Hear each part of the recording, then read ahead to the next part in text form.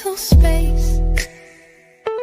If you ever need me, just call. I'ma come running, give it my all. Love is love, God wins. Keep your vibrations high and watch how your blessings.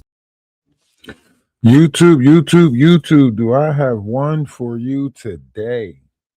So I wanted to give y'all an in-depth look at this whole TikTok situation and why, a lot of people over on TikTok is so upset about this person, being platformed, her mothering skills, the people she's putting her, kids around, the things she's saying online, her being a, MAP herself, a minor attracted person, right?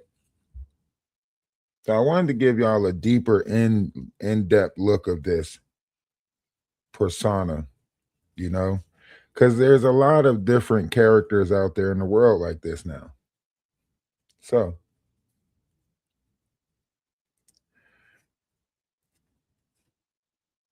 one second.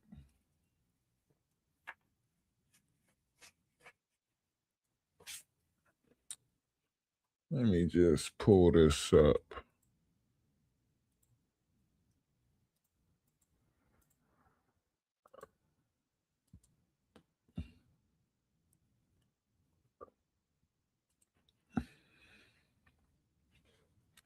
All right.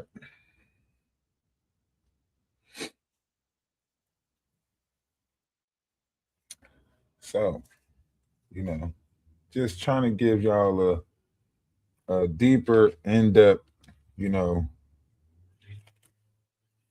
so you got the details. The truth is in the details, You got to bring these details to life, That's what we're trying to do. Bring these details to life. Show this person that people are platforming, people are protecting, and there's no possible way that we should be even remotely. I mean, I want to get to a more dignified, society, a more respectable society, I want to, challenge all of us to do better.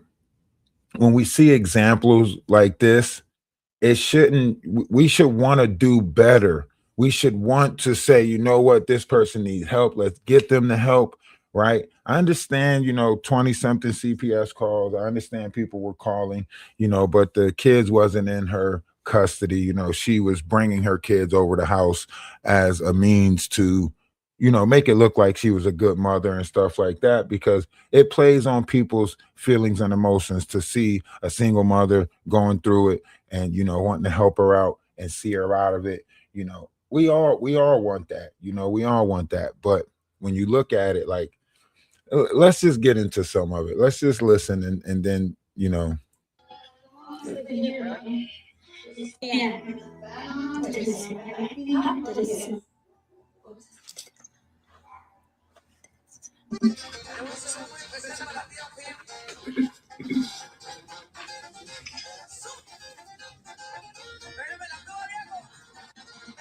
If you've spent any time on TikTok, you might have come across this walking disaster of a woman. She's been causing problems online for a long time, uploading her place as one of the worst moms ever. Right, so as a teenager, she had a childhood sweetheart named Israel, and their young love eventually led to marriage in 2007. At the time, Ashley was around 17 or 18, and Israel was also close to her age. Just 2 years later, in 2009, Ashley became a mom for the first time, giving birth to her daughter at 19 years old. Then in 2012, at the age of 22, she welcomed her second daughter with Israel. On the surface, it seemed like they had the perfect little family. But behind closed doors, things weren't so good. Fights, disagreements, and tensions started piling up. And by 2015, their marriage was falling apart. That year, they began the process of separating and filing for divorce. Like many newly single people, Ashley was eager to put herself back out there. So around 2015, she created her very first Instagram account. At first, she was just learning the ropes, posting occasional updates about her life and whatever was on her mind. But over time, she got more confident sharing personal details, slowly building a small following.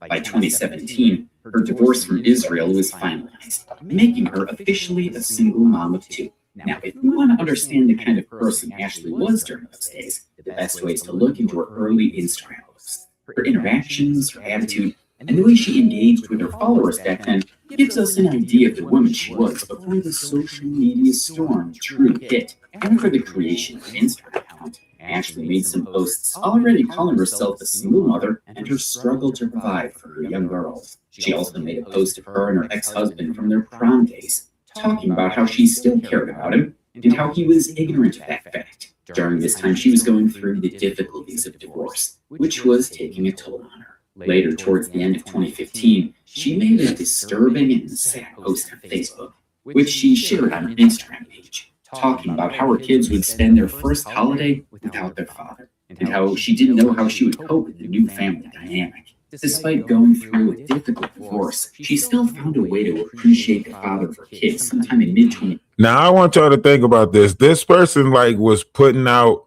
everything about herself, you know, her kids, the stories, you know, her being an inmate hopper. She was proud of this.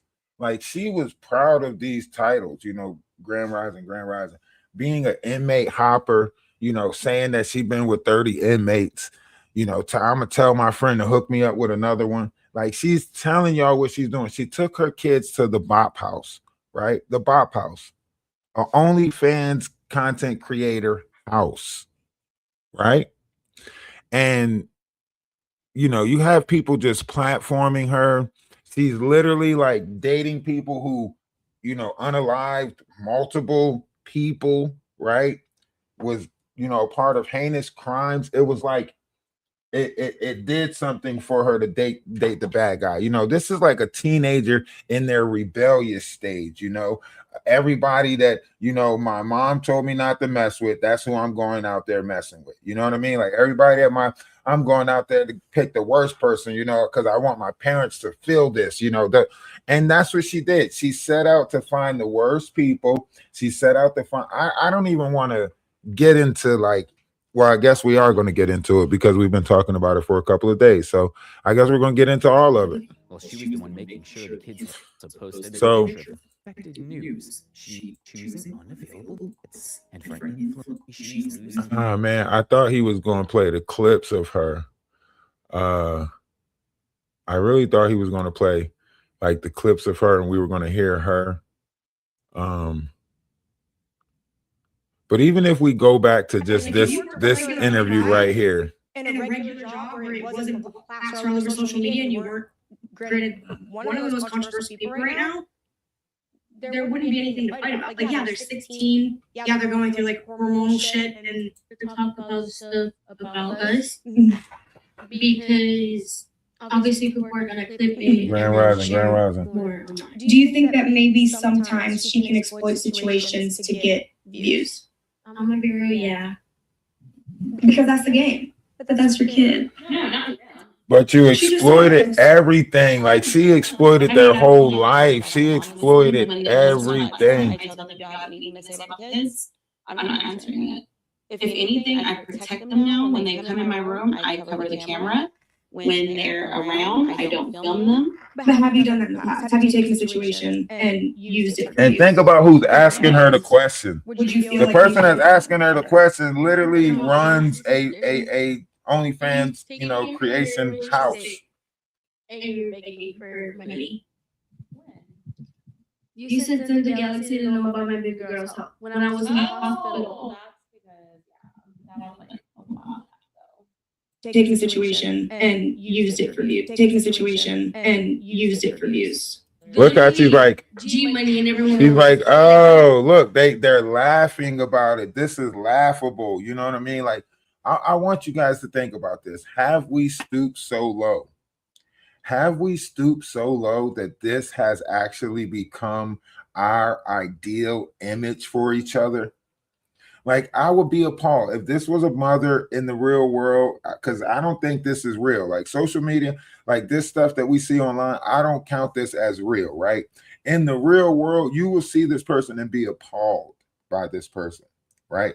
And I say this because I have, you know, stories that I can tell that is close to like a woman that, you know, that preys on younger men, you know what I mean? And she's out there with the 16-year-olds now. She's now in the house with a 16-year-old, right? Doing all types of whatever, right? And this is disturbing to me. Like, this is very disturbing to me. They always say it can't happen to boys, so on and so forth, but it's happening. It's happening in this world. And I don't know. I think more people should be willing to stand up, you know, point it out, speak on it. They can send you a galaxy.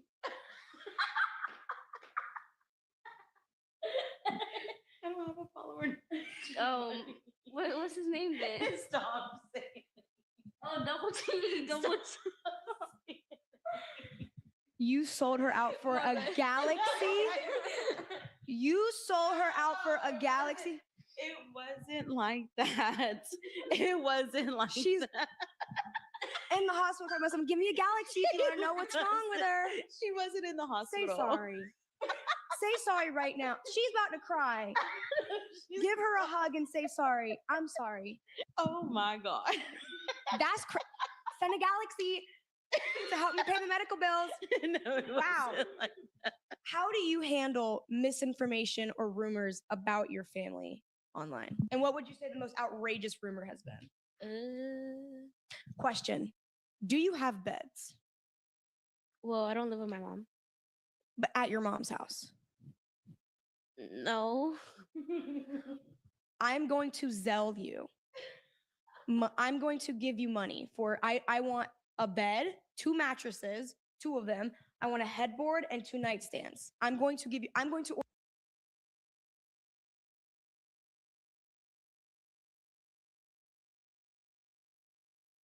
Listen, it's Auntie P, and today I'm doing a 20v1 with Ash Trevino. Hey. And this is the Dallas edition. So you. All right, next. Look. He's got the True Religion on. He's got the gold piece. Oh my God, stop. What you think? What you think? Right. All right, you're good. What does that mean? I don't even know what writing is. Okay, see, because I didn't even know. So left is no. No, left is no. Yes, Okay. left is no. I was about to tell him you're out. No. What do you think about him? What did you like? You like the grip? He's just looking back at you, smiling. Yes, it's fucking hot, Santi. What the fuck? Do we have a fan that I can blow on me? Big Luke can blow on it. Blow on it, Luke. Can you blow on me? Look. Woo. Shoot that. I have 2. Is that gonna be a problem? You got a side piece. So why'd you come? Have Look a. at her. What's your name? He's tall too. Jefe. El Jefe. How old are you? You got any kids? Are you packing? Yeah, Are you? got anaconda. You got an anaconda. So Rich Boy Cardi had an anaconda, and I know that because I seen it firsthand. Not like this. And he actually felt the new Oh, shit. this past week. So you think if me and one of my girls over there had you, could you take all 5 of us at the same time? All 5. All 5 of Damn, us. that's You a could take lot. all 5 of us. Not for sure. You would.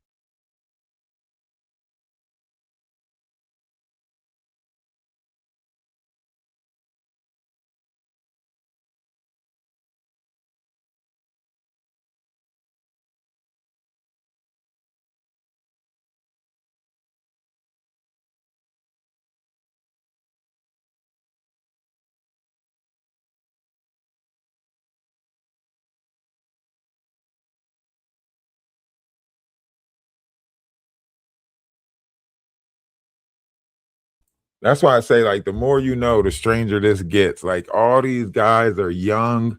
You know, he's 21. She's sitting there asking a 21-year-old, can you take all 5 of us? You know, so on and so forth.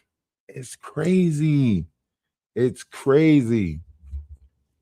If you sent me a link on TikTok or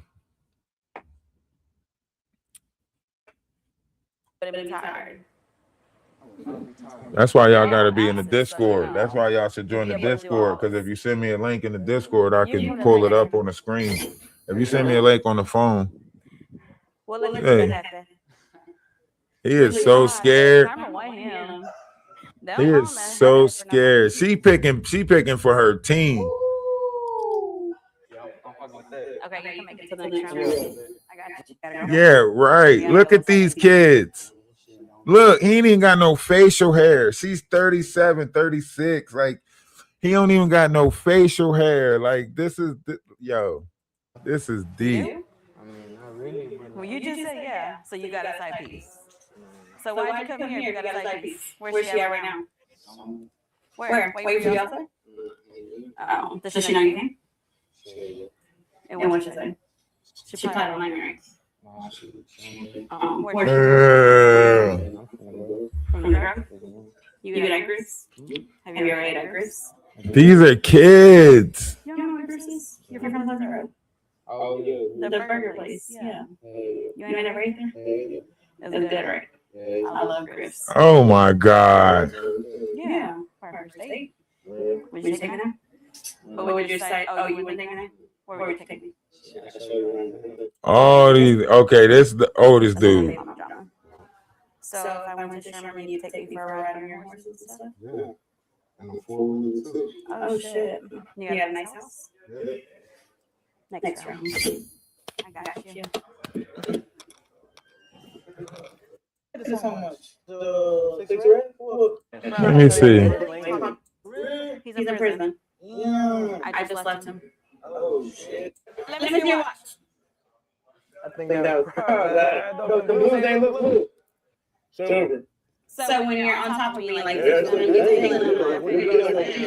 Oh my God. This is sickening. This is so disturbing. Hold on.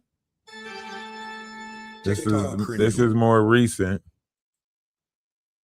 Lord Ashley Trevino is facing 2 felonies in the state of Texas. The first is for welfare fraud spanning 5 years, where she's alleged to have lied to the state of 5 Texas. years welfare fraud. For SNAP and Medicaid benefits. Damn. The second felony count is for healthcare fraud, where Ashley allegedly failed to disclose additional sources of income so that she could receive Medicaid.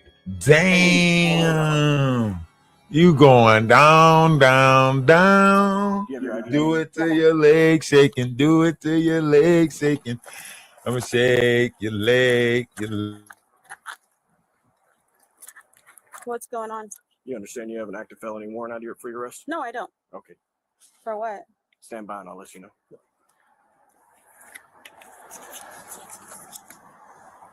Can I go pee real quick? No. 73. Can you run with me?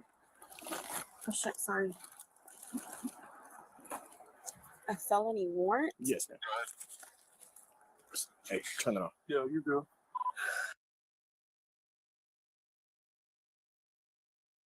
Confirm that warrant out of Waxahachie, please.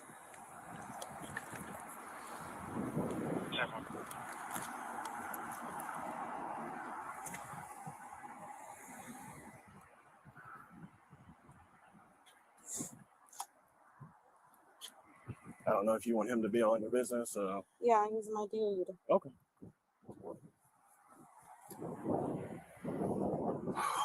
They said I have a warrant. I don't know for what. I haven't done nothing. I don't do crap. I don't know what the hell they're talking about. Would I have gotten a ticket? A warrant for what? This is a felony warrant out of Waxahachie PD. For what? I haven't done nothing. It says fraud on there. I'll give it more. I'll give you more details once it's confirmed. Okay. I swear I haven't done nothing. Do you have the right person? Yes. No, it's Ashley Trevino. Yes. I have.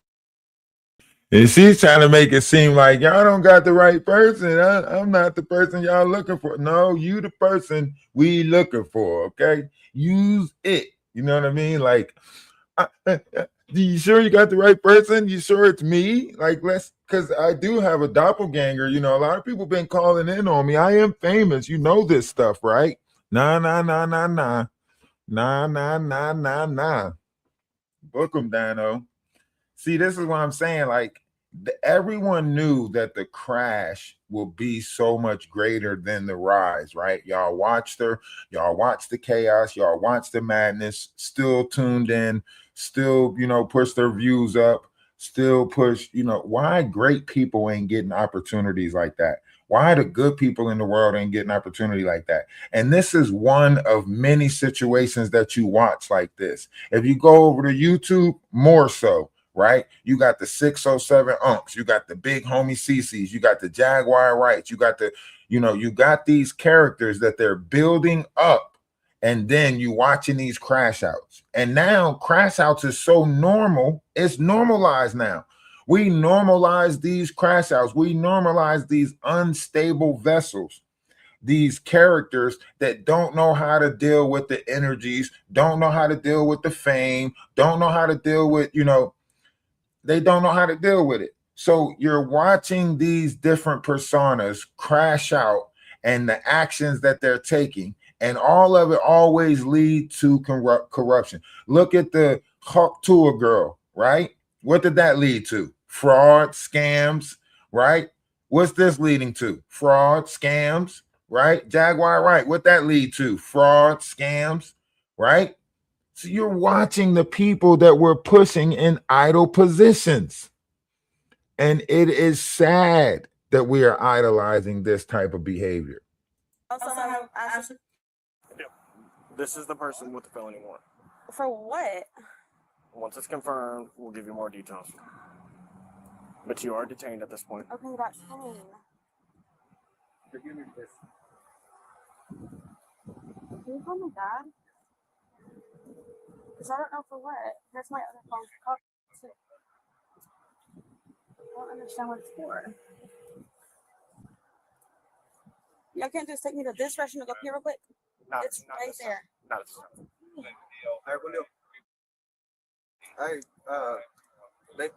we just got home, and the cops pulled up and said they're taking Ashley to jail because for fraud or something. A felony warrant. A felony warrant for fraud. I don't know for what. She's never been committed. Nobody's ever told her anything. No, I've never done. I don't know what they're talking about.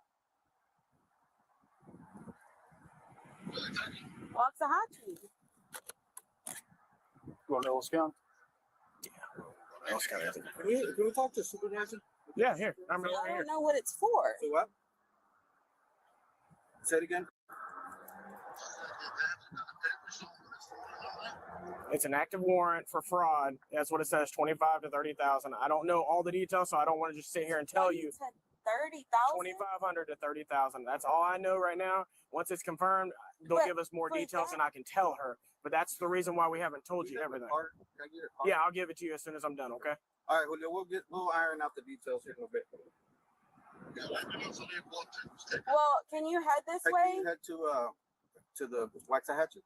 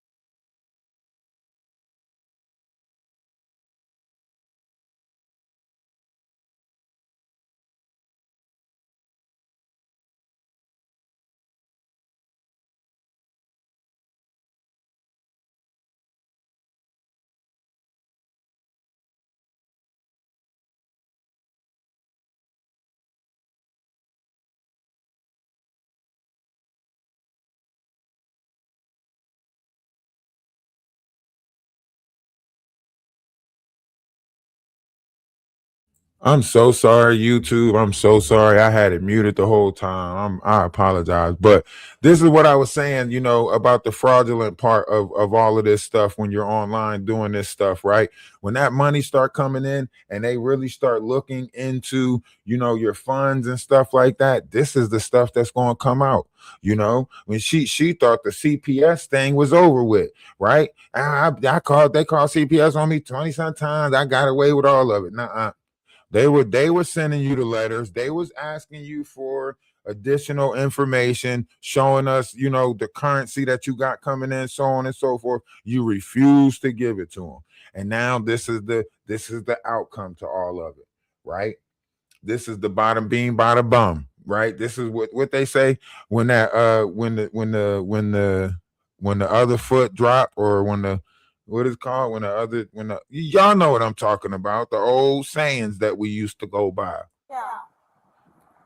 So if she goes down there, it's going to be a couple hours before he can even talk to Okay, her. that's fine. So I just want to let you know, it'd probably be better to come here than. Okay, down come to the house. Yeah, just come to the house, to my house. 27 is going to come back to 8 right now. Just hurry. So it's going to be turning clear. No one's. Okay, I'll see if I can go take up one up. Okay. Call Bertie so you can get a lawyer. This is freaking crazy. This is crazy. This is weird. I didn't even know nothing. Like, what the? Every time the cops come, they don't do that. I mean, it's weird. I'm about to go to squat. I got. So this process right now, all we're doing is waiting on them Waxahachie to confirm the warrant. Once they confirm the warrant, then that's when we decide if you are going to jail if they confirm the warrant. We already told you that. So that's all we're waiting for them to do. I just need to freaking pee, man. Like, we've been understand. on the street and I didn't freaking water. Like, I literally have shopping to all freaking freaking day. pee. I understand. The image that you see online, that all that falls to the side when in a real situation. In a real situation, this is the person. Call my mom, call my dad, right? Because you can't get yourself out of this. You can't talk yourself out of this. You know what I mean? You signed up for those papers. You want to the unemployment. Not the unemployment, but welfare fraud. You want to that. So this is the outcome. You sitting there trying to, by any means, I paid for this. I got my kids this. The whole time, your kids have been paving the way for you to live this free lifestyle. The whole time you've been getting assistance based on the fact that you got these kids. You've been frauding, welfare based on the fact that you got these kids. Your kids mean everything to you because they are everything to you, because they're the ones that pave this way for you. Told you, whether you put them on the TikTok or they put you on the TikTok. The only reason why is because you're stuck in the childlike mind. So therefore you probably was doing the same stuff they doing, looking at the same stuff that they looking at on TikTok. Your reel is probably filled with the same stuff that they're looking at, on TikTok, however you look at it. So it's like you became a best friend, trying to be best friends, trying to, your parents was raising all of y'all in the same house, so they really was like your siblings if you look at it. That's why you was having so many fallouts with them. I pulled my daughter hair when she was getting more attention than me. What and y'all telling me that that's the mom that we supposed to keep on donating and keep on supporting and keep like fraud, welfare fraud? Y'all saying this our fault? No, this ain't our fault.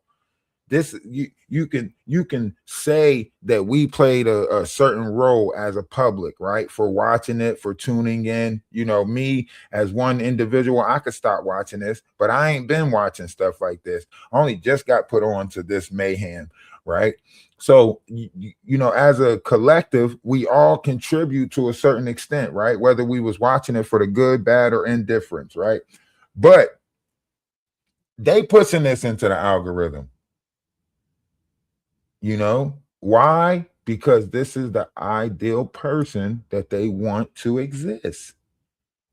Like a 100 Monkey series, you know what I mean? Like once a bunch of people have this idea in their collective mind that this is okay, then this becomes the norm, right? And then when you see it happening, you're like, well, that's like every other mom. That's what moms do. They exploit, they, scheme, they scam, they what? Like, nah, this can't be good. You're good. Yeah, my card ring. Okay. Your call has been forwarded to voicemail. The person I've been fucking answer, bro. How the fuck are you my manager and you're not fucking answering? It's stupid.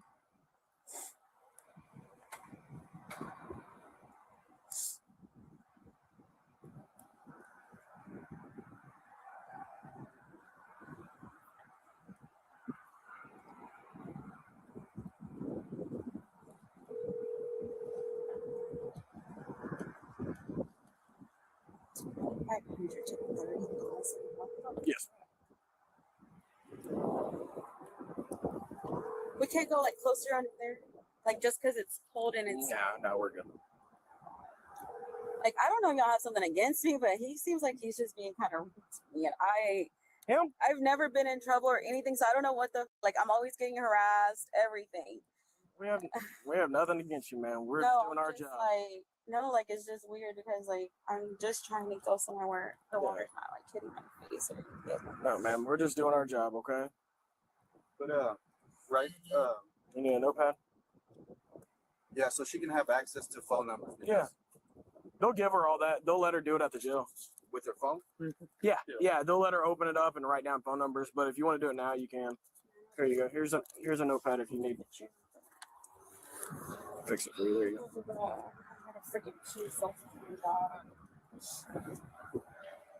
I'm sorry, we can't allow you to do that. As soon as we get over there, they'll let you. Okay. It's gonna be all over the internet, man. TikTok's gonna have fucking blast at this shit, bro. I'm gonna get threatened and everything. It's not gonna come. No, but they're gonna try and threaten me in the jail and everything. You see what she worried about? You see what she worried about? TikTok. Oh, it's gonna be all over the internet. It's gonna be everywhere. They're gonna have a field day with this. What? You ain't even buy your kids no bed. You worried about the wrong shit. Got to be more careful. He's out here worried about the wrong shit. She talking about it's gonna be on the internet. It's gonna be everywhere. TikTok. My image is ruined. What's your dad's number?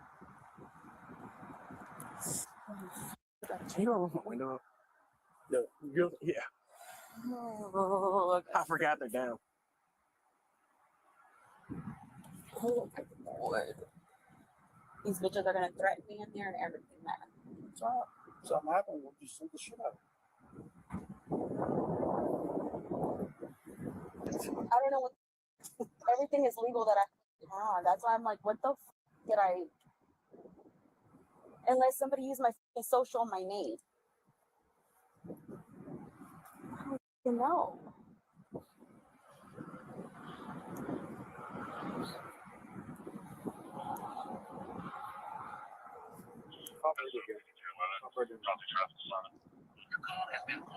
She's not fucking going to.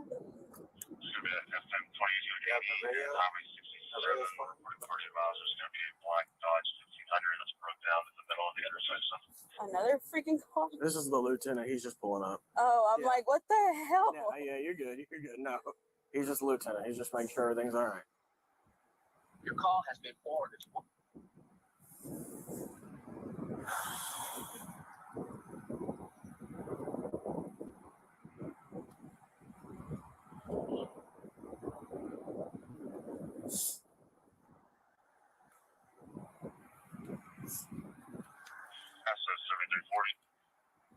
Good. All right, turn around. Face that way. All right, can you put your phone down for me? Gonna put your hands behind your back.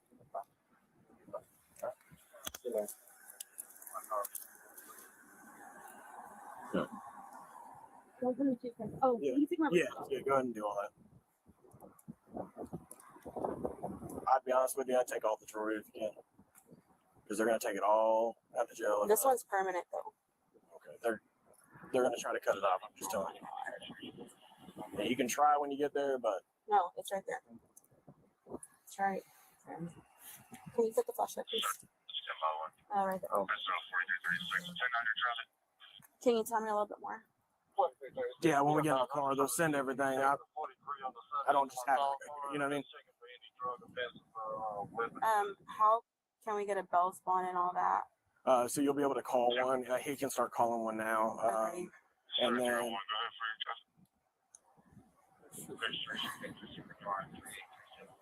Just pull it. Pull it. Pull that circle. I'm trying to. It's jammed up. Oh my god. See, it's all knotted up. You have a needle? I do not have a needle. Because it's, I don't know if you can, no, because they're going to rip it off. It's all tangled up. That's It's all why tangled It's right, like at the, no, right there. You see it? Yeah, I see that it's all little. tangled. Yeah, so. I'll keep trying to get the whole bird. Call a bell. Oh, come over here. Come over to the squad car right here. Oh, you're pulling my hair. Hey, lean towards this way for me. He's gonna have to get that buckle. There, you're good.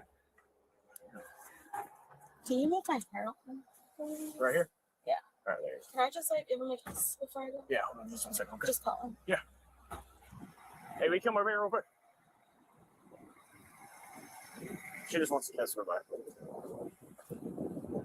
is going to be showing multiple arrests. Going to have two convictions, one possession of controlled substance, PG1, and then second conviction. When she gets down there, she'll be able to call you and all that. Down there as quickly as we can, okay? Are you getting more info on it? Ma'am? Are you getting more info? Yes, ma'am. Before I leave you, I'll have you see something, okay? Okay. So I know the warrant from Waxahachie PD. Okay, can you turn the heater off? Sorry, my anxiety's like, and I feel like I can't breathe. I'm like having a panic attack right now. I bet you having a panic attack. I bet you is having a panic attack. I'm having a panic attack for your ass right now. I'm having a panic attack. I'm having a panic attack for you. I'm having a panic attack for you. We all having a panic attack. You're gonna have to know what it's like to really be on your own. In the wilderness with the monsters, the other monsters. I mean, I know I said I wanted to be a prison wife, but I probably didn't really want to be a prison wife. It's the prison wife lifestyle, you know what I'm saying? I'm an inmate hopper. Mad at me because I like guys. I'm an inmate hopper. Messing with every inmate that walk by. I'm an inmate hopper.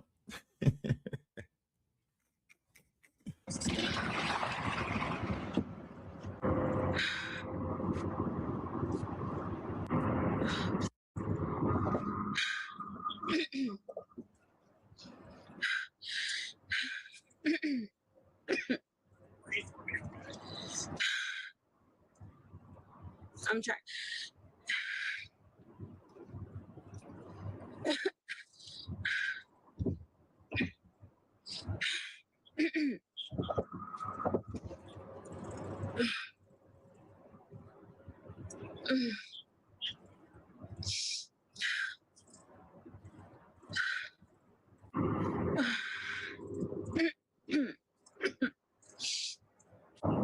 These handcuffs hurt.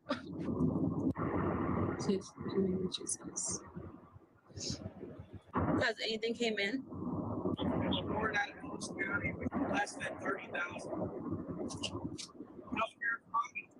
Healthcare fraud from what? I don't know, man. I just got Healthcare?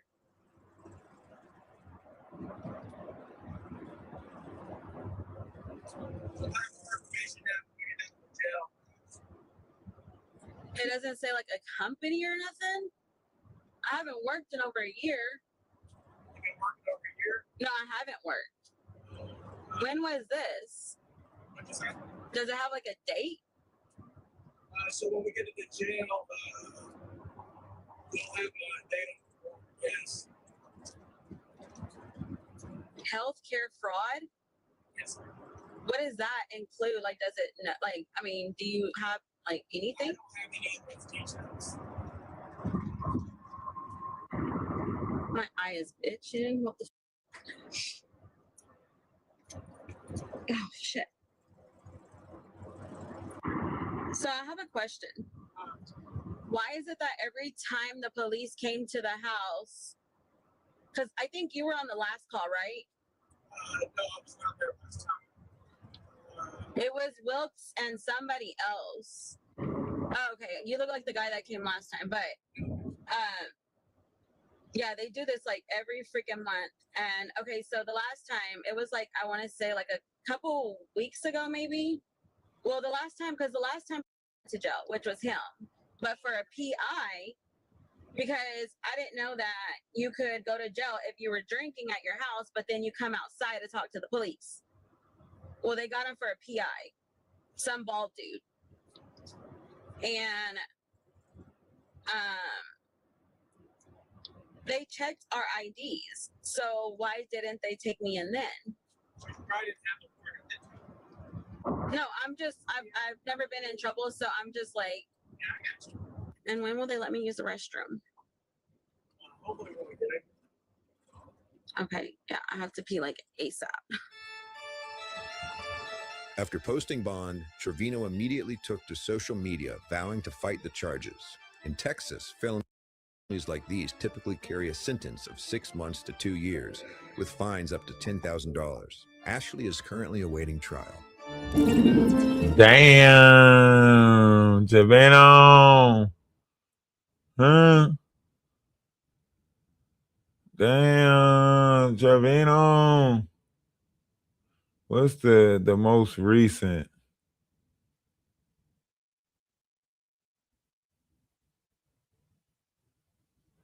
I mean, as of right now, you might as well say she's pretty much like kind of canceled, right?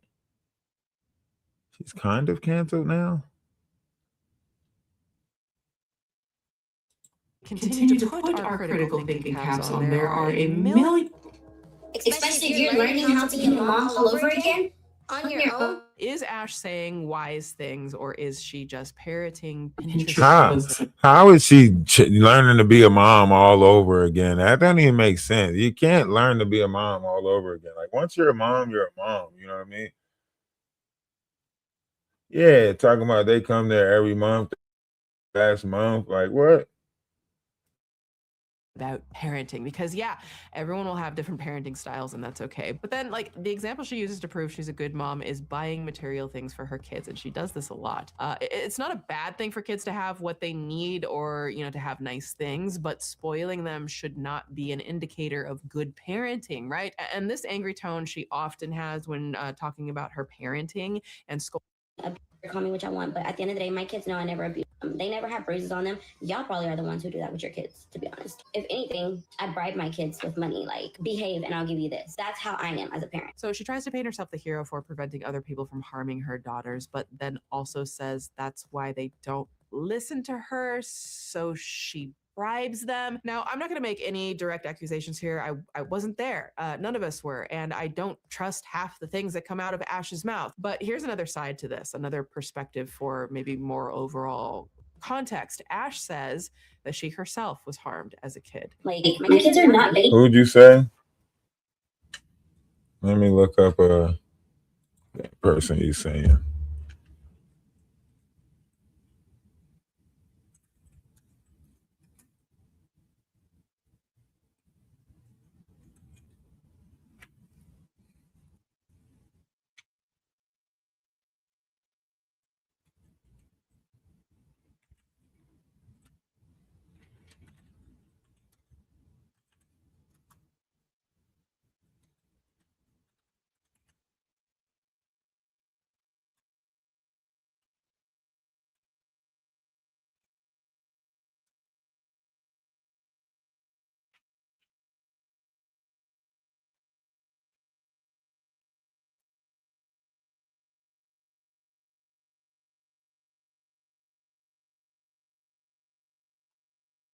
This one? It's been a while since I posted a video, and if you want to know why, please watch all the way to the end of the video. And also, I have a feeling that that party wouldn't be for her, it would actually be for Ashley. To my knowledge, that party never even happened, and that cake, well, it didn't happen either. And before that, she said she would do it at 200K. And then we'll do a cake when you get 200K.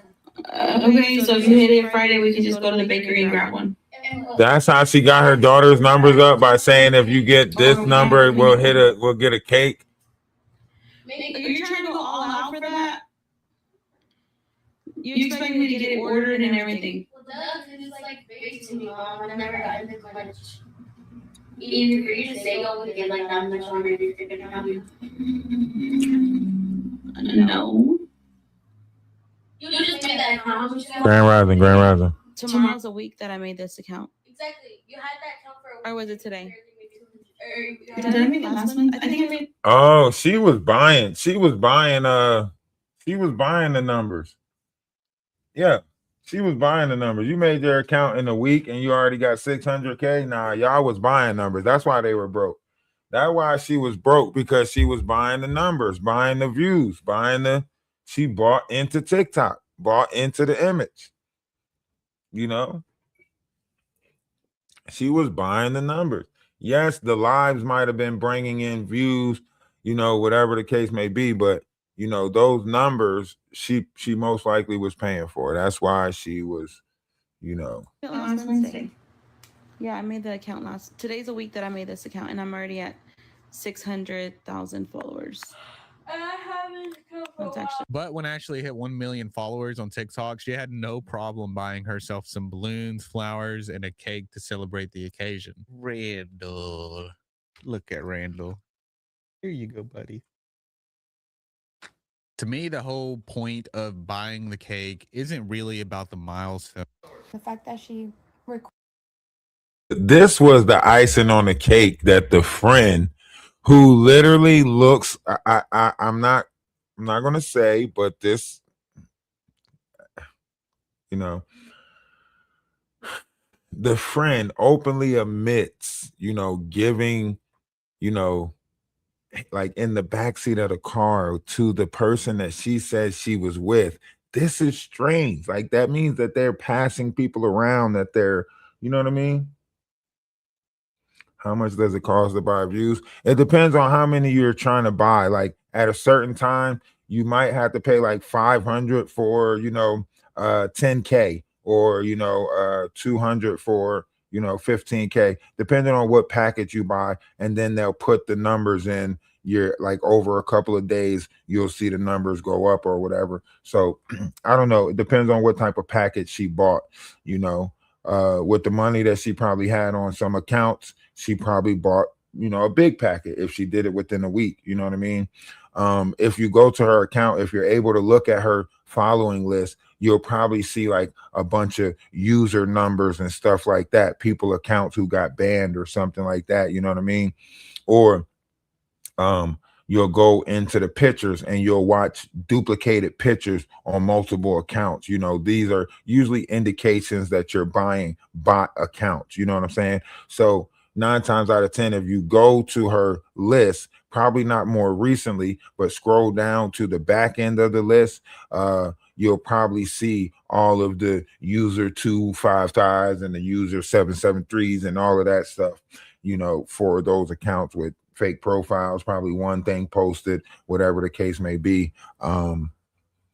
But you know, like I said, there's multiple ways the system works for you. There's multiple ways you can buy into it. The same thing with DJ Hustle, right? He's buying into it with the view count showing that his numbers is up. 9 times out of 10, if you go live, there's a way to promote your live, to try to push your live out there so it can be seen by more people. A lot of people get tricked into buying back into this, and then it looks like their accounts are doing great, but their pockets are on empty, you know, and they're, you know, so that you'll see them crash out a lot more, because once they invest their money into it, it's like, now I'm invested into this growth. So it's like, come on, people, come on. It's like a lottery ticket, or it's like a gambling ticket. It's like sweating in on a game, or something like that. So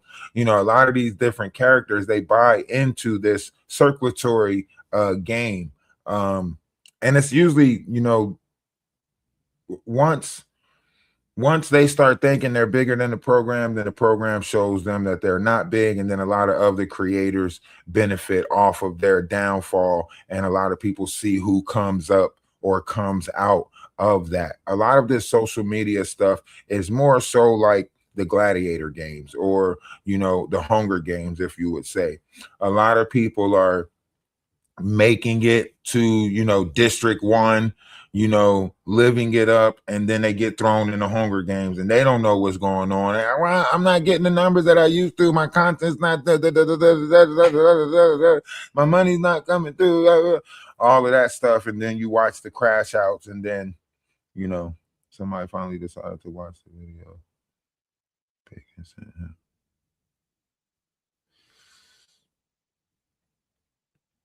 Oh, DJ Hustle doing research now? Is that what it is? He's actually, looking into things now, Yeah, I told you. Different things that make you, once certain people start pointing out, like, what this make you, birds of a feather flock together. If this is what if this is what you condone, and you're not really an upstanding person, like you say, if you Muslim, if you practice any religion based off of this, then you should really see the spiritual attack. You should really see, what we really fighting for in all of this. You should really see what people are really standing for, because to be on the opposite side of this is to be with evil. If you're on the opposite side of the imagery of what's placed on our kids, what our future generations got to go through, and you sitting there making it seem like you ain't doing nothing wrong by platforming it and not speaking out against it, and trying to tear down everybody that's trying to tell you, hey, this person is not right, and you like, get out of here, we don't want to hear that, she's 10 out of 10, she's the what? Nah. You need to be looked into too. We need a psych evaluation on your ass too. Recorded me and blasted me. Whether what I was doing was wrong or right, I shouldn't have been recorded. Yeah, I'm grown, I'm 20, but I'm still like, she's at the mindset where she's mature. Well, I guess not, but most people around that age are mature. But what's disgusting is being recorded. Like, I did not know she was live until I literally looked at the camera. Now, she didn't know that she was live, but if I was in her situation, I would only assume that someone around me is always live, because you're hanging around influencers, specifically TikTok live influencers or Instagram live influencers. Like, that's what they do. They're always live. And also her holding the phone up with the light on. I don't know if it was a flash or a ring light. Either way, I digress. That would be a big giveaway that she's either live streaming or recording. But again, you're hanging around influencers that make money by live streaming and recording. So you can only assume that someone's always going. I don't know, like, who does she think she is, but, and it's the fact that she can't even.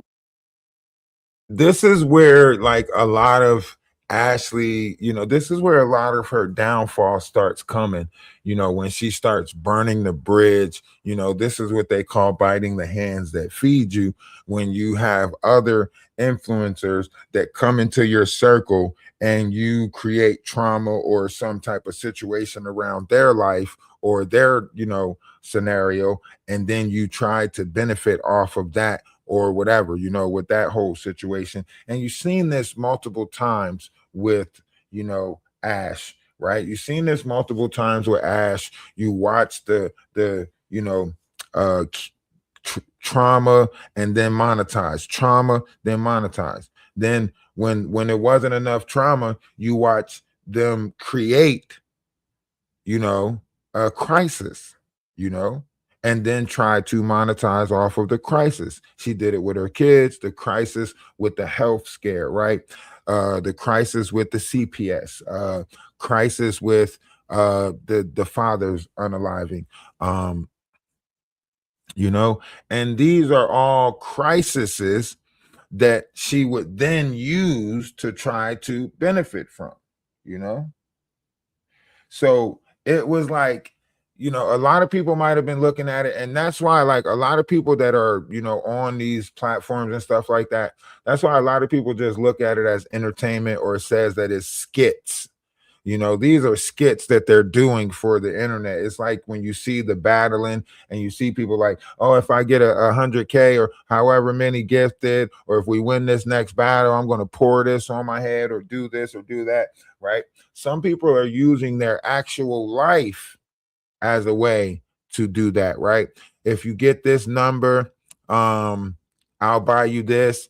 If you get this video to that, then I'm going to get you a bed, you know, so on and so forth. You're watching this play out in real time. A lot of people are watching this play out in real time. The crash outs, the you know, this 37-year-old woman around all of these younger, you know, influencers, content creators, trying to keep up with them, you know, not really hip to technology and how this stuff works, and how, you know, one false move and you're, you know, plastered. Or, you know, like this girl right here, you know, this lady, this, I don't know, she looks like a teenager. So, but this woman right here, she says she's 20 something, I think, you know, she probably didn't want no situation out there like that. Or maybe she did. I don't know, because I don't know if she's from the Bop House or one of those OF, you know, groups. By, you know, looking at the numbers, saying that she did something like that, it would get her hell of a following. You know, people would have been going over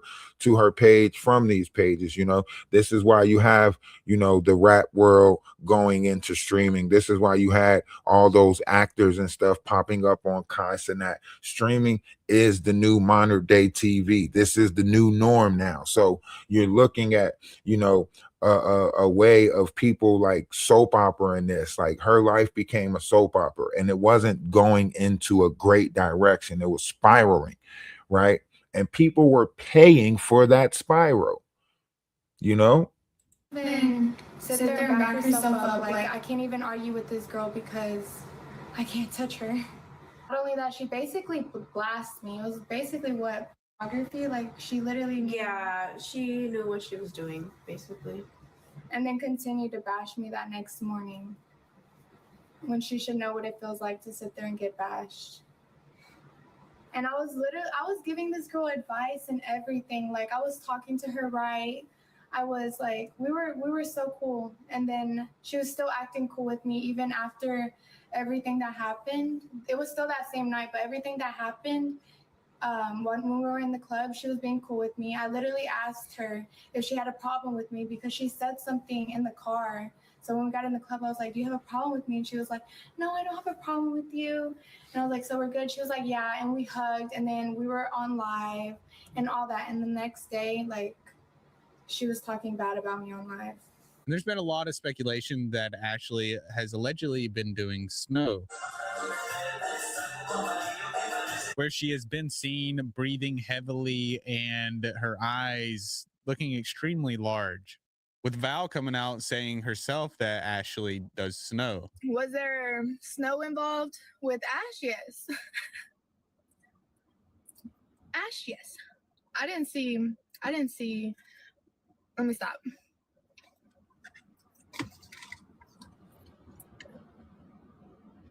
Well, there you have it. I told you guys, there's I said it the other day. I said there's an addiction in here that we are not being accounted for. I said that the other day. Did I not?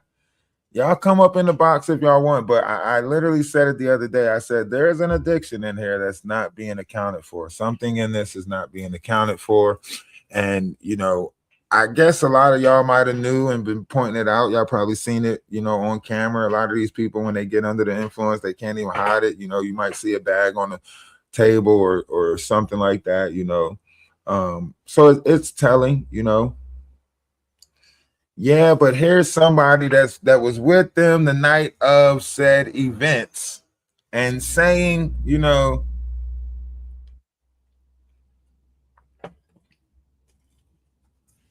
and everybody knows, you know, what what said signs are.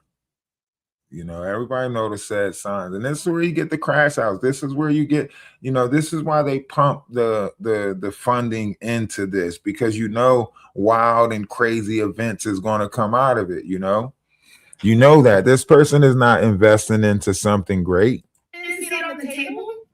Y'all didn't see it in that video on the table. See, look on the table. Reveal a picture of a table where on the table. there's alleged snow there, and this is where Ashley was staying at a Airbnb. So this was the B&B, the first one we were at. This was the first night before we even met Ash. See what I'm saying? Look, evidence. So you see that table back there? Okay, remember the table. Bro, there was no table. Miss Gold. See? Damn. The fall is so much crazier than the rise, ain't it? The fall is so much crazier when you start breaking it down and pointing it out. That means you got this stuff around your kids. That means you know what I mean? You didn't take me? It's snow, guys. It's snow. Oh no, it was. When Ashley was confronted about doing snow from her viewers in the TikTok live comments, she would deny it. My freaking white stuff on my nose or bleeding out my nose. Heck no, you could take me to the doctor. I will pass a lie detector and I will pass a drug test like that. I'm not that type of person. If anything, I drink, yeah, that's it. That's all I do. So tell the backseat girl she needs. Just hit us with the Whitney Houston line. That's all you got to do to let us know this crack is whack. You know what I mean? Just hit us with that line right there, and we're going to know everything. Just crack is whack, and we're going to know, you know? Yeah. And around January 26th, Santos would also say that she was skiing a lot, doing a lot of snow. She's the one that's skiing through mountains. Why do you think her eyes are like?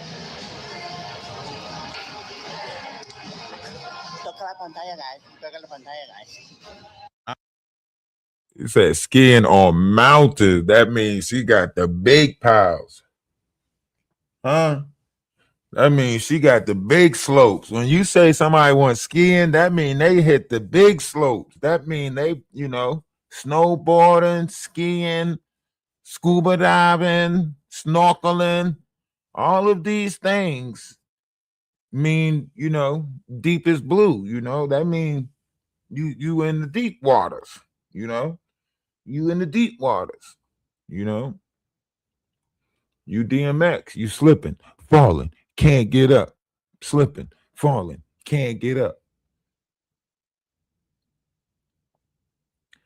Yo, this is crazy. Like, the deeper you dig into this, the deeper you know about it. And I gotta, you know, go catch a couple of lives and support a couple of pages that's, you know, speaking the truth about this. You know, I know Grace is out there speaking the truth about it.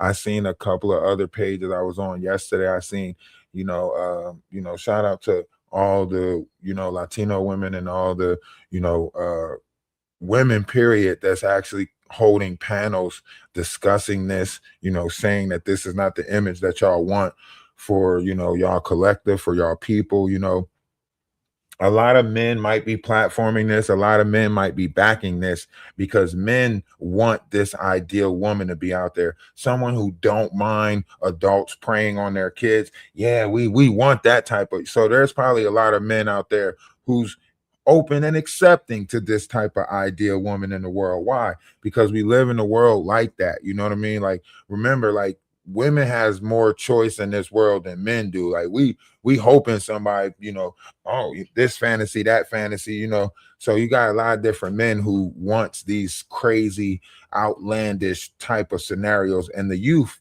too, like our younger men also, you know, got to get a nut off type society, you know. So I applaud those who actually have the integrity, audacity to stand up against what is morally wrong, because We're fighting, an uphill battle with this, with everything. It's like we got so many different fights.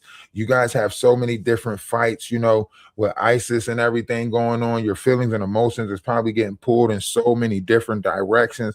I can only imagine the mindset, of certain communities, and I say, like, I say that to say all communities should be looking out for other communities. Like, if y'all see somebody doing something wrong in another community, you should be able to speak on that. You know what I mean? It shouldn't be this whole like, well, y'all can't speak on what we do over here, and y'all can't sit there. It shouldn't be like that, right? It should be each one teach one, and that comes with collectives, right? So that's why I say, DJ wrong for platforming this. He's wrong for taking the side of this, and I speak that from a black man's perspective, to another black man. I'm going to tell him to his face, you wrong for this. You know what I mean?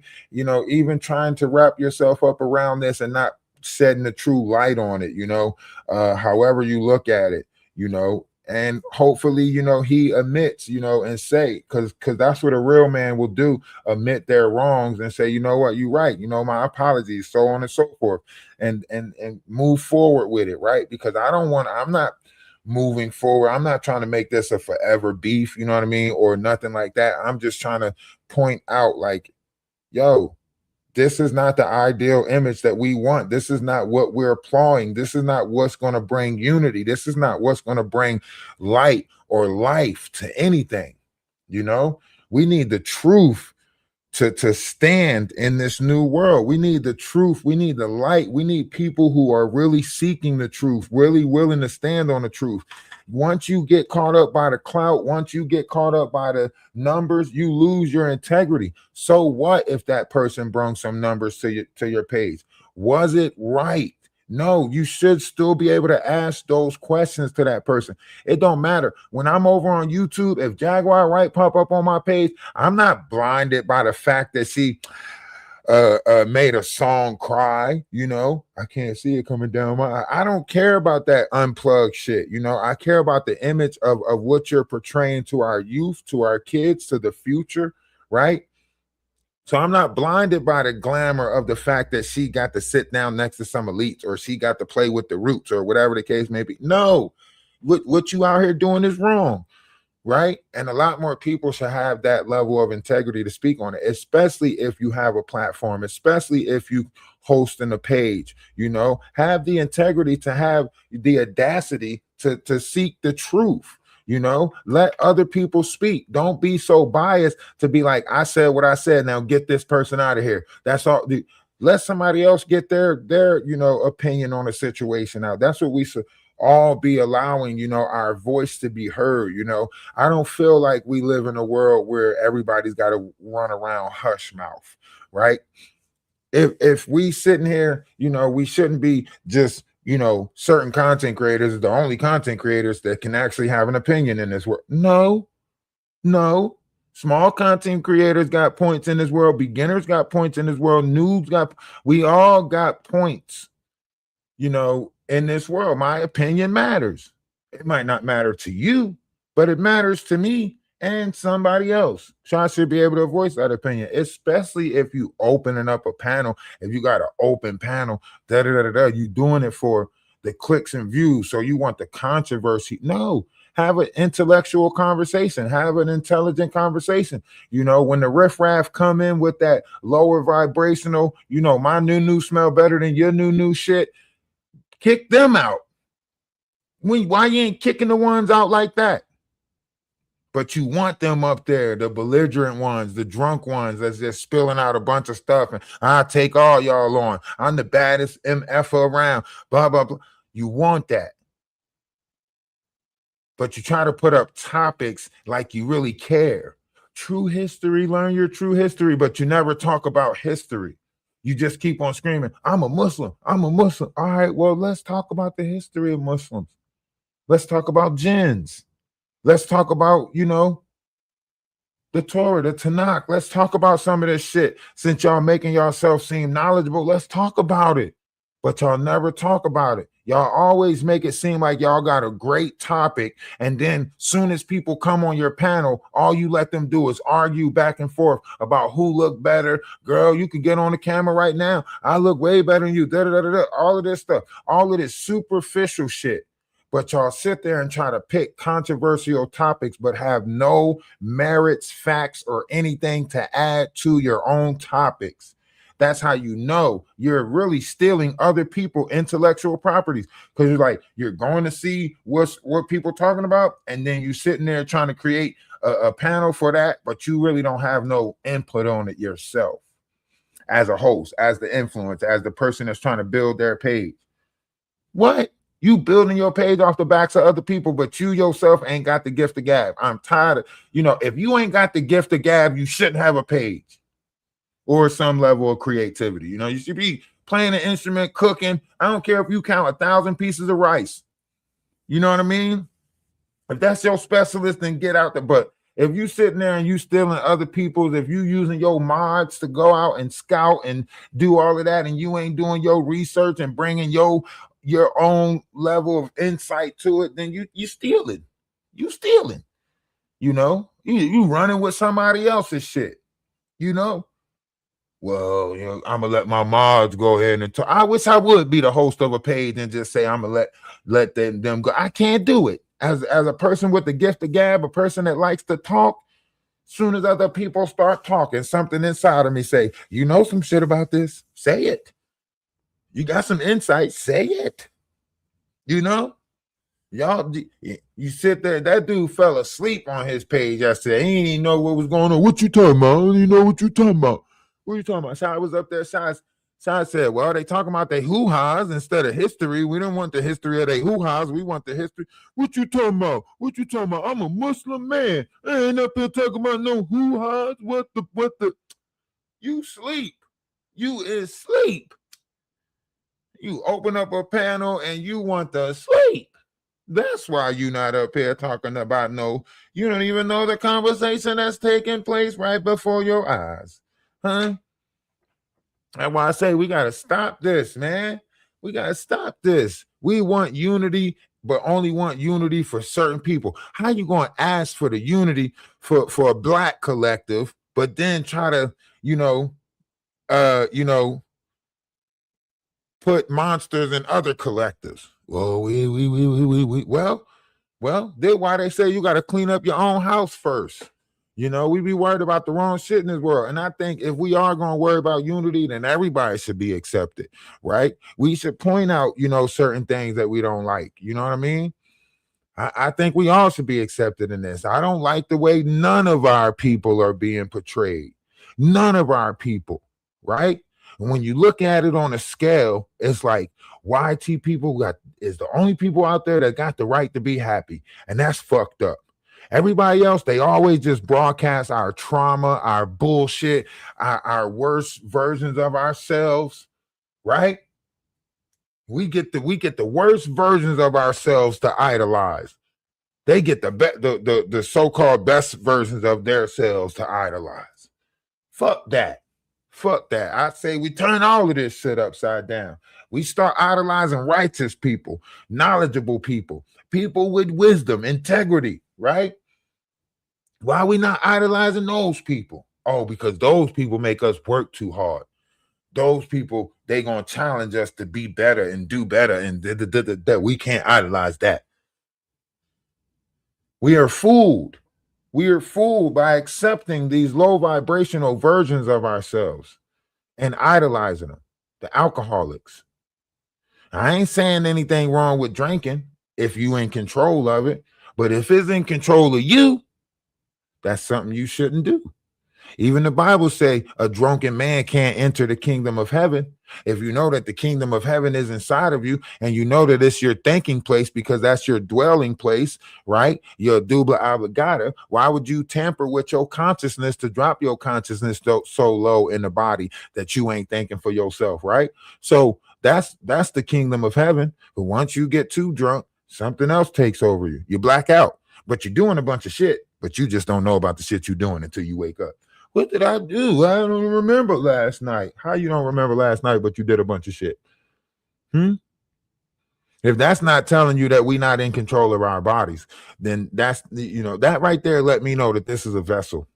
And there's entities that are fighting for control of this vessel. And I got to fight every day within inside myself, these entities that want to control my vessel. I got to fight to stay in control of myself. And a lot of people rather give up. A lot of people giving up out there. They let something else take control. You know how you say Jesus grabbed the wheel? Well, I guess once Jesus didn't grab the wheel, they just said anybody grab the wheel, And now you see these demons that's running rapid in the vessels of mankind. The Bible say that the devil will always appear to you in the form of a man. It's talking about woman and man. Right? That's what the Bible say. The devil will always appear to you in the form of a man. It took me a long time to really understand that. I say, so man is the man in the form of a man, right? And I realized that the devil is an energy that's inside the vessels of all of us. This is why the devil always end up back in front of us. That's why you say, Satan, get behind me, and you continue your journey. And later on down the journey, you say, Satan, get behind me again. How did he get in front of you again? Did you turn around? Did you look back? How did the devil get in front of you 2 times? If you put Satan behind you 1 time, then he should be forever behind you. How did he get in front of you again for you to say, Satan, get behind me again? Huh? A lot of stuff just don't make sense. A lot of stuff just don't make sense. But we out here doing it, right? The Bible says that the devil or Lucifer wanted to continue sinning, right? So why not create a world where we, give our sins to somebody else? Now people are sinning and thinking that there's no consequences for it. The lack of accountability, and you watching them play on religion and still keep sinning. You watching Muslims play on religion and still keep saying you a peaceful religion. You should be out here practicing peace. Whether you a Shiite, whether you a Sunni, right? You shouldn't be pushing for a jihad. You should be out here practicing peace. But that's not what they out here doing, right? If you a Christian, Catholic, whatever, you should be out here practicing peace, being the example of Christ. Christ didn't say fight. Christ didn't say war. Christ didn't say none of that. The Bible says, do everything in your power to be at peace with one another. It says that. It says, do everything in your power to be at peace. We not even giving people a chance to speak their mind. How we can say we doing everything in our power to be at peace with one another. If I ain't even giving you a chance to speak what's on your mind, I ain't even letting your words, so that's why I say, like, when you see people operating in this world, let their operation reflect what it is that they truly are. If they truly trying, if they are trying, man, if they truly humble, if they out here, so on and so forth, then let their reflections show that. Let the reflections of it show. If you a good mom, then nobody gonna have to tell you you're a good mom, because you gonna know, you gonna reap the benefits of being a good mom. You gonna feel it. Right? It ain't gonna be like, am I a good mom? If your kids gotta tell you that you a good mom, then that means you got work to do. I'm not saying you a bad mom. I'm just saying you got work to do, right? And it don't come with giving them whatever they want. It don't come with, so on and so forth. Look, I say that to say, like, I really father a lot of kids. It's kids. Listen, I would rather a kid come to me and ask me for something than thinking that they got to get it from somebody in this world, because the world don't got good intentions for our kids. The world don't got good intentions for our kids. So when a kid come to me, 'cause I know how hard it is for a kid to, do the pride thing or whatever. When 7 come to me, say, oh, can I get $10 for the game or 15? It's just a game. At least he's just playing the game. He's not asking for something to go out there and do something bad to somebody. Here, you get, what I mean? To me, that's a good kid. With all of the stuff that's going on in the world, if my kid just playing video games and asking me for $10 for the video game, that's a good kid. He not letting the things of this world get to him. He not falling victim to the ways of this world. He ain't got somebody else playing on his sacral energy, his hormonal energy, or out there trying to make him be this way or that way, or so on and so forth. So to me, that's a good kid. Here you go. Go ahead, play your game, sit in your room. I like that. Growth and development starts within, right? But even with if my daughter, if she hit me up, oh, I need $20, $200, whatever, let me see what I could do, right? Because I'd rather you come to me than have to go to a man that's going to hold that over you, or you feel obligated to do something for them because they bought you or gave you this, right? Society is hell. A lot of people use money as a way to possess people, say that they owe them, say that they, you're even looking at this situation with this, Ash, she used hers as a way to, bribe her kids, even with the bed situation. My kids ain't doing good for a bed. They not pleasing me enough for a bed. Or I'll buy one bed for the both of them. Hold on. Those are two girls. They got, different things that they might have going on. Every parent know that once you reach a certain age, y'all ain't even, you might put two girls in the same room, but damn, the same bed, nah, that's diabolical. You know what I'm saying? So two teenagers, same bed, nah, that is diabolical. They is not 3, they is not 4 years old. You know what I'm saying? This is what? You ain't coming in telling both of them bedtime stories. And once they get 9, 10 years old, the twin mattresses split up in the room. This your side of the room, this my side of the room, and you start letting them create, become their own character. You don't keep them joint at the hip like that. My grandma used to do stuff like that. If you buy for one, you buy for them all. Where's the individuality in that? They not Voltron. They not all come together in one. Yes, you could do for the most. If you could do for one, you should be able to do for the other. But now you telling me that if I can't do for one, then both of them should suffer. That ain't making sense to me.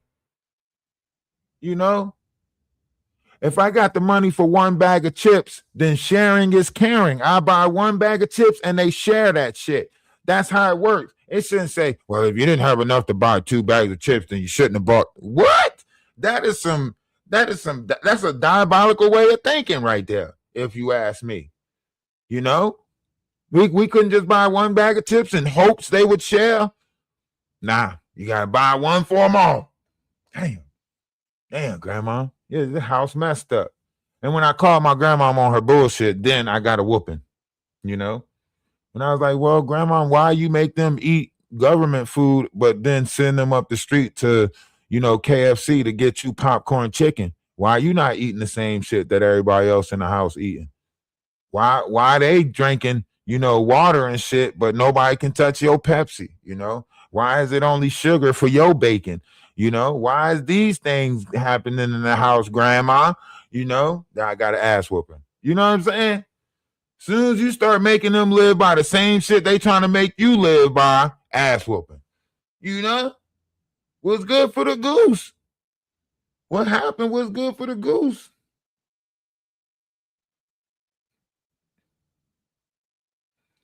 My grandma didn't play. She took that damn spoon off of that wall and commenced to whooping my ass. When we hid the spoon, she found like a metal pipe from the basement, and that was her weapon that she kept behind the couch. I said, oh no, this shit getting worse. I knew it was bad when she started smacking knuckles with hammers. I said, nah, we got to get y'all out of here. I'm glad I'm just coming to visit. You remember in grandma's house, they had that big fork and that big ass spoon on the wall. Every granny had that big fork and spoon on the wall.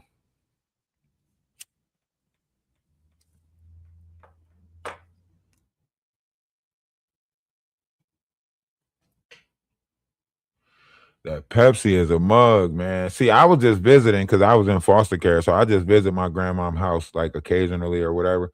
But every time I go over there, it was a story to tell. They was either stealing food out the kitchen or drinking her Pepsi and pouring a little bit of water in it. She like, who drunk my Pepsi? And I know you drunk my Pepsi, and try to put water in it and fill it back up with water. She would be pissed.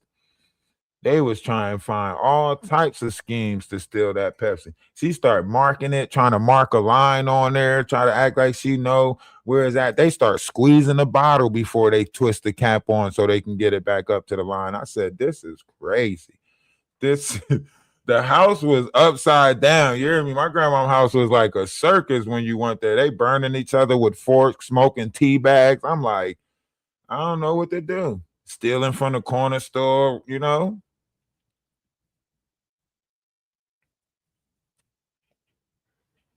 All types of stuff. This was before breakfast. I knew the days was gonna be interesting. All of this taking place before breakfast. Mayhem in the house. I knew it was. I knew it was over with because So my she used to not let him eat. Like my brother used to stay being bad in school because so she used to not let him eat. And this was like my brother, like I love my little brother, you know what I mean? So I would try to sneak him food upstairs. So one day I sneak him food upstairs, like, hey Xavier, I brought you some food here. You know what I mean? He like, oh no, I got some, and pull a whole piece of chicken on the bone out his pocket. Straight out his pocket, not wrapped in plastic, not wrapped in paper towel, not even wrapped in tissue. Just straight chicken on the bone out his pocket. I was astonished. I was appalled. I was like, ain't no way you just pulled chicken on the bone out your pocket. Mind you, this is like the 90s, 98, early 2000s, something like that. My boy pulled chicken on the bone out his pocket. I never seen nothing like it. I didn't think life was that serious. This one I started looking at foster care differently. Like maybe I do got it good. You know what I'm saying? Because I kept on trying to say like, why me? Why am I in foster care? Why am I the only one in the family that's in foster care? So on and so forth. I kept saying that, right? But after I started looking at it, I was like, why not me? I started feeling like Joseph. I was like, damn, the Lord done saved me. I was like, yeah, my mom had 13 kids. Yep, I got through in the pit. Yep, I turned it into a better thing. Yeah, I'm Joseph. You know what I'm saying? Because I started looking back at my family and looking at how all my siblings, how their downfall, like, how their minds got stunted, how they got stuck in certain states of being and so on and so forth. And I was like, shit, maybe these 8 group homes, 3 different foster homes wasn't such a bad thing. You know what I mean? Start looking at my situation differently. My foster mom, like, what's got into you? Shit, appreciation.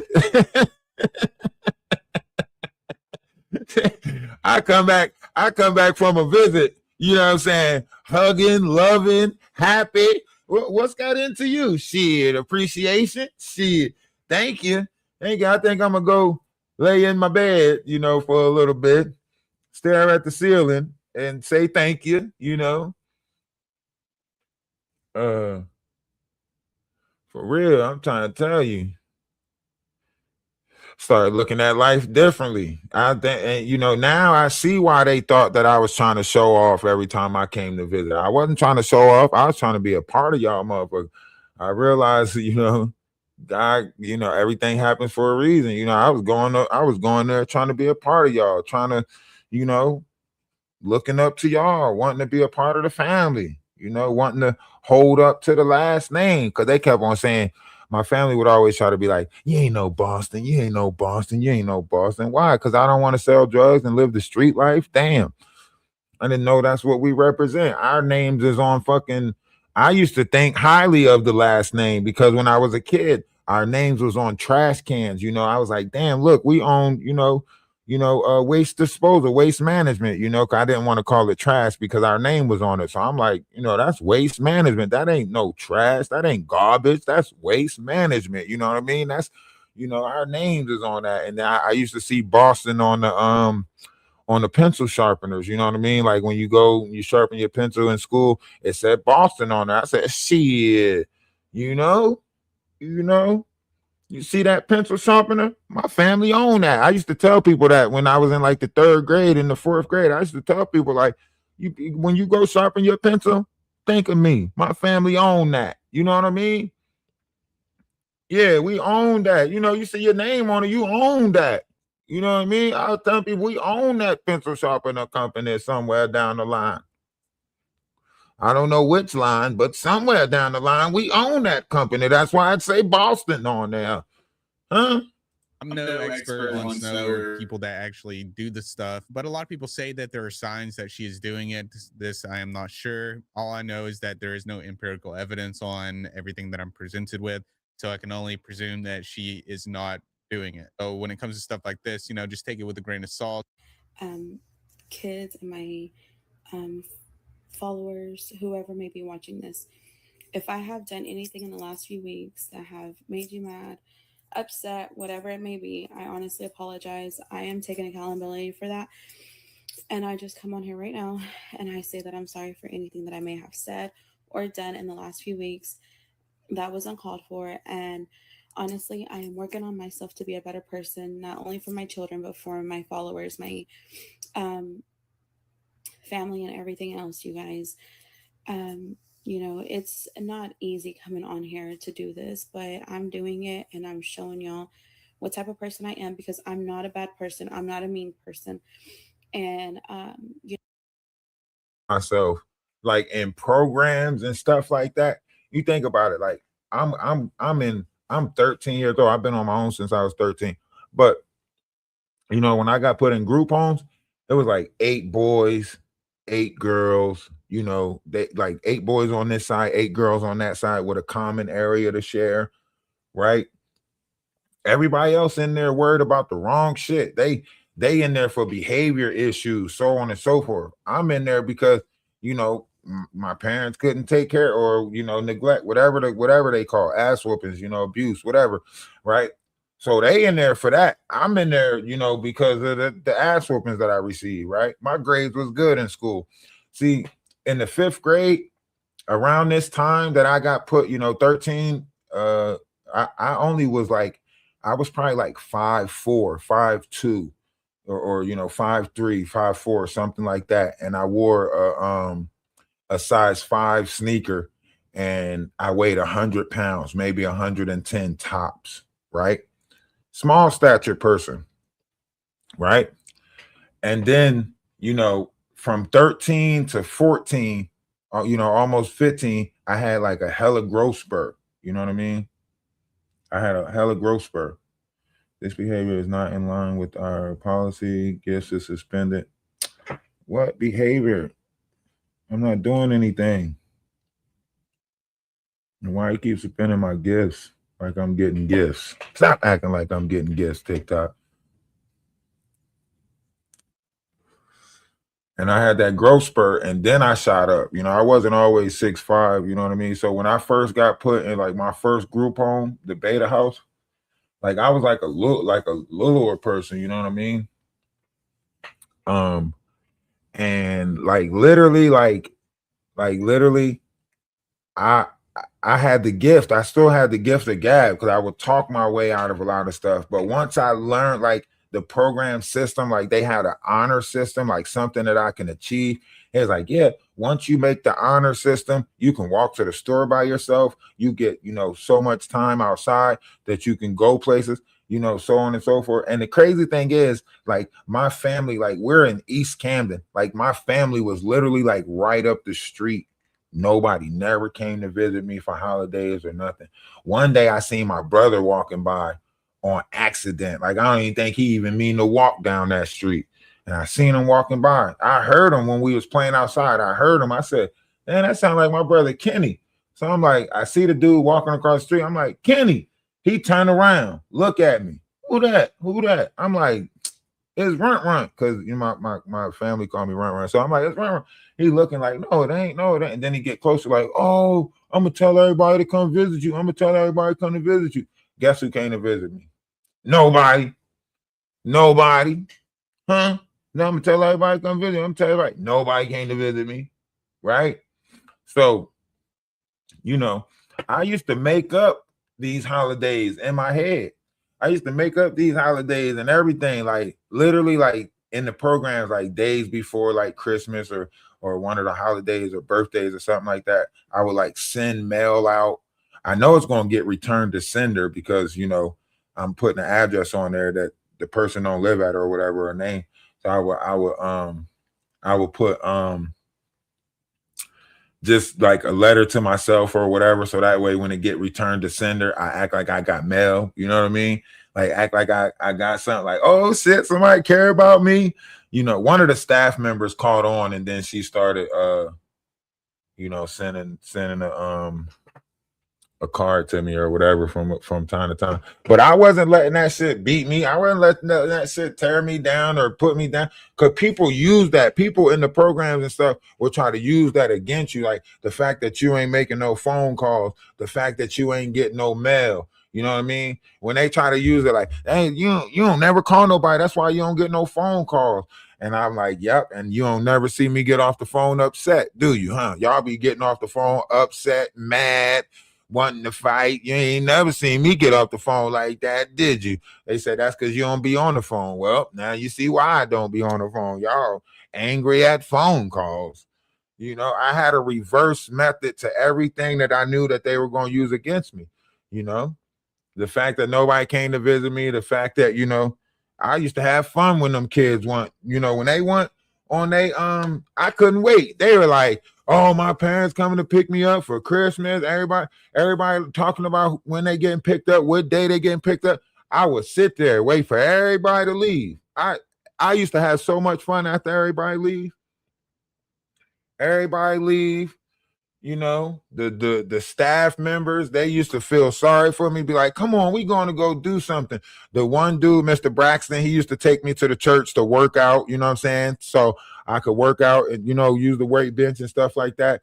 Miss Libby, she used to be like, come on, she'll take me to the movies. She had foster girls at her house, so she'll like take me to the movies or stop at her house or, you know, whatever the case may be. I was good. I'd be like, well, I can't wait for everybody to go on their holidays. The only thing about like when you in programs and stuff like that, you only there for 30 days unless they get an extension on you. So it'd be like 45 days because they don't count weekends. So it's like 30 to 45 days. And then if they want, they get like an extension up to like 3 extensions. So you're like a total of like 120 days at one place is the most that you're going to be allowed to stay. So you would never like really feel like you were like grounded. You never really wanted to get to know nobody or anything like that. You know what I mean? Because you know you're moving, you know, like, look, 30 days, I'm gonna be in another program. Don't even trip, don't even worry about it. So a lot of things, it was like, you know, water off the soul. Like I wasn't holding attachments. Like I was trying to make like memories and do all of that stuff, but I ain't have that childhood. The only thing that followed me was like those grades and stuff that was coming from the school, from the programs, like from this program, like the grades. So by the time I did get into like a high school or something like that, I had a lot of extra credits that allowed me, you know, in the 11th grade, I had like, no lie, I had about like 5 electoral classes. Like I didn't have no I was in cooking, music, wood shop, computer. Like I had 5 electoral classes that didn't even count for nothing. I was just learning shit. You know what I mean? That was when I finally got, because like the group home from me, you know, doing this in the group home and doing that in the group home. And then like when I was in one group home, I ended up standing up for this girl. She had like a deflected arm, like her arm was stuck in one position. I ended up standing up for her one night when people were picking on her. I ended up standing up for her. You could say I stood up for her, or you can say I crashed out. You know what I mean? I ended up crashing out on the whole, like everybody in the building, you know what I mean? I ended up crashing out. The people that were trying to fight her, you know, I was like, you know, fight me, you know what I mean? I threw their slippers outside, like, fuck that. You know, I got mad at the staff members because I was like, they're sitting around just watching this type of shit go on. Like I kirked out one night, you know what I mean? And they were like trying to give me credit for standing up for her, but then they were also like, you know, he went off, you know, and I did, because we're in the program, you know, we're already at our lowest, you know what I'm saying? We're already at our like worst, you know what I mean? And she's already, You know, why y'all like making other people feel bad when y'all feel bad? Go sit in the corner by yourself. You know what I mean? I had headphones that I would put on. If I felt bad, I didn't come out my room. You know, I just listened to my music all day. I didn't put nobody else in my misery. I didn't go make somebody else miserable so I can feel better. You know what I mean? So it was like I was mad like that this was like, so needless to say, like some other people looked at it and they were like, oh, you should be in the mentor program, you know, so on and so forth. I was like, what mentor program? What's that? They were like, oh, it's just like DIFUS.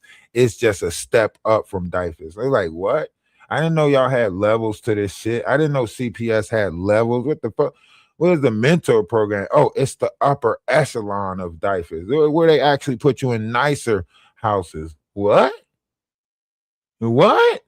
But I lucked up. You know, I ended up with my aunt and my uncle Joanne, my aunt, you know, my aunt Joanne, my uncle Mark, you know, they my foster parents. But, you know, I ended up, you know, learning like the facts of life, if you would say, you know what I mean? Learning what a family looks like. My Uncle Mark, every Christmas, he would get like a train set out and set a train set up next to the fireplace. That shit was the most, like, to me, that was like what I always watched on, you know, TV, like growing up, you know, the Christmas story, you know, the train set, all of that stuff. To me, I thought I was in like a different world when I got there. I was like, what? He sets up a train set and he don't want nobody helping him with it. For the 3 years I was there, he don't want no, every Christmas he set it up by himself. He ain't want nobody helping with it. None of that shit. You know what I mean? Like I lie to you not. Like I felt like I was in like one of those, you know, sitcoms that we watch when we was kids, like Leave It to Beaver or something. You know what I mean? They set up Christmas lights in the backyard. You know, the back, it had a hammock back there. They had uh the little rock speakers, music would play, you know, out in the backyard. I'm like, damn, this is, you know, this is when I started realizing realities are different in other places. You know what I mean? Because, you know, you grow up in the hood and you thinking like this is the world. Your hood, because like the hood becomes the world to you. You know what I mean? And you go to other places and you start realizing like, hey, there's a better way of living. There is, you can have nice things, so on and so forth. So, like, that was my like experience into, like, I was 16 years old just now, you know, like, you know, that was my like, I was like, damn. So it was beautiful, you know, because I started looking at life differently. Like life wasn't like, because I was beating myself up. When you go through 8 different group homes, when you in the foster system, you beat yourself up. Especially if you end up like the first couple of foster homes that I went to, like they was just in it for the money, you know, putting us all in the same room. You know, some of the other ones had other kids there that was, you know, trying to fight and stuff like that, stealing my clothes, stuff like that. So, you know, to stumble or fall apart upon that situation, like I had a lot of gratitude, you know what I mean? And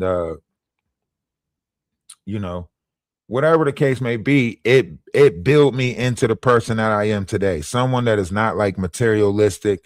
I really care about other people, right?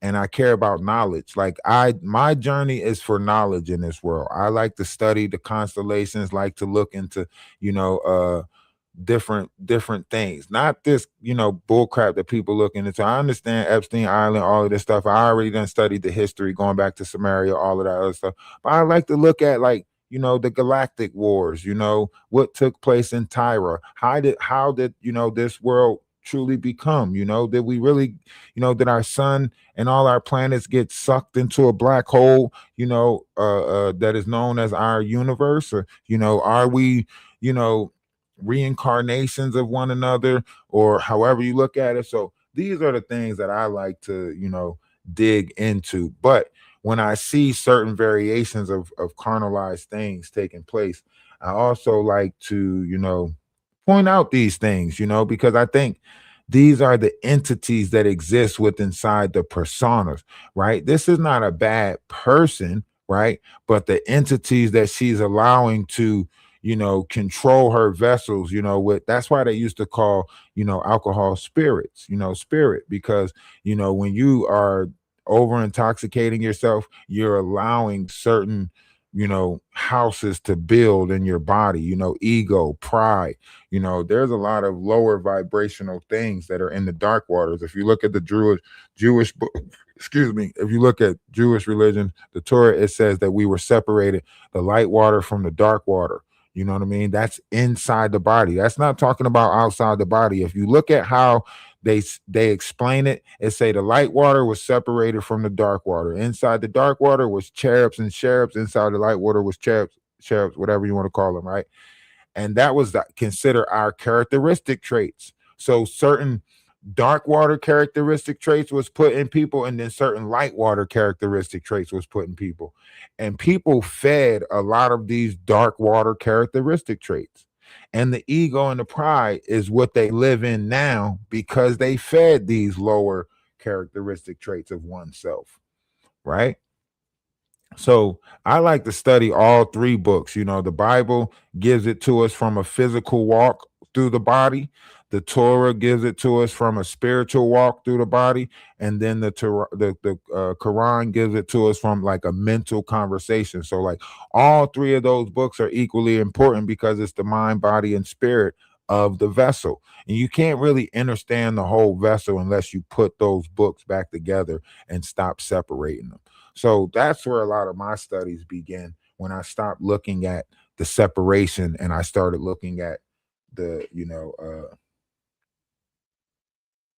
I like the book of Enoch. The book of Enoch tells you a lot of stuff that we're going through right now. When you realize that the book of Enoch is actually like a spiritual journey of all the things, like remember when you thinking about the book of Enoch, Enoch was raised to, look at the, like the same thing, he's seen the world from a higher view, but it was when you add it to the vessel, when you add it to the brain, then you realize the four corners that he was looking at is the same thing as the four parts of our brain, right? If you look at our fear, our fear is broken down into two fears that's made up of two sides: frontal fear, back fear. Same thing with the planet, right? We have two fears. Same thing with the body. You have two fears. Your right side is masculine energy, left side is feminine energy, right? One's coming up from the lunar side, the other one's coming up from the solar side, right? However you look at this, the universe and the body is one and the same.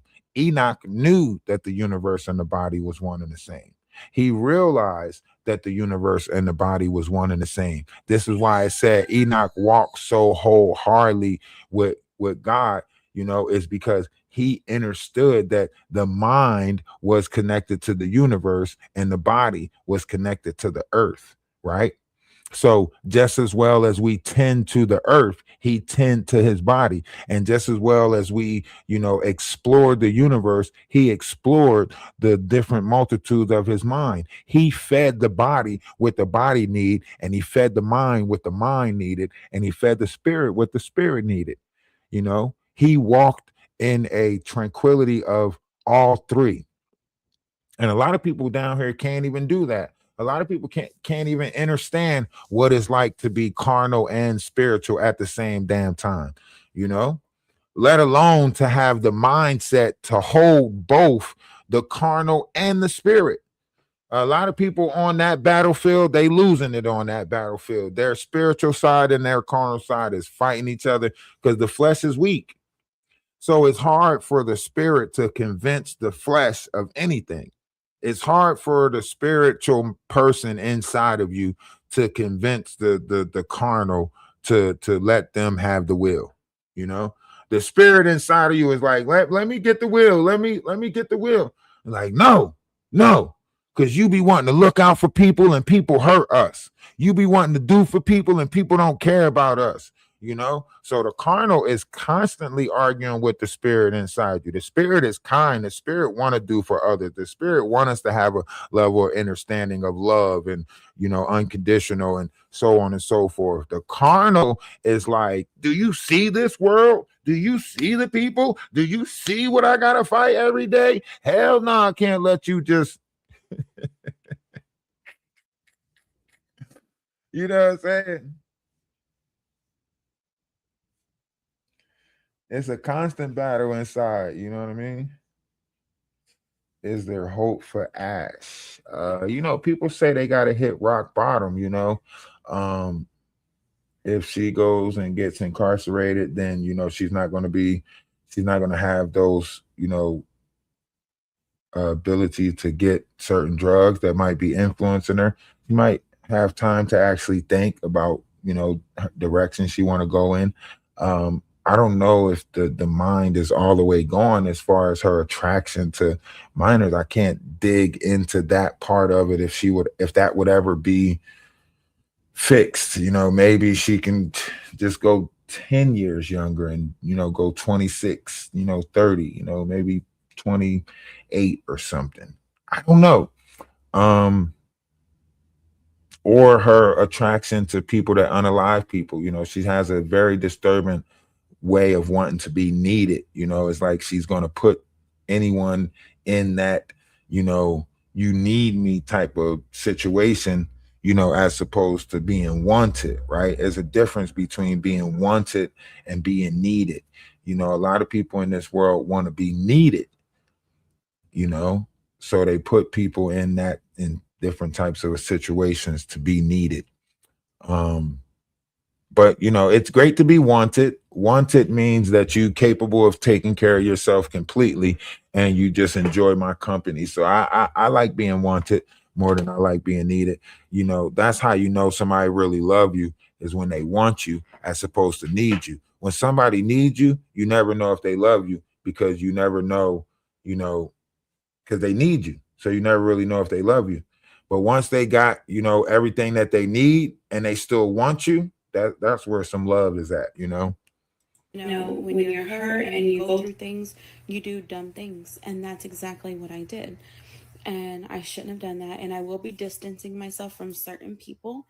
And I'm not going to say any names on here, but once you find out um, how I'm moving in the world now, you will see. And like I said, everything happens for a reason. And right now is a time for me to turn this around and start 2025 with a new plate. And I am ready for 2025, because 2025 is going to be good, not only for my family and my kids, but me. And I am.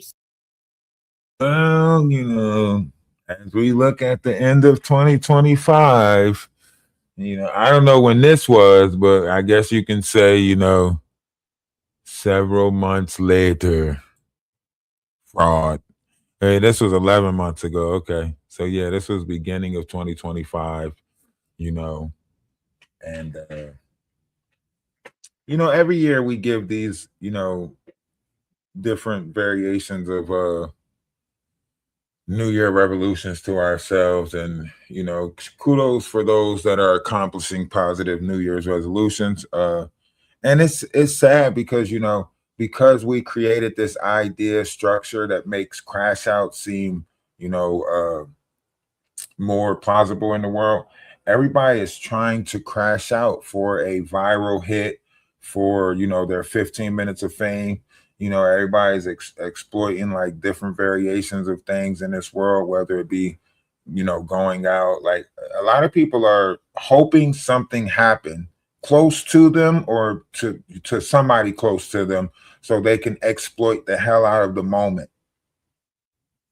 You know, that's why I say I don't put myself around people, because once you realize, like, you know, some people will stay close to you just so you can fall, just so they can be there to try to compromise, you know, capitalize off of your downfall. You know, look at Krishan Rock. Look at how many people allowed her to go in the direction that she went. You know, even with the whole Junior situation. You know, look at Ray J. You know, Ray J realized, oh, if I do the Orlando thing, you know, I'm gonna make it, right.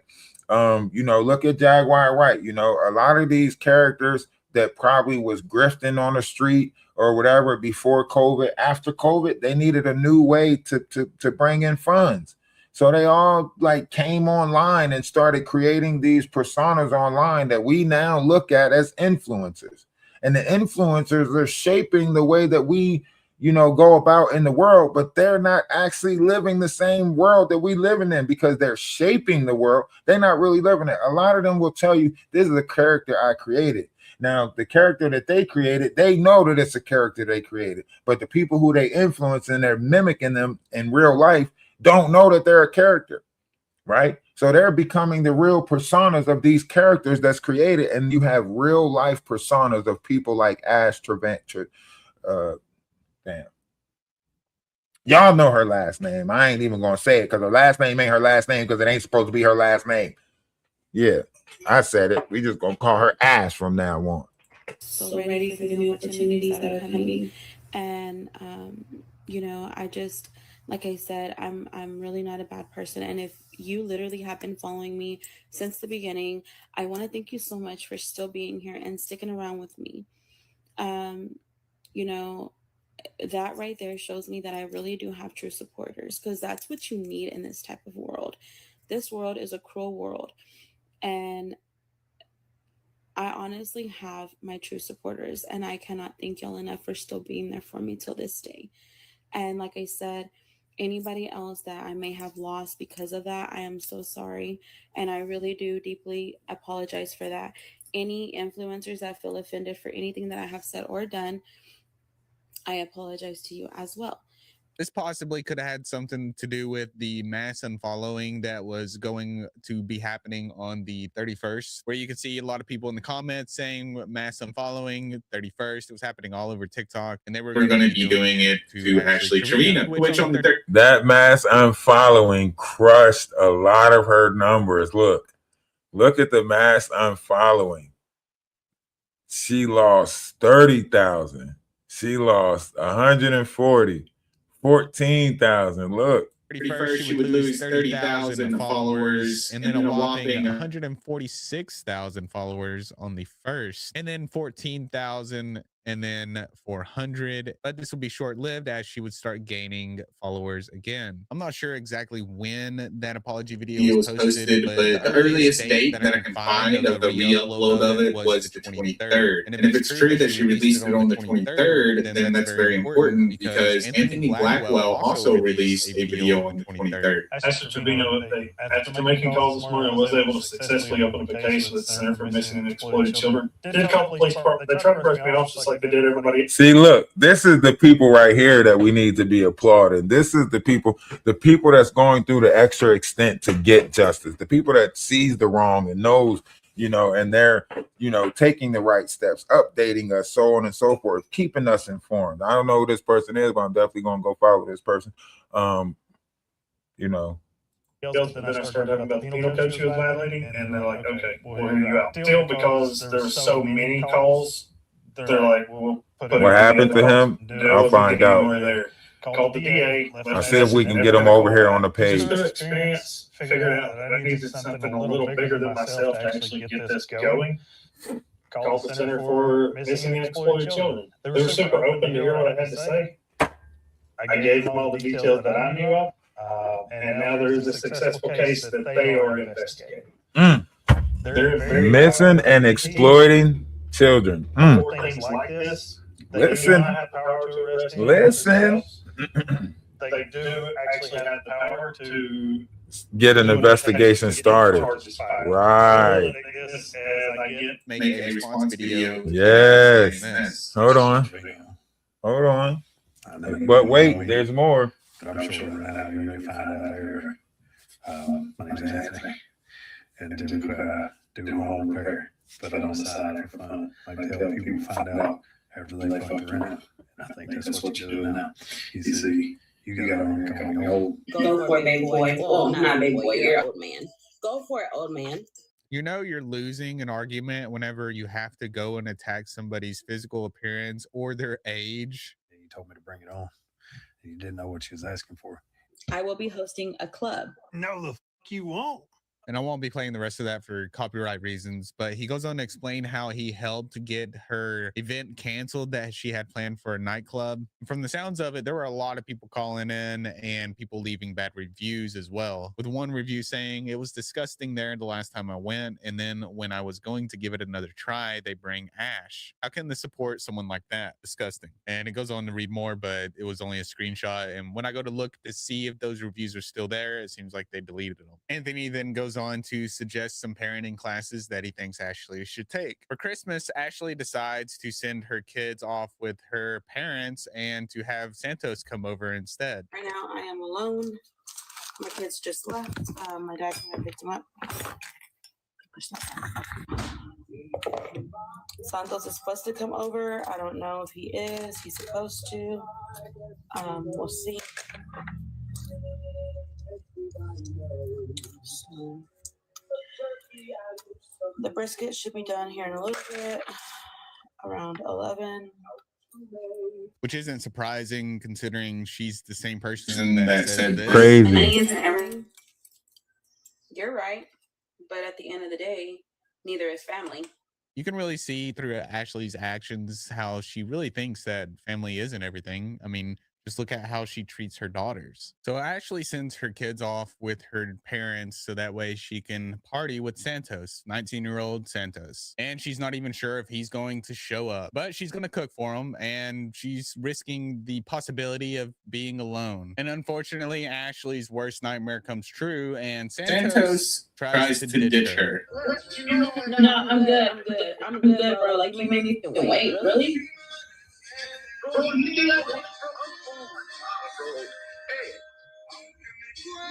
They get into a little fight on live and Ashley cries a little bit, but in the end, They took your ID. They took mine. Oh my God. The cops are here. Please come now. so they check everybody's IDs and they're checking Santos's and everybody else's that is there. And they inform Ashley that Santos is underage. So Ashley, Yes. just so you know, this gentleman is 19 years old. Okay. So, But he's not drinking. I don't know. This looks a little bit like drinking to me. I mean, I can put the pieces together. I see him go off screen. He has a beer bottle in his hand. He takes a chug of it. Unless there's water in it, it's possible. But, you know, I'm using common sense here. Santos doesn't strike me as the drink water at a party type of guy. I had a reason to be here. Yeah. Okay. Yeah. He's 19 years old. Nobody's going to jail. You need to be a little more aware of who's coming to your house. Can you please tell them to quit harassing my dad? No. Don't you worry. That's y'all on TikTok. No, but they're on the phone. Like, you bitch. Here's your ID. Can I put the open up your Crazy. Thank you. Crazy. This is crazy work. This is crazy work. Let me know what y'all think. You know, this is crazy work. We're gonna keep listening, of course, but you know, this should have been charges right here. Her being the adult, if she owned the house, if she's the, you know, whatever host, this should have been charges right here. You know, the police letting her off lightly. You know, ain't nobody going to jail, but you got to be more aware. Like, damn, slap on the wrist for that, and you still keep on, you know, messing with teenagers, so on and so forth. Like the police just informed you that he's 19. The person that you've been in a relationship with is 19. And he say, I don't mess with teens, but teen is in his age. It's 19. 19, right? Teen, right there. In his name. That's a teen.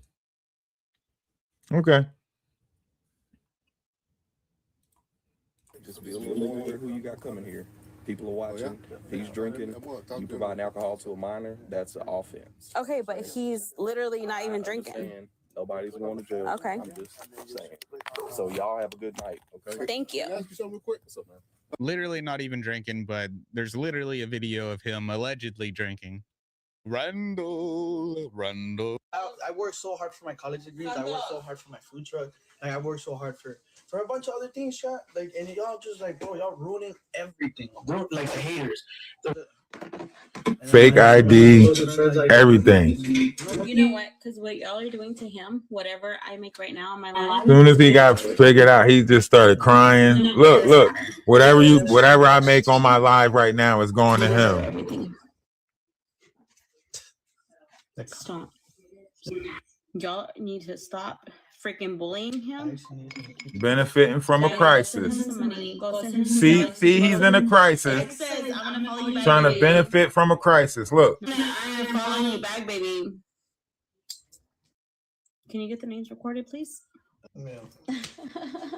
Stop. And then we see Ashley show more affection to Santos than we have ever seen her show her daughters. I told you that.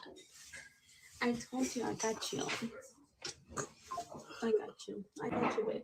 I got you, babe. Stop. I got you. Stop.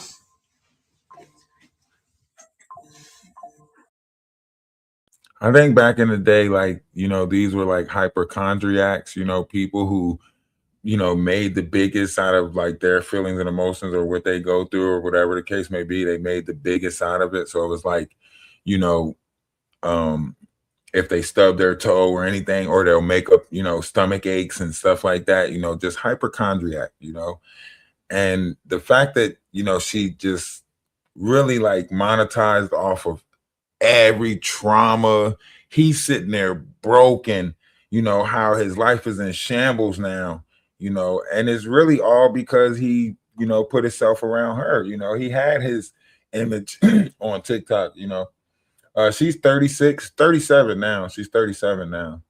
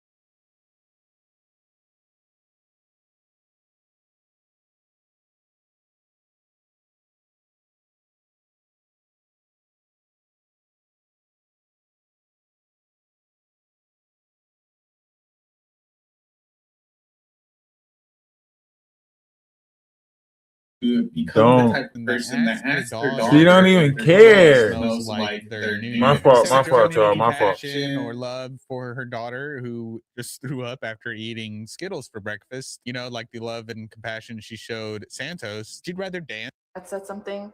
So the cops came up to him at the airport, and this is what happened. Right now, I'm getting a bunch of fucking calls. Is everything okay, sir? Yes, sir. Wait, Santos got deported? Wait.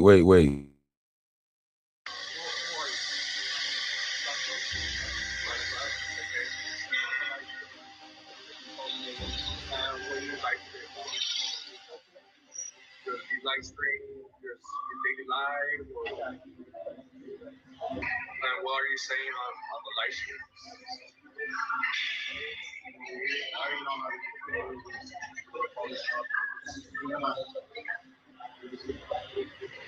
there's a problem I can prove that I'm living that stream. What is the reason why they made that?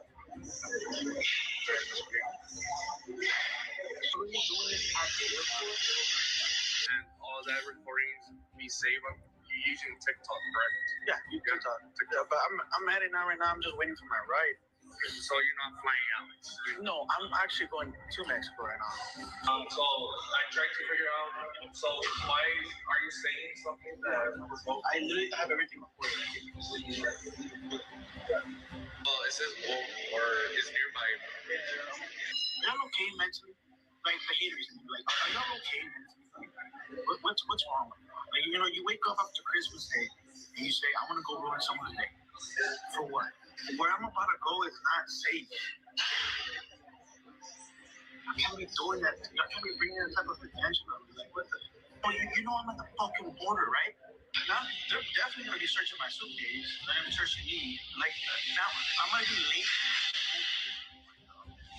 Now, given the climate of the internet and people and how people on the internet are unpredictable and, they're strangers on the internet, if you're live streaming yourself in an airport, that doesn't seem very safe to do, especially when your audience is mainly trolls, people that are watching you for entertainment to make fun of you, troll you. It doesn't seem like the best idea to be live streaming while you're in an airport. So when he's blaming other people for what is happening to him, yeah, sure, they shouldn't have done it, but also he shouldn't have been live streaming in an airport. And for those of you that seen the rise of live streaming like I did when, you know, Ice Poseidon was streaming in an airport and then they call in bomb threats on him, and that created the whole climate for streaming, live streaming. It really shows you the links that people will go to just to put you in harm's way as a live streamer, especially when you have a audience that is. Share the live, my mods, share to the team, guys. Oh my god, no. Oh, bitch, don't cry, you're bad, bitch. No, don't cry, don't cry. Try not to cry so much. Oh my goodness, I know. I know.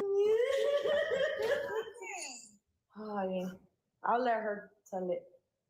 You wanna get off? Text me, what happened? Okay, you're a bad bitch, you're a bad bitch. Oh my god, bro. It wasn't nothing about breaking up, guys. It was something far more worse than that. Are you okay? Yeah, do you want to go breathe? A lot of people were wondering why this happened and why she was crying in the first place. And there's been a couple explanations, and even more so recently, she's come out and explained it once again, saying this. Give you. No, you know why I was crying on that video? Yes, you told me. Okay, well, everybody knows. I mean, I'm sure everybody knows. My boyfriend said people were writing him. Well, anyways, you guys, whoever don't know, the reason I was crying, it was a month ago. But the reason I was crying on that video is because my boyfriend actually got attacked in prison and got hit with a pipe in the back of his head. And so he busted it open and he's got stitches still. And he got really bad, like hurt. So they rushed him to the hospital. But he didn't let it go. Like he literally put up a fight with that dude. So he was like, they both went to the hospital. So my boyfriend's doing better now. And yeah, that's why I was crying in that video, for those of you that don't know, because I see they're making a lot of memes about it. And that's the real reason why, is because my boyfriend got attacked in prison and he could have lost his life. And I found out through his mom. So that's the reason why. But people were messaging him. This one surprised me because, well, honestly, I forgot she was even dating inmates at this point, considering how often we've seen her with Santos and being intimate with Santos, as well as other people. And even getting ready to go on a date while she was streaming, saying she's about to go meet a guy at the mall. Example 234, she wants to clarify that this guy she's talking to has felonies before they continue to advance the relationship of whatever it is she's trying to have with him. Like I am. So you got felonies or what? That's all I talk to, are guys with felonies in the background. Go to my main account, my third pin videos are my mugshots. Let me see. Let me see. Which at this point we know that's not true. She goes for anybody she can get. Not only that, she has That's crazy. Santos, but says that she didn't know that he was 19. Santos was caught roast on live. What the f are you doing with that toy? Nothing. So he just I just had it sitting right there the night that he came over. right. Why did he do that? Because Santos is a freak. Santos sleeps with everybody. Did he sleep with you? Am I supposed to answer that Yes. truthfully? Yes. Truthfully. Did you do stuff with Santos where he would feel it's appropriate to live with because perhaps he's been down there before? So yes, we have done stuff. Okay. Twice. 2 separate occasions. With a 19-year-old. I didn't know he was 19 at the time. So this is before you knew. Yes. Claimed before you. Literally. Like we did it twice and it was literally before Christmas. So she makes it seem like she wouldn't have done anything if she knew that he was 19, but I find that hard to believe because that same night she found out that he was 19, she was still being intimate with him. And I'm sure she could have blamed it on the alcohol or whatever it may be. But then there's clips of her trying to make Santos jealous by hanging out with other guys.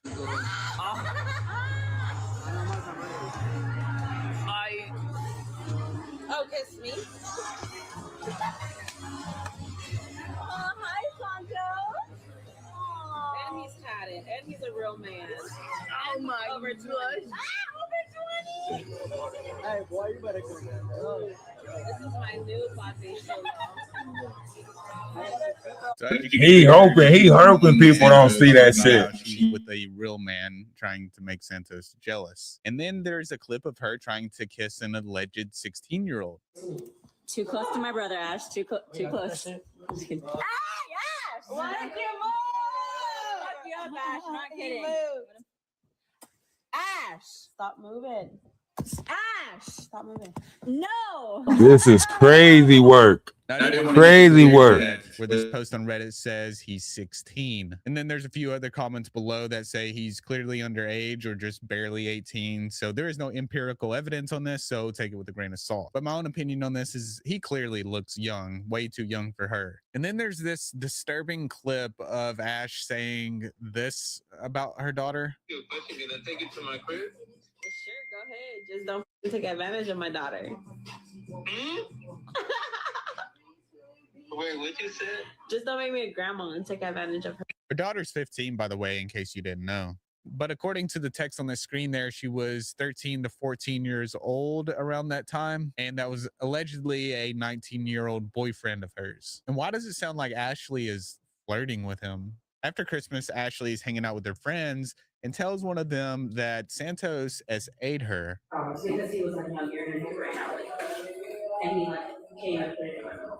Oh, you should take him off your live before he calls. And in case you didn't hear what it said, Ashley allegedly said no because he was like, you're going to do it right now. And he like came, then put it in my mouth. So basically he forced his into her mouth. And I'd like to point out this comment too that says, wait, so no one sees Miss Gold rolling a blunt while Ash's daughters are in the same apartment? So let's take stock here. She's allegedly doing snow and also clearly drinking alcohol around her children. The next day, Ash and Santos would go live, and Santos would confront her about her saying that he SA'd her. Okay, but you said I SA'd you? You said that about me. No, you said I SA'd you. You said that about me. Did I SA you? Answer this. You said that about me, yes or no? You said that about me on your live. That's all you said. Hold on, my daughter's in here.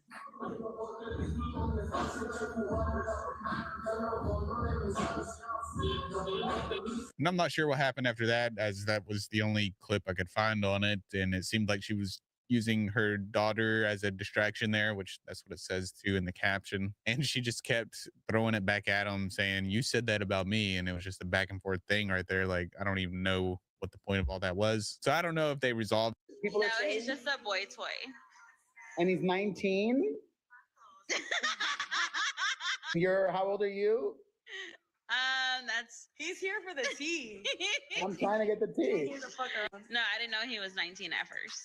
Wait, you're pregnant? Somebody said you're pregnant? No, I got rid. No, I'm not pregnant no more. Oh. Okay. Some people are making some allegations of things that you allegedly said or did about laughing about kids being murdered. Is that true? No. So I date guys in prison, or I used to, and they were in there for those type of charges. But I don't condone any of that. But that's just who I was with. You dated them knowing that's what they were in for? Well, not for like children, but like adults.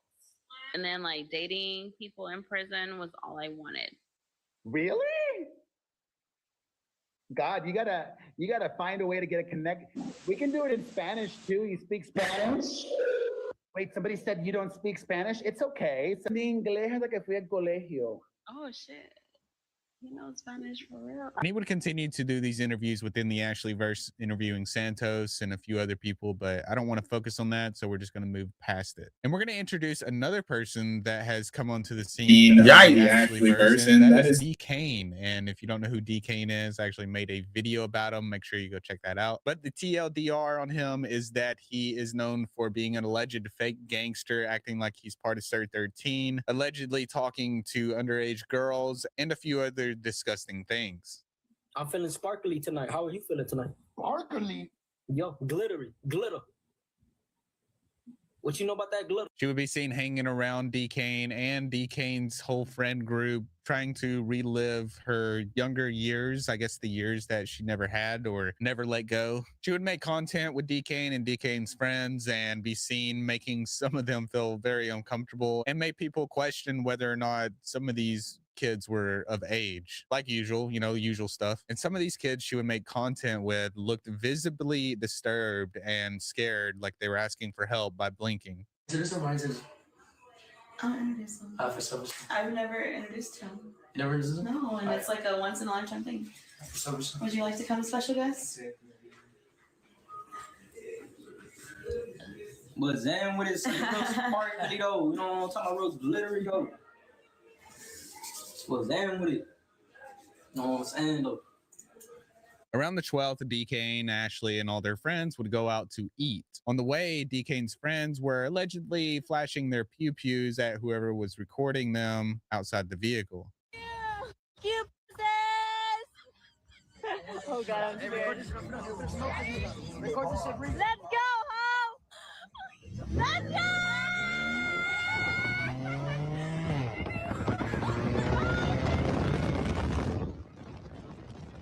This caused people to call the police, and when they arrived at the restaurant, they were then searched and detained for carrying weapons, which this is not good for D. Kane because, well, he's on probation. And with the cheese in it, guys. But okay, show D Kane. He's right here, guys. He's handcuffed. Yeah, she's out there. She out there setting people up. She out there setting people up. They know the police is watching her lives. She out there setting people up. She is out there setting people up. What? First dude, damn near deported. Second dude, what? Come on.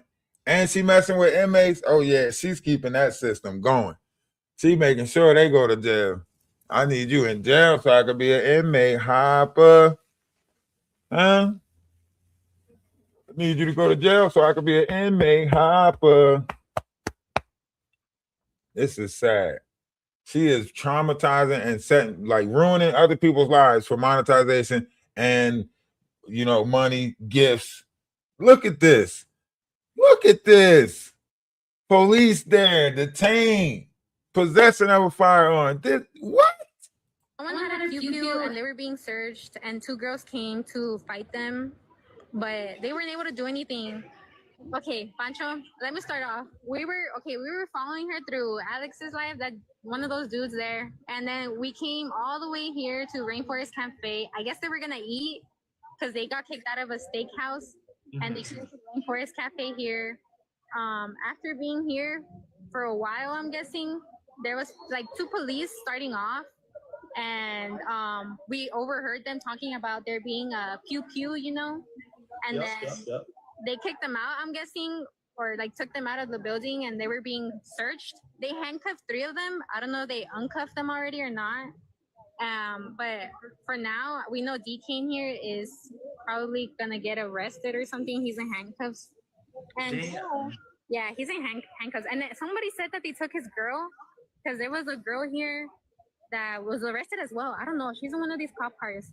But Ash is right there in front, and they're all calling someone. I don't know who, but they're all on their phone. This all resulted in D. Kane and some of his friends getting arrested and Ash Trevino walking away. Now we fast forward a little bit to January 22nd, where Ashley goes to New York with her kids and Heffa and spends around $10,000. But mind you, she still hasn't bought a bed for her kids, where her kids confirmed this on a recent podcast they just went on. Question: do you have beds?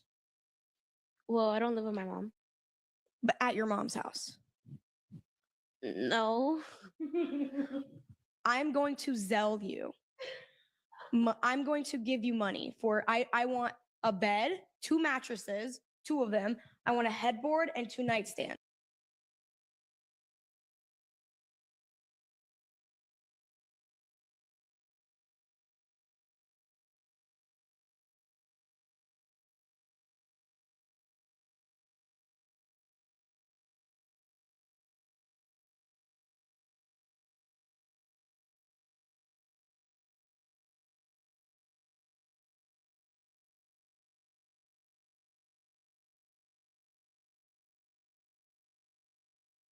Yo, this is just getting more and more. Don't have a bed. December. Thank you to the patient who took a picture of me at my job, and to the trolls. Y'all got me fired. Okay? I put that out there. I was at that office for 6.5 years. I worked every day, Monday through Thursday. Then they changed the owners, and I knew it was going to happen. Then we got Indian owners. Yes, I said that. And I didn't get along with the regional manager. As soon as they took over, I was already in his office the first day. I was mad at my doctor for selling. Okay? I cried almost every day that I was at that job because I did not like it. It's a blessing in disguise that I got fired. I'm happy I got fired. Lisa knows I didn't like that job no more. Lisa knows I couldn't stand that job no more. So yes, I did have a 9-to-5 up until y'all got me fired. And yeah, I'm saying y'all because y'all sent him videos and pictures of me. Now, please note, last year, September 3rd, 2024, these are the same owners she was talking about. And the story she told us then was, well, a little different. I no longer have a job. I found that out today. I chose not to go back.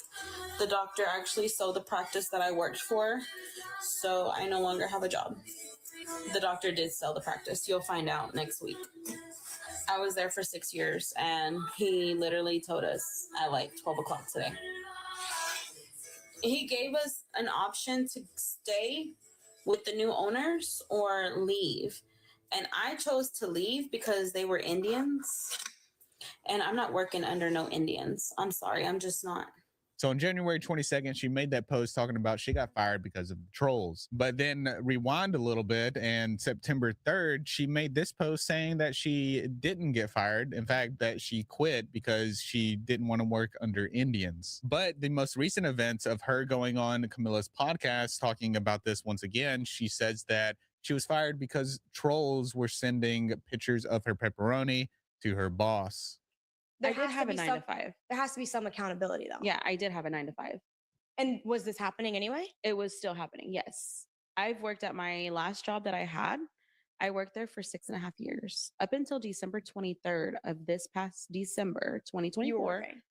I got fired. Fired? Yes. For what? The trolls from TikTok literally No. sent my owner a video of me showing my nip. Yes. Yes. So they fired me.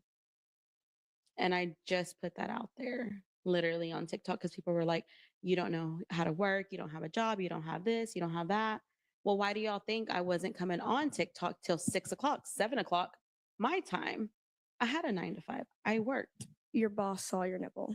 Literally. And then somebody took a picture of me at my desk and posted it all over TikTok. One of the patients did.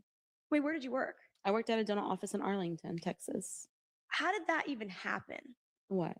The slip. I was drunk on live with Santos. Yes. Literally. I'm gonna do the walk of shame now. Yeah. I'm embarrassed. Yeah. I'm ashamed for that because I regret ever meeting Santos. One thing that doesn't line up here is that post that she made on September 3rd says that she lost her job then, but the whole pepperoni incident didn't happen until December. So what do you think's really going on? Is she lying about getting fired because of viewers, or did she quit because, well, she's racist, allegedly? On January 22nd, the bed bug meme is born. Where Ashley is live streaming and a bug appears out of the corner of the screen where she quickly turns the camera to hide it. Do y'all know how to wash your hair with extensions? Hefa keeps telling me I can't wash my hair, but I'm sure I can wash it. Like, I don't like to have my hair dirty.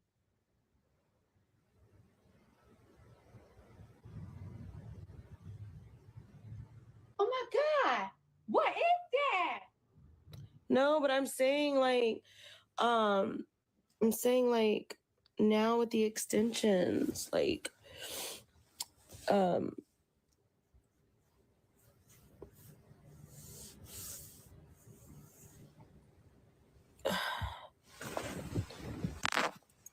Bro, I'm saying, like, with these extensions, I'm sure you're able to wash your hair. Ow. And they hurt me. I don't like them. This would spawn a bunch of memes about Ashley and bed bugs. And at one point, somebody even was driving by Ashley's alleged house saying that there was an exterminator there with an exterminator truck outside of it. But on the Camilla podcast, Ashley would say that it was just a beetle. This one sometimes sleeps with me or on the couch. That one sleeps on the couch. Or she'll sleep on the mattress. So it's like, Question: is it because there's bed bugs? no, that was like I a don't beetle know or how they even something. start. I Yeah, don't yeah. even know how to That start. was like a beetle or something. But again, what these people need to realize is I do live in a duplex. Okay. I have neighbors. Okay. So with that, there's gonna be whatever they have does transfer over. Ew. But I mean, I don't have like roaches or anything. No. But there again, could there be potential bed bugs, or is it just no, little like beetles? I haven't found any, but that was a beetle. Okay. But of course, people take one little thing, Right. let it be a flea on your leg, and they're gonna say it's something else. Well, even a flea's kind of gross. Yeah. So it's like, I mean, well, I don't have animals, but And it's also weird that she brought up her neighbors saying that, well, whatever they have, I have. Well, what is it that they're giving you? If it's not cockroaches and bed bugs or fleas, why even bring that up if they haven't gave you something? And then we get to the final event of this video, because I know it's not going to be the final event of Ashley Trevino. The Camilla podcast that I've been showing a little bit throughout the video was an absolute disaster for Ashley. I can't believe some of the things that she said on there. Well, I can because it's Ashley, but it's probably one of the most crazy podcasts I've seen. We're going to go through and check out a lot of the clips that have come from it. So I think the best way to explain all this is to explain how it all happened. So apparently the 15-year-old Haley applied to be on the podcast at the Bop House. They were accepted, and Ashley thought this would be a cool little vacation for them to be able to. Now, why would the 16-year-old apply to be interviewed for the Bop House or on the Bop House? Why would she apply? So that means it was the 16-year-old idea. It was the 16-year-old who gave the information of her mom to the host of the show, telling about the bed bugs, so these pre-questions that she asked. So the 16-year-old set her up for the worst mom on TikTok interview. Damn. This just gets ugly. And for those of you that don't know what the Bop House is, their official TikTok is called Bop House with over 2 million followers. And essentially, it is a content mansion where they all live together and promote their OnlyFans. They'll collab and make content together, usually provocative and suggestive content. Boom. Mine. Strawberry?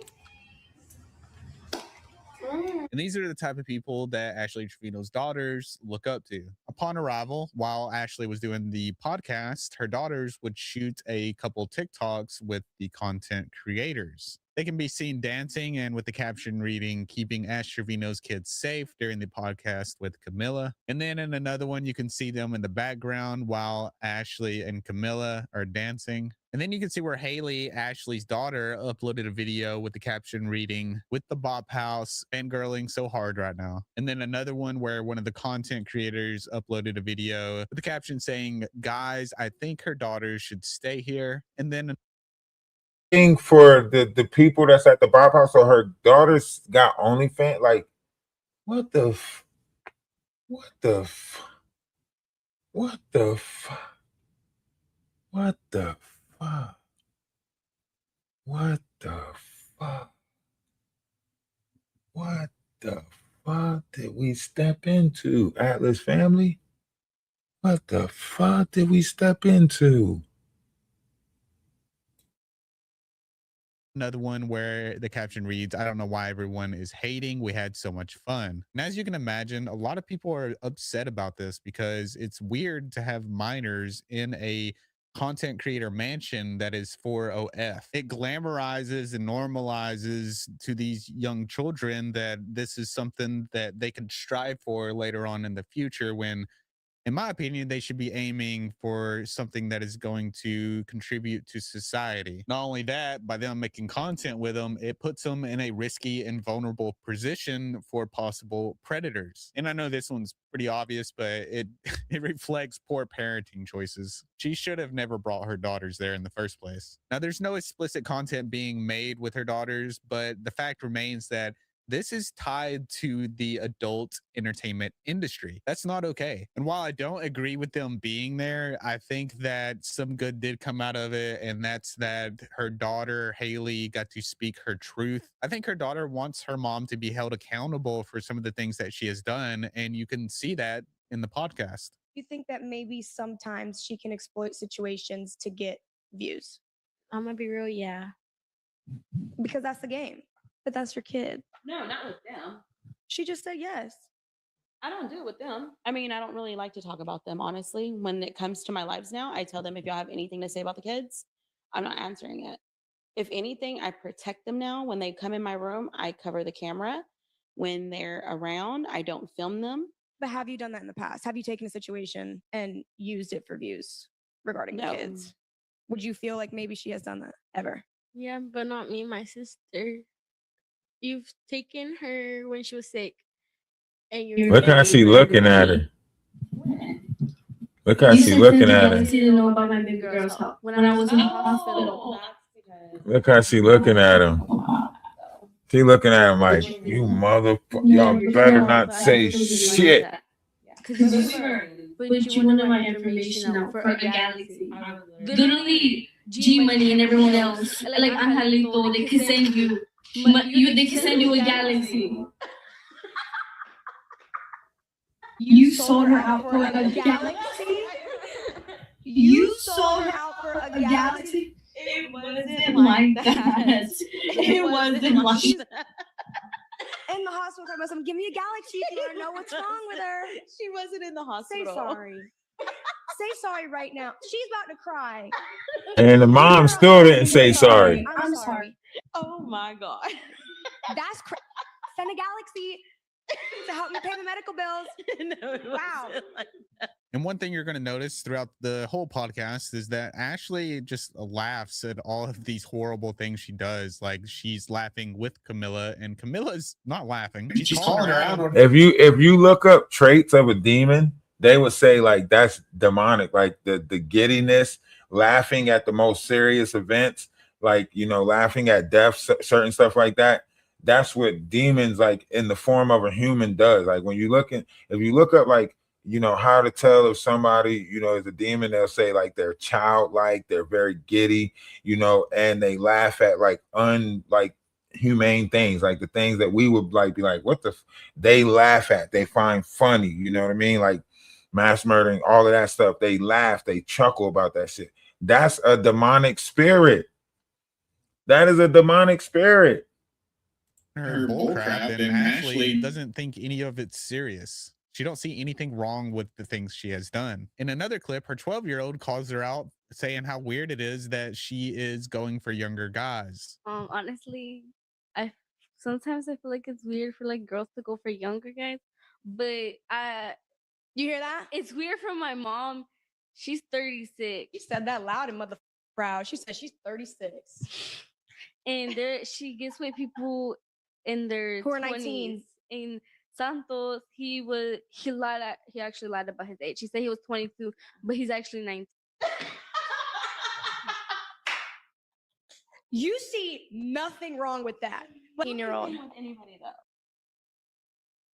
You see how she laughed? You see how she laughed about it? That is a demon. Y'all listen, I don't know, what pronunciation it is in the Latino community, but here, that is a demon. They might call her a jinn, might call her an incubus, a succubus. I don't know what, but that is a demon. But Santo knows how it smells. One thing I find very crazy throughout all of this, Ashley still hasn't got her daughters a bed. Make it make sense. What's the most you've ever made on TikTok Live? So the most I've ever made on TikTok Live was $12,000. In one live? Yes. And her kids still don't have a bed. So what's that funny? Yeah, that's funny. Nothing's that funny when your kids don't have a damn bed. I'll tell you that right now. Oh, well, that's why they're enjoying the hotel bed. I'm just That I kidding. paid for? I'm just kidding. Wow. That's why they're enjoying the hotel bed. Wow. Wow. Yo, this is disturbing.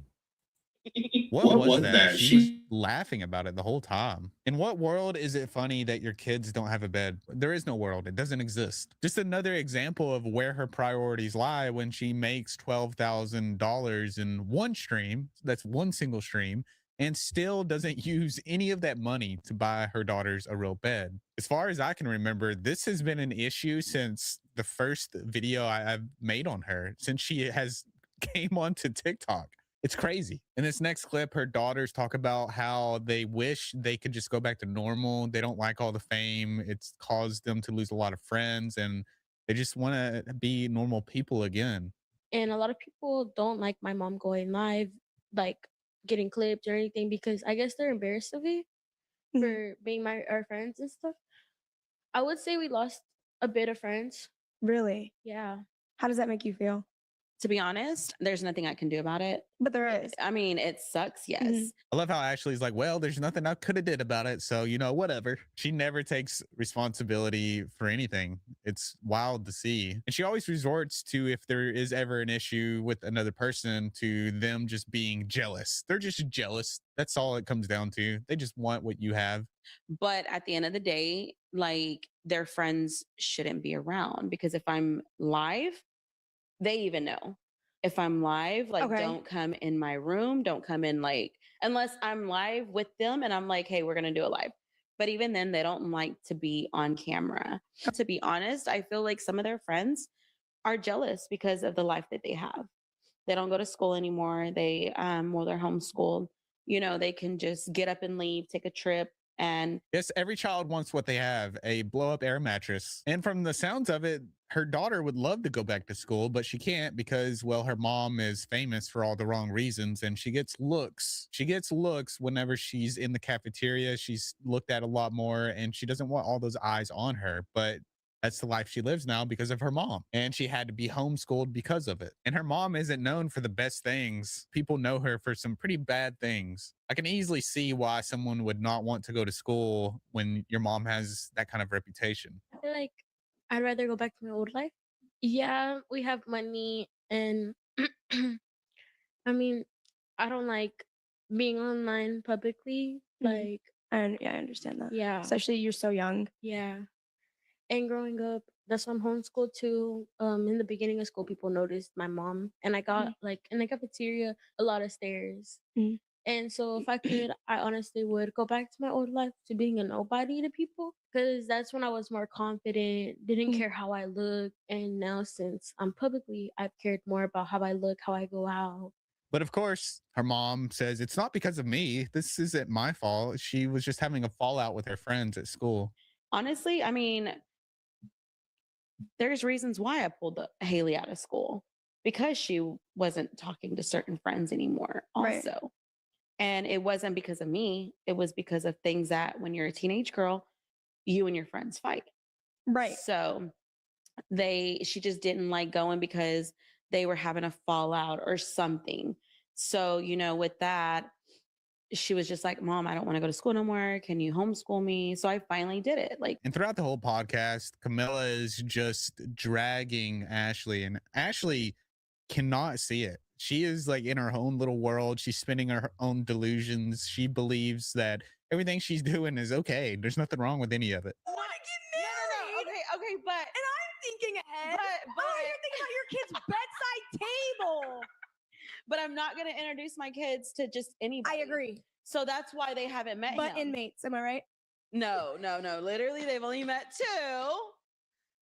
They've met 2 inmates and not a Christian man that doesn't want to have you before you're married. And then there's this disgusting clip of them joking about Ashley's daughters being part of the Bop House, becoming new members, because apparently it's funny to Ashley to joke about her daughters who are minors doing OF.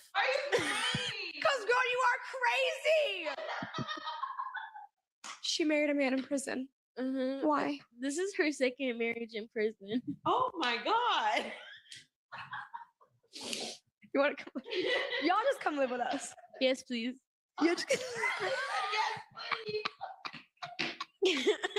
Well, they have 2 new members. And then there's the disaster that unfolded after this podcast at the hotel that she was staying at. Apparently, her daughter got a pretty bad burn, but Ashley didn't want to take her to the hospital because she didn't want to get an Uber. I clean that. Hey, what could I put on her burn? Stop using the microphone, show you. Oh, her burn. I thought you said her head. It's I really think you should take her to urgent care if it is bad. Send me a picture of it. then I'm gonna have to get a freaking Uber. Okay. I mean, just because you have to get an Uber doesn't mean you shouldn't take her to the urgent care. I know, but I have to get up early. As I would collect that. I know, but I have to get up early and I'm more important. That's basically what she was saying. And then there's this clip of Ashley repeatedly asking her daughters if they want to stay at the hotel in Florida for a few more days. And her daughters are like, no, we want to leave.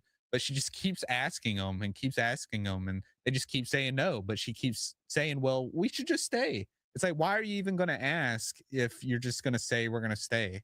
Hey, do y'all want to stay till Sunday? Do y'all want to stay till Sunday? Do you want to stay till Sunday or do you want to go? Huh? You don't want to stay till Sunday? Oh my God.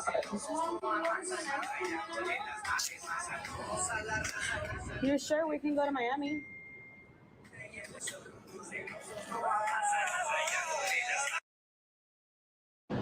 Guys, should we go or should we stay? What do y'all think? What do y'all think? Should we go or should we stay? Stay and go to Miami. I know I want to go to Miami. We're literally so close to Miami. Like, I just want to go to Miami. Yeah, I want to go to Miami. Who's from Miami? Who is from Miami? Once Ashley made it home, she would talk about the podcast and say that she still hasn't received the bed that Camilla had promised, which, you know, Ashley should have bought this anyways, and was also complaining about not making any money from this podcast, to which Camilla responded. I didn't make no money from the podcast. And also, she hasn't ordered the girls' stuff yet. So that's 2 questions answered for y'all. Don't sit here and lie saying that I never even bought your kids stuff because you never texted me back. But you had no problem texting me back about extending your stay at the Ritz-Carlton.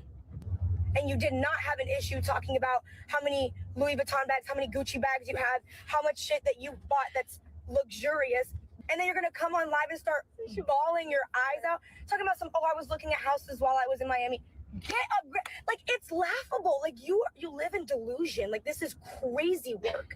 You live like she made up a universe inside of her dense ass head and just, bro, I gave you an opportunity. I gave you the perfect opportunity to take accountability, to tell the internet and have an actual one-on-one conversation. Did that ever click?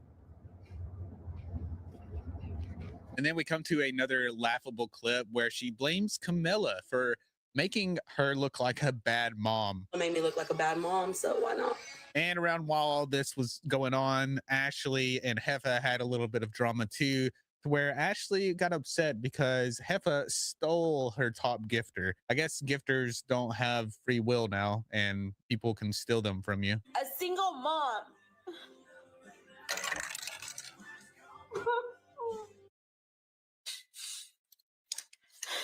A single mom that doesn't have a dad for her kids. How about put that in the ranks, right?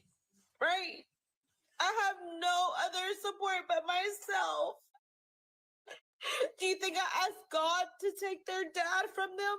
No, I didn't. I wish their dad was still here to help me with them. Do you think I said, God, please take their dad? No, I didn't. But he died, and that's what it was.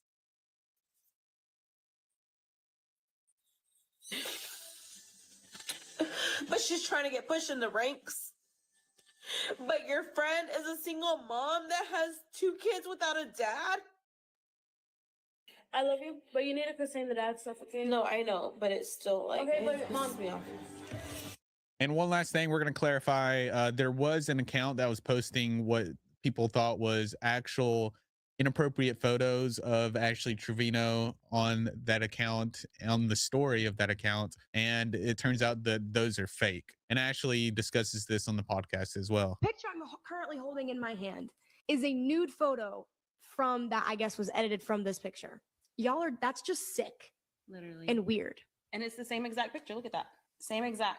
That was absolutely wild to me. Somebody's fake account took that picture like this and edited it to make it seem like And that's everything that's been going on with Ashley, at least all the major things that I think that were important for this video. And, you know, I did use this clip, so shout out to, you know, Ches. Make sure y'all go follow him. If y'all do, if y'all on YouTube, go follow his account. I did pretty much watch all of his clip. I know they're going to say, you know, certain percentage, but, you know, we watched it. So what? You know, I mean, not so what, but, you know, go give him a follow, whatever the case may be. He did do like 2 updates on it. You know, he did do a couple of them.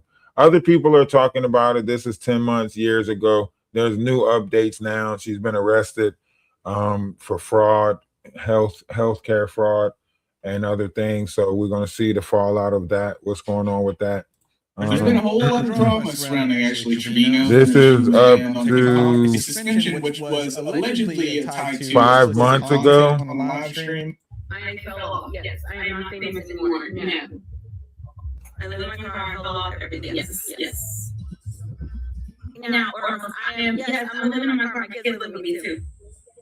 What? Yeah. I'm living in my car. My kids live with me too. Yes, guys, I'm broke. Yes, I am so broke. I am so sorry. I am broke. Yes. I'm living in my BMW. Yes, I fell off. Yes, I fell off. But yeah, I fell off. And honestly, I must admit, it's pretty sad because she has had no permanent residence this whole time. Guys, double. Everyone double chat, Julie, Glory. Everyone's happy, guys. Let's go lock in. Everything is times 2 chat. Everything is times 2. Cindy! Everything is times 2. Let's get to 10 wins, guys. What does she have over there? Stick figures gifting her. Chicken nugget? Oh my god, who the heck is chicken nugget? Maybe like she said, yeah, he might accelerate. Yes, guys, Martin Luther King. Yeah, exactly. We're just know. What are we doing? We're just chilling. It's a bell.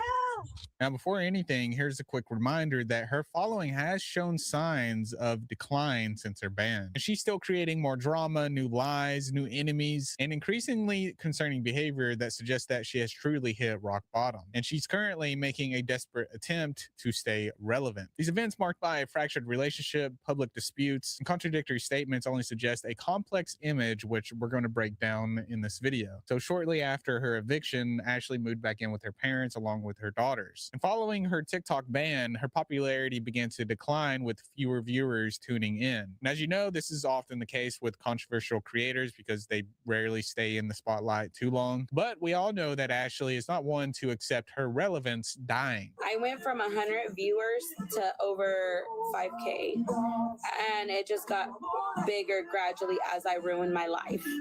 And then as I started to calm down, my views have been going down because I'm not in the drama no more. I don't want that for myself. Personally, I'm not buying it, and if you've followed her saga, you already know her views didn't tank because she suddenly decided to steer clear. I told her, I'm like, you made a mistake, now you can't get rid of me. You can't get rid of me.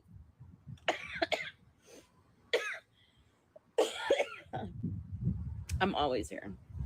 I bet he hates it because, like, he's not used to, like, you know, my boyfriend's been single for a while and he's older. So it's like, now I'm always here.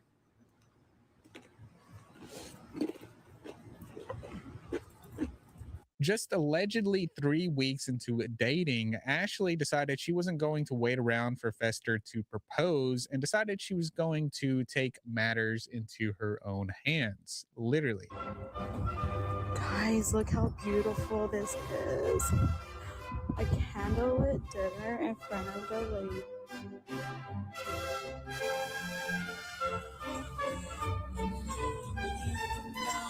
Imagine arranging an entire romantic dinner setup with lights, flowers, and all the visual trappings of a scene you might expect from a movie. Except this wasn't some rom-com grand finale. This was week 3 in the life of Trevino. Meanwhile, there's a video of her unveiling the whole arrangement, explaining how they were getting married. Did you know I'm getting married on Saturday?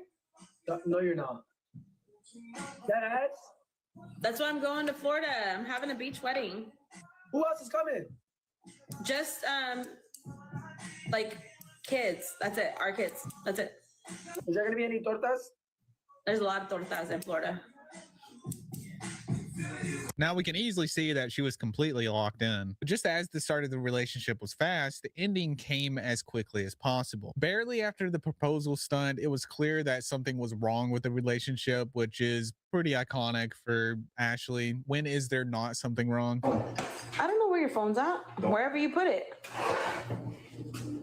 Stop. Stop. Why did you do that? And even when people try to question this situation, she often more chaos, more chaos, more Honestly, like I said, Uncle Fester crisis. is a really good guy. He's a really sweet person, and yeah, when he gets online, of course, you know, he tries to fit in with everybody, which is understandable because that's what they all do. But he's a really good guy, and he's honestly my protector, and he's always been my protector since I met him. So he is a good person. And obviously what we all saw in that video doesn't look like protection. It looks like the exact opposite. And there is speculation where people are saying that she put herself in these situations in order to get likes. And here's the thing. I get that everybody's situation is different. And if this is true, then I really can't stand the way this was twisted into a storyline for content. It's disgusting. There are people out there that live with that kind of treatment every single day. See, that's why I say you gotta point out the people that's speaking against this. That's why, you know, I would rather promote his platform, somebody else's platform that's speaking up against this and speaking the truth on it, as opposed to somebody who's laughing it off, making it seem like it's just entertainment, making it seem like this is okay, you know, so on and so forth. No, speak the truth on this. This is appalling. This is disgusting. This is disturbing. This is alarming, you know? And for them, it's not entertainment. Turning that reality into a plot point for views is beyond tasteless. But that wasn't even the real breaking point, believe it or not. It all came down to something as minor as Uncle Fester visiting his ex's place to see his daughter. And this is based on what Uncle Fester said. Somebody said, why did you guys break up? I'm gonna tell you, this is what happened yesterday. So we took off from Florida at 10:30 in the morning. We had to stop in a town where my mom and drop off the vehicle that we had and pick up my truck. This is at 11 o'clock at night. I went and stopped to see my daughter. My son wanted to see his mom. So we stopped. She got upset because I stopped at my ex's house. And she said that was disrespectful of me to stop at my ex's house for them. And that was a straw for me because I'm a family man. I don't give a dang. I want to see my daughter regardless. And I know my ex wants to see my son, which lives with me. I got full custody of my son. My ex has full custody of my daughter. And so we have to do this. We have to deal with each other regardless. She was upset. We didn't speak for an hour and a half driving home. It was another hour and a half drive home. And after that, I made the decision. You know what? It's not even worth it. Not even worth it. So I let her stay at the house last night. Now, under normal circumstances, this might not be cause for a full-scale meltdown, especially since he has full custody and the visit was for family. He wasn't there to see the ex. But that might not even be the reason for Ashley, since she said this in a video during live. Outside playing pool. And then they were both having a conversation, and I was like trying to get in their conversation, and it was the guy that gave me his hotel room and him. So when I was trying to get in the conversation, this one right here tells me, go get us a beer. Get out of our conversation. It's two grown men talking. Go get us a beer. So I go inside, and my friend was inside, and she's like, why are you upset? I said, because he told me to come get him a beer. Like, they're just going to talk shit about me. And I was like, what the hell? Like, but yeah, like, and then I went and took both of them Michelob's outside. That's what I got them, Michelob's. I think I got them a bucket actually.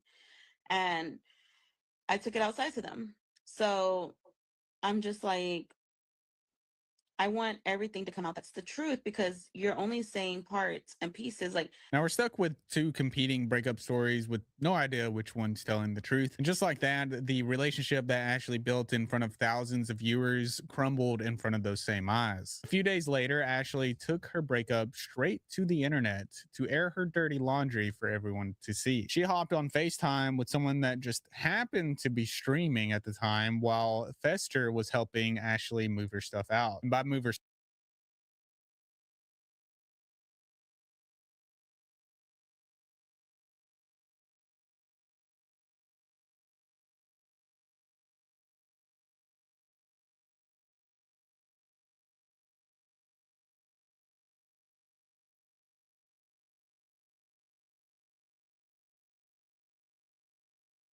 This is good. We're getting up to date with it. She's still with this person today. That's the person that was taking the purse from her when she got arrested by the police, right? In the beginning of the live, when she got arrested, that was Fester right there. That was taking the pocketbook. Okay, when she got arrested. Okay, bet. So now we are really literally like up to date with this story and who she's with now. So okay, this was only 5 months ago.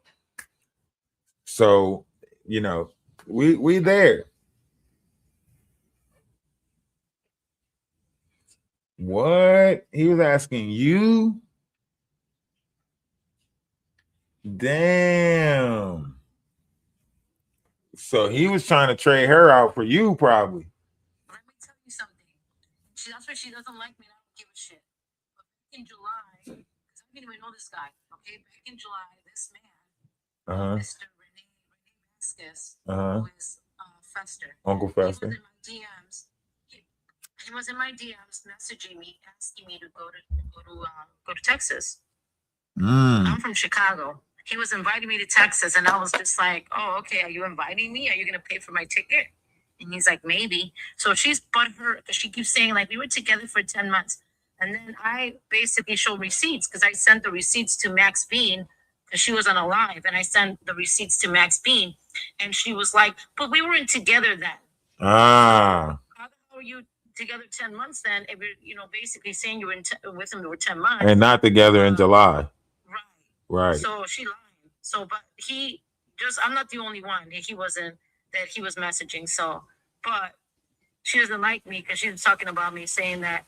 So is it an online image thing? You think they're like dating as like an online image, but they're doing, or is this open? Yeah. No, they're together, but I think what happened was I think he didn't want to be with her anymore at the time. And he was messaging me. But the thing is that she got mad after that got exposed on Max's Beans live, and she was talking about me, bad mouthing me. She doesn't like me, so they're always talking crap when I go on lives and stuff like that. They always try to come at me, but I'm like, girl, come on. Like, I'm sorry, I'm not trying to act like I'm all that, but don't compare yourself to me. It will never be, because you look a certain type of way and I look a certain type of way, and I'm not an asshole. You know what I'm saying? Like, I'm not like you. We're built different. You know what I'm saying? Like, I'm responsible. I take care of my stuff. I'm not like you. I'm not going on the internet exposing. I'm not an alcoholic. I don't use drugs. So I'm saying, like, don't ever compare yourself to me. That's a thing. Like, and it's not even about beauty, because I beat you in the end of how I am as a person. Right. So she doesn't like me. She hates me. She's always talking back to me. So right now she's still in Fester's house. Yeah, she's still in Fester's house. And that's where she's building the content from? Yeah, he's never going to be loyal to her. She could sit there and pretend like he is. I'm not the only one he was messaging. I'm telling you right now. And then, like... So he's just waiting for the next one to come along to. Yeah, he gave me his number. And he tries to act like I got his number. No, you gave it to me. I have his cell phone number.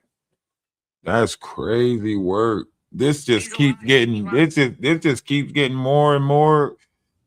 Like, now I see why, like, a lot of y'all are invested. I see why a lot of y'all, speak out against it. not only like the Bop House thing, I knew that her daughter like wrote the Bop House, but I didn't know like her daughter was a fan of the Bop House. So that means like her daughter is already into or build an algorithm, you know, in that OnlyFans category. You know what I mean? Yeah. Because if that's the videos that she's watching, then you know it's popping up in her algorithm. You know. There's another video you might want to look at after you see this, but I don't know if you had a chance to watch it. It's the one where she takes this man to her parents' house, and her girls are on a porch, and it's just disgusting. You gotta look for it. His name is Junior, and you should see the way she's acting in front of her her parents, in front of her dad, in front of the girls. The crap that she does, it's disgusting. Wow. You gotta watch it. Yeah. Do you think like all of it is one big humiliation ritual, or do you think like this is just one of those incidents where the wrong person made it? No, I think honestly, like, I think that she's never going to change as a person that she is. She's going to continue to be I mean, if this guy basically ends up leaving her, which I'm pretty sure he is, he's just waiting for the opportunity to do. Once he does leave her, she's going to continue to be the same way. She's never going to change. She's just going to hop on to the next. You think? Instead, like she's going from inmate hopping to like TikTok, you know, hopping now. Like everybody's got to have some type of profile image online for her to, you know, be with them now. I mean, it's just nothing. It's like all her, like. I think even being with him, like him being an older person, is just for the image to try to say that she's not attracted to minors. You know what I mean? Yeah, but then she's doing skits. Like you need to look up all the skits that supposedly she does, where he kicks her out, and then she basically tells everybody that he manhandled her, and she's crying in the car.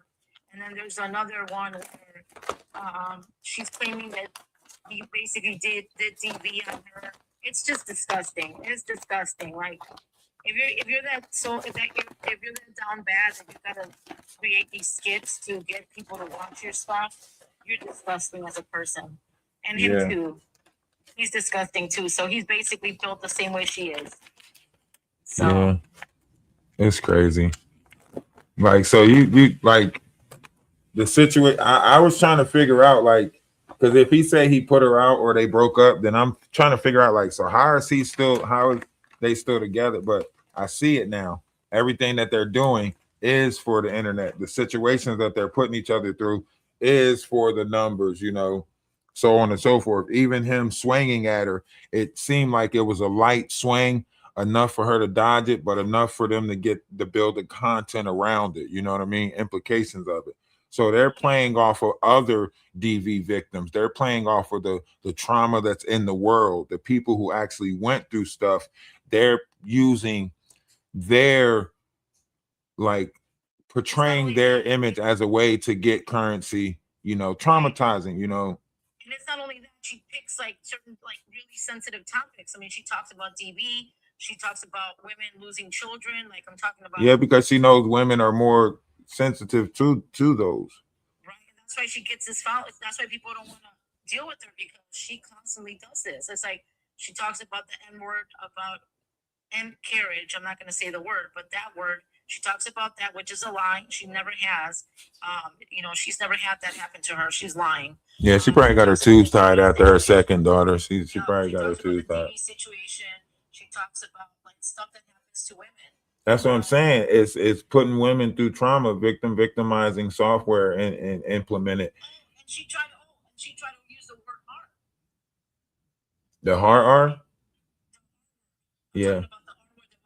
Some women go through, and men can go through it too, the R word, because she tried to say that guy Santos put. Oh yeah. Forced her to Yeah, that's what I'm saying. So she's using all the things that like real victims are going through and putting herself in those type of scenarios, like a Dando in distress, always needing to be saved, and everything is never her fault, and everybody else is the reason why this happened and that happened, and everybody should feel sorry for her.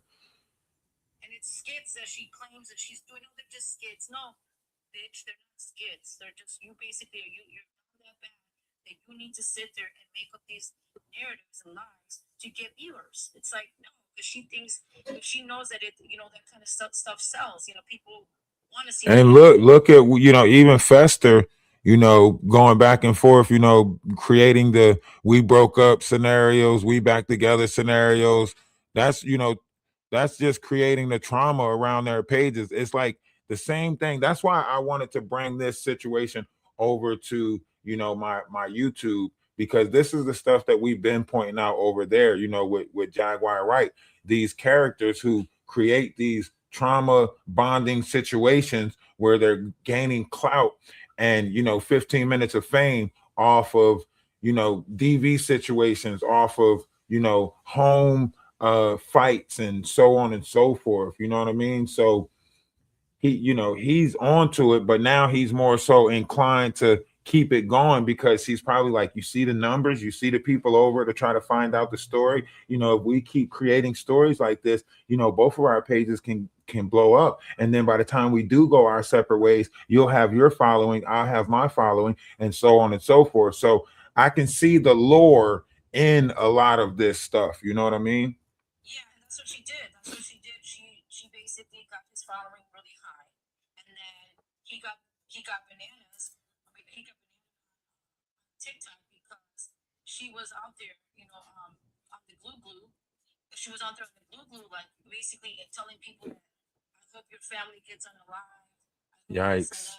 I hope your mother this. I hope your father Yikes. this. Like, she was going berserk. Yikes. I mean, that's what I'm saying. And the thing is that she's still on TikTok, going on people's lives. I think, and I'm going to continue to do this, but I believe that she continues to use other people's platforms. She's basically showing face on other people's platforms. She created a new account because I think if you put like a petition together and get enough people to sign the petition, they'll ban her and any account that platforms her.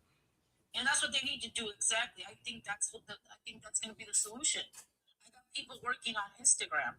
I'm telling you, I know a lot of people. I got people working on Instagram to get her completely gone. Yeah, if you because like a lot of times, like with these platforms and stuff, if you petition the platform, with enough signatures or virtual signatures, however you go about doing the petition, you can get her off of here, just alerting them to some of the things, some of the videos, evidence, proof that shows not only unfit mother but unfit as an influencer.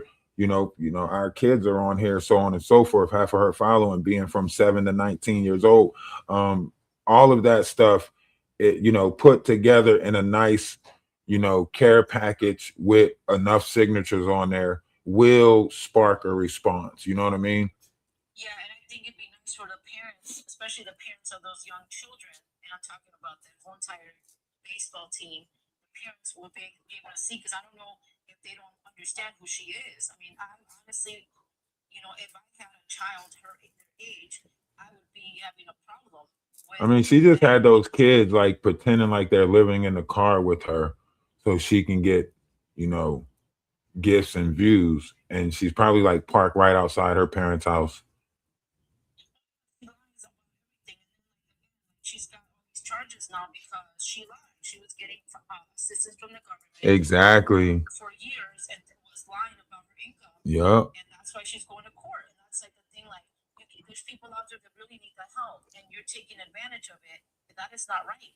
You need to understand that there's people that are dealing with a lot of stuff. They could have lost their job, or they could have gone for something traumatic that they can't work. And the assistance that she getting, they could have been getting.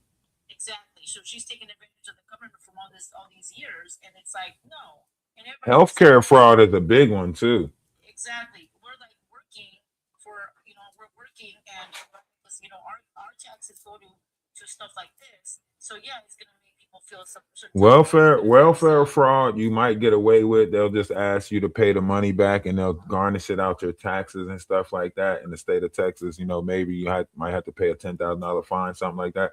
But when you're looking at healthcare fraud, you might be facing 6 to 2 years, if not home confinement, for or on a house arrest, probation, or something like that for 5 years, with community service, and you're still gonna have to pay that money back. So, she's definitely going to be And that's not even saying like if they don't look into whatever and then add more charges, because once you look into like the PayPals and once you look into the amount of money that she was making online and stuff like that, that's a further like, okay, so you've been making this much money in the last 5 years via TikTok or the internet and you haven't paid taxes. Okay, now Uncle Sam got to come see you. Exactly.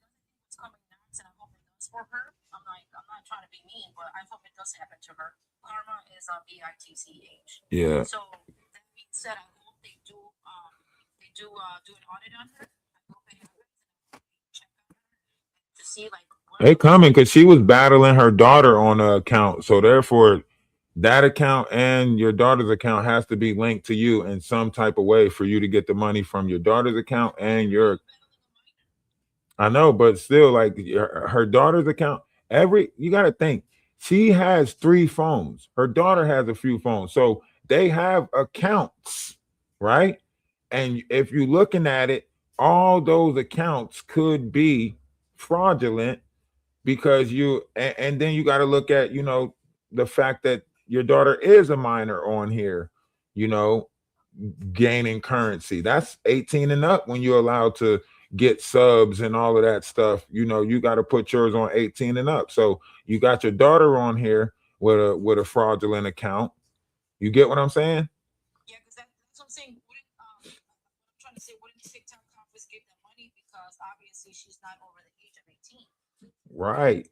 Right. Unless she put it in as, an email that's over the 18, and unless she created the account saying that she's over the 18, which is fraudulent. So if they trace that account and see who's getting the money for that account and it links back to the mom, then that's under also, more wire transfers and fraudulent schemes using electronic device, for that. And then like that's more so reason to ban her from said accounts or social media, because you're using this for fraudulent schemes and said other things. Exactly. So I'm saying, I'm telling you, everything's gonna fall in place. All of these things that we're talking about right now are gonna fall in place because she is gonna get her karma. And that's the thing. Like she needs to humble herself and make I mean, I don't know. I can't change. We can't change people, right? People will change on their own if they want to change. But obviously, she doesn't want to change. She loves the lifestyle she's living. She loves the fact that she's not. She has no responsibilities of being a mother. They say some people got to hit rock bottom. We don't know what her rock bottom is. We looking at it and saying like, girl, you already at rock bottom. You know what I mean? But to her, she's still got a bottom and she ain't get there yet. I mean, I know people that are 15 years old that can cook better than her. I'm like, it's embarrassing. She makes pizza with corn. Like, who does that? I mean, water rice says enough right there. Like, exactly. If you 15-year-old, I know a 12-year-old that can make rice. Like, you know what I'm saying? You got to go back to easy bake oven training. It's crazy. Like, I mean, you can make. My mom taught me how to cook when I was 10. I'm like, I know how to cook just like her. You know what I'm saying? Like, I can make authentic dishes that you probably can't. And it's like, it's because it's your learning capacity too. And it's not only that, but it's you're willing to learn. Right. She probably gave up on everything that was taught, everything that somebody was trying to teach her. She probably gave up on it a long time ago. You got to remember, she's in the mindset of a 15-year-old, if you ask me. So like, she's still, thinking about like becoming a good mom. You know what I mean? Like, think about it. She said, I had to learn how to be a mom all over again. How did you have to learn how to be a mom all over again? You ain't suffer no stroke. You ain't go through no. She acts like she just became. This is what I'm saying. You say those things when you basically, let's say you've had children, right? And you got like your oldest, because there's a lot of women that their oldest 18 and they get pregnant again. You got to learn to be basically a mom again to a newborn. That's that's what I'm saying. Like, people could say that. And be like, people learn how to be a mom again, right? To a newborn, because Jesus, I never had to carry a diaper bag, and I had to carry another diaper. She said that moving out the house, moving out of her parents' house, she's like, I got to learn how to be a mom all over again. No, because she's never had the kids. Exactly. The parents raised the kids. She was the friend. She was the best friend. Like, Think about it. If I'm the parent, there's no way. Like, I might give my kids that option if we're on vacation, so on and so forth. Do y'all want to stay a little bit longer? But if I'm the parent, look, we're staying, we're going to Disneyland, so on and so forth, blah, blah, blah, right?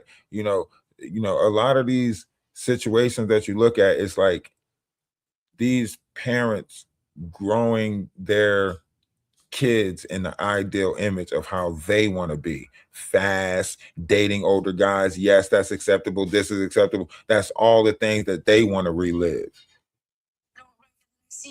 I see women that are going through something horrible, right? Let's see, a traumatic experience or something where they need to get back on their feet. They lost their job and like they have nowhere to go. You know, like they're looking for a place. So yeah, they go back to family and they stay, but they stay with their family. They're not leaving their children there. I mean, sometimes women do, like women that are suffering with addictions, they have to leave their children to get help.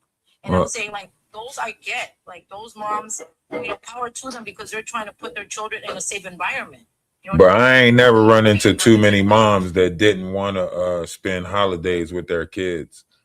Yeah, they're putting their children first. You know, like they got to go to a treatment center, so they're leaving their children with family because they don't want their children out there. You know what I'm saying? So those women are putting their children first. Right. They want to get the help because I mean, sometimes, I mean, unfortunately, not every woman is going to be mother material, right? Do you think she wants to get the help? Do you think like this whole arrest thing will be an eye opener? I don't think she does. I don't think she cares. I think right now it's like, oh, I'm living my best life because I ain't got no responsibilities. The only like that's why she has the money to buy all the stuff that she does. Because if she honestly was taking care of her kids, you know damn well, I'm sorry, but if a mother that's responsible is not going to go spend money on a Louis Vuitton, knowing her children need things. Right. Your kids are going to come first, and then if you have enough money later on in life, hey, why not treat yourself? I'm not saying not treat yourself. You can treat yourself, but you need to put your children first. Right. You know what I'm saying? You can and have your own house. I mean, girl, come on. You're living under a man that doesn't claim you, doesn't care for you. He's always talking about how bad you smell. Damn. You know, it's like he puts you down in front of everybody. Yeah. It's not rage bait. It's the truth because even in the cop car, she had to ask for him. If he really loved her, think about it. If he really loved her, he would have been like, "Oh my God, they're taking her. I gotta kiss her." Right. I love her, you know. But he doesn't. She has to ask him, "Hey, can I get a kiss?" Like, what the hell? Right. Because he doesn't care for you. Like, listen, like he doesn't care. It hurts her, and it does hurt her because when I told you when I told Max about him messaging me, she was butthurt. I saw it in her face. Damn. I saw the hurt in her. You can see when a man, you know, when a woman is hurt for what a man has done, and I saw the hurt in her face. And I'm not gonna lie, it made me laugh because I'm like, that's what you get. And I'm like, I'm not trying to be mean or anything, but I'm like, that's what you get. That's what you get. It's crazy. Hold on. Let's listen some more because it's a lot. It's a lot more. This is an hour right here. We still got 50 more minutes of this.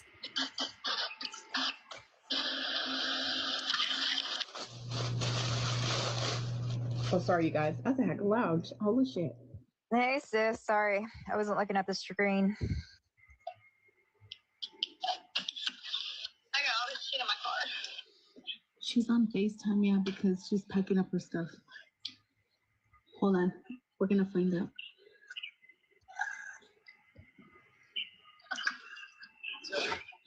She can't.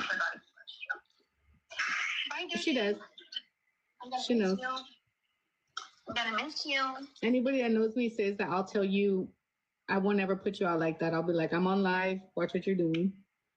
All right, bye, Vance. Take care.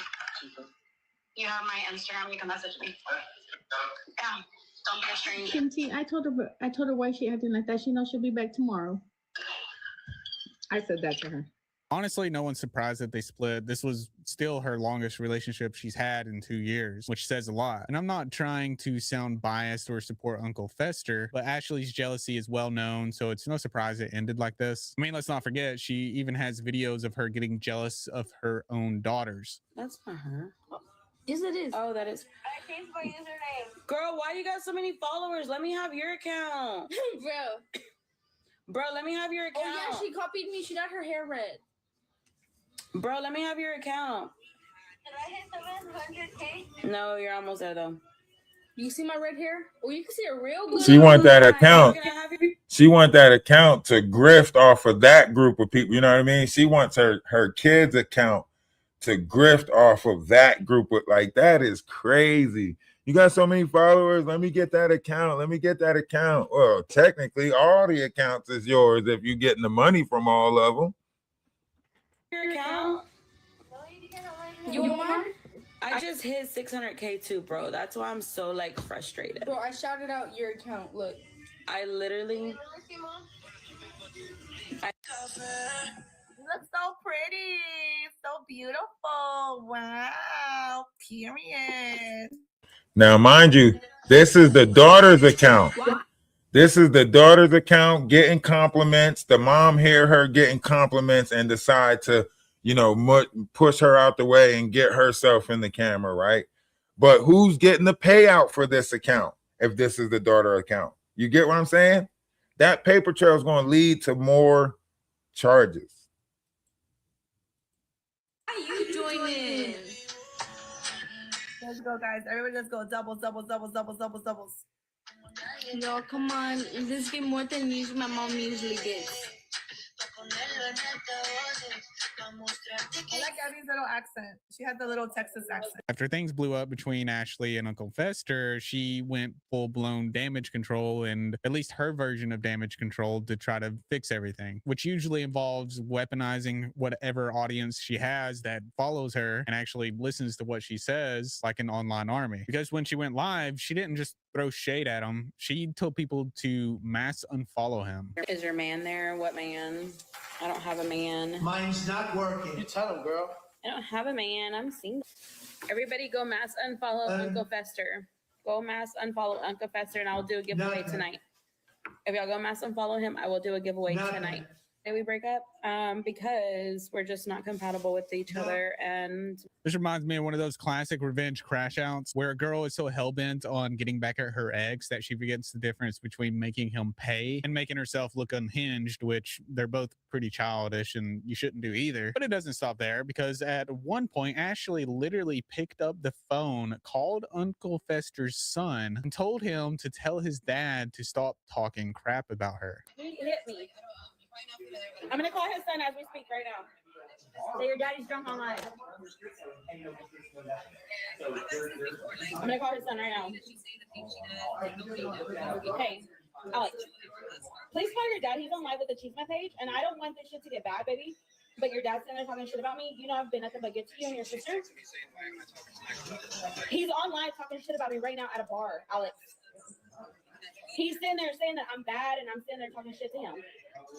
Alex, you know I can make his life miserable, and I don't want to. Hi, Drake. But Alex, bro, like, look, your dad is literally on live right now with Carol C. Look. No, look. Your dad's talking shit right now, Alex. Like, your dad's at a bar. Turn your camera on. Turn your camera on. Okay. Look, your dad is literally sitting there talking shit right now.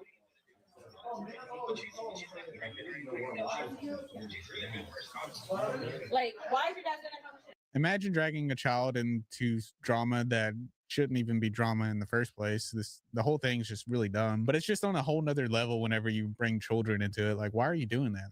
That's weird. The whole scene itself was bizarre. Instead of dealing directly with Uncle Fester, she went through his son, which made the whole thing feel messier and even more personal. And for a lot of people watching, that crossed the line. Mind you, his son is 15. She does this to her own kids, but also goes out of her way to involve other innocent children in emotional distress. She is not well, and anyone entertaining her or Uncle Fester is sick. She also went live and accused Uncle Fester of DV. And some days after the breakup, Ashley released this video where she was crying about how Uncle Fester and his son kicked her out of the house. Uncle Fester and his son and his cousin literally manhandled me and threw me out the house. And I don't know what to do. All my shit's in my car. I don't know what to do.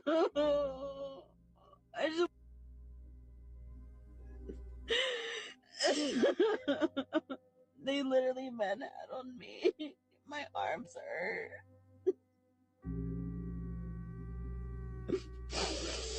It was 3 guys against me, and I don't know what to do. I don't have nowhere to go. And allegedly, it turned out that she was just pushing a false narrative in order to gain sympathy from her audience. After that video, Uncle Fester went live to clear the air to say that all that wasn't true. All right, so explaining everything that happened last night, cops showed up. I showed them videos. My son had videos of the whole situation, everything. We videotaped everything. Cops looked at it. They said, the video don't lie. It was all on video. Thank you, sir. Have a good one. They got an Uber for her and got her home. And I went up, took a shower, and headed to the airport. So what's up with all the bruises on her arms and stuff? Hey, good question. Good question. That's a good question. I don't know. When she started tripping, I started videotaping. I was like, we got to videotape this stuff. Not long after, she was casually talking about being pregnant with Uncle Fester's child and how she already got rid of it. And whether she meant this as dark humor or some kind of another attention grab, the whole thing was just unsettling. Not pregnant. No, Even if she was, she wouldn't tell you. No, but I already got rid of. No, I'm just kidding. I'm just kidding. You meant past it was. I passed it along the toilet. The toilet has it. The toilet has it. Oh, shoot. It's somewhere in the sewer.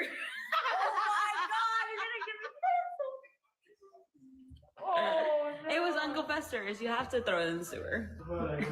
I didn't want somebody to look like they came from Adam's family. And of course, I'm not surprised at all because Ashley has a history of trying to use provocative statements in order to get a reaction. The more outrage, the better for engagement. And as cynical as that sounds, there is a pattern here. The moment her name starts slipping from the trending list, she throws gasoline on whatever fire still is smoldering. And what made it all worse was the context. This wasn't just a random stream, it was the aftermath of a relationship that had been one of her longest running in recent memory. For months, she and Fester had been selling a picture of stability, even talking about marriage and building an empire together. Now that dream had crumbled into accusations, insults, and live stream meltdowns. The DV allegations wasn't the first time that Ashley went public with claims about a partner, but in this case, the timing was suspicious. It came right after the separation, right after Fester has started telling his side of the story, and right when Ashley needed to control the narrative. And things got even messier when she started trash talking him to Carol C. And for once, this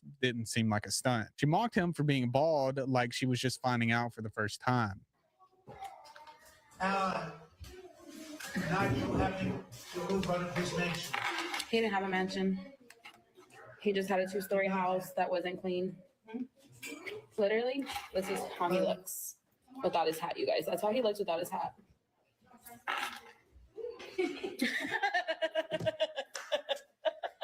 Not her walking out loud. That was mean, right? No, okay. She even claimed she had a video that could ruin him completely and make him lose his job. Till the time he goes to bed, right before he's going to work, he's drinking. I have videos of him where he's asleep on the kitchen table like this. And he's like literally. I have videos of all that. And he got mad because I clipped him, but I videotaped him. I have videos that could ruin him. And I'm not going to post them. I'm not going to be that type of person. He knows I have them. I've showed him. Now, I have to think that she was just bluffing because she ended up not releasing any video. In another stream, Ashley would stylishly say that she had acquired an STD from Fester. Uncle Fester gave me an STD. Uncle Fester gave me an STD.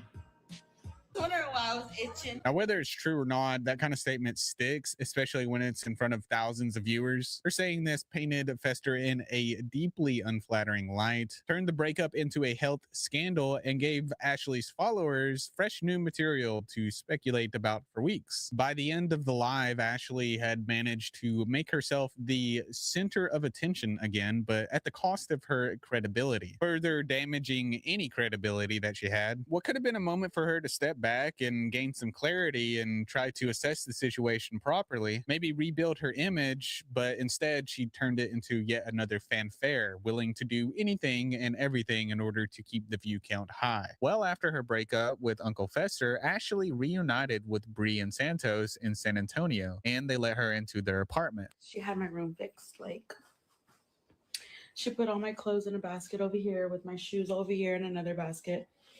She got me a new mattress. So this is a new bed. She put these pillows on the bed for me. She put the pink chair. I was like, oh, and then Ray bought me this at Buc-ee's today. Now, that's all fine and good, but this kindness came at a cost. They decided to use her to chase clout in the most derogatory manner. Listen, Ashley tipped $3. No one is jealous of you, you fat ass ugly no neck smelly gap-toothed piece of shit, yellow tooth STD infested bed bug loving rancid no bitch. Anonymous tipped $3. I totally see Binky Barnes now. Anonymous tipped $3. Ash was right. She's shaped like a bottle but not a Coke bottle. She's shaped like a shampoo bottle. Head and shoulders because that's all she has. Humboldt Farm 707 tipped $3. That fat torta looks uncomfortable and Bree you look absolutely beautiful. Thank you. Anonymous tipped $3. Better get your car detailed after yeast infection. Ash been in it. I don't have a yeast infection. If she had a yeast infection, Having Ash makes y'all look bad. FCKU Trashly. Anonymous tipped $3. Why y'all have a tortu in the back? Chris Navarro tipped $3. Who was better in bed? Ash or Bree? Body shaming isn't cool. It doesn't matter how horrible the person is or how horrible you think they are. You should never do it. Don't make fun of somebody just based off of their looks. I understand why people are doing it. I understand the hate towards her. I know I feel it too, but you know, we don't want to stoop down to their level. We have to be the ones that set the better example, you know, that we want people to live by and not become the person that we're hating. At this point, the message was loud and clear. Bree wasn't taking her side as much as she thought. To make it worse, Bree and Santos had already been accused by some viewers of using Ashley for views. And here was more fuel for the fire. Ashley at her lowest, her personal life crumbling in front of thousands of people, and her friends treating it like entertainment. Now, the clip I'm about to show you shows Bree and Santos in full PDA mode while Ashley is right there. And throughout this whole trip with them together, Ashley was basically making an art out of being the third wheel.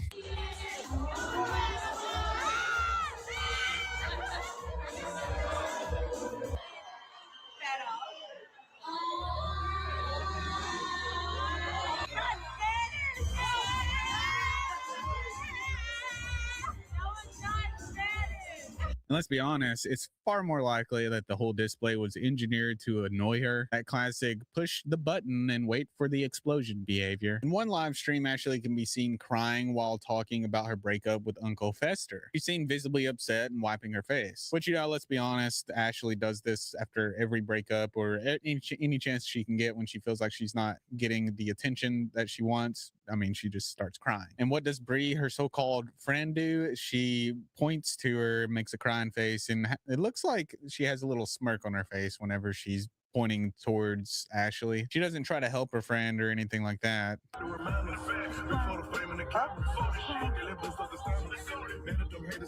And at this point, it's pretty clear that Bree and Santos are not on Ashley's side, which is pretty ironic considering just a few weeks ago, Ashley was talking about how Uncle Fester was her protector and how Bree and Santos were her real friends. Now she was in the middle of a public implosion, watching her inner circle either turn against her or treat her pain like a punchline. It's funny how quickly Ashley Trevino's public image can pivot. Now that the money's dried up and she's stuck as a third wheel, she's suddenly branding herself as a home buddy. This is far from the Ashley we've seen online before. The one constantly on the move, live streaming from parties, getting in trouble at odd places, and getting arrested in a cafe. It's chaos, but it's her brand. Fast forward to now, and the energy's gone. Ashley can be seen sitting through endless PDA sessions between Bree and Santos, which, let's be real, doesn't exactly scream true love. And sometimes there's just lines you don't cross. Some viewers take it too far, in my opinion, where in one live stream someone donates and talks about how bad Ashley's daughters are. I already did it, but I didn't know until they said it. Ashley Hawanga just tipped $3. Okay. Wakala. We'll do the same. We'll mod words on your kick as well. But it's better because TikTok, you'll get banned. It's like, don't nobody need to down. That's one thing y'all don't need to tell me. $3. Like, your trash your literally. kids or trash your BD. When it comes to my Trash fucking your kids, I whole will life. fucking go to war and I don't give a Bree wants a laugh for so my bad. last motherfucking breath.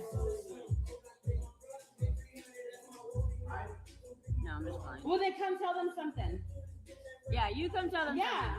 Now, that's a very horrible thing to say to anyone. Criticizing Ashley Trevino for her own behavior is one thing. Targeting her daughters is something completely different, especially when you're just straight up calling them names. At one point, it got so bad that Ashley said that she would leave the live if the attacks on her daughter didn't stop. That should have been the moment where any decent person would shut things down. But instead, the mockery continued. And the irony is that Bree owes much of her recent streaming success to Ashley, because whether or not Bree wants to admit it, Ashley is the reason why her viewers spike. So it's not a good look when Bree is talking crap about Ashley behind the scenes. I screen record this. I want to be a part of it. I'm really not a part of their stuff.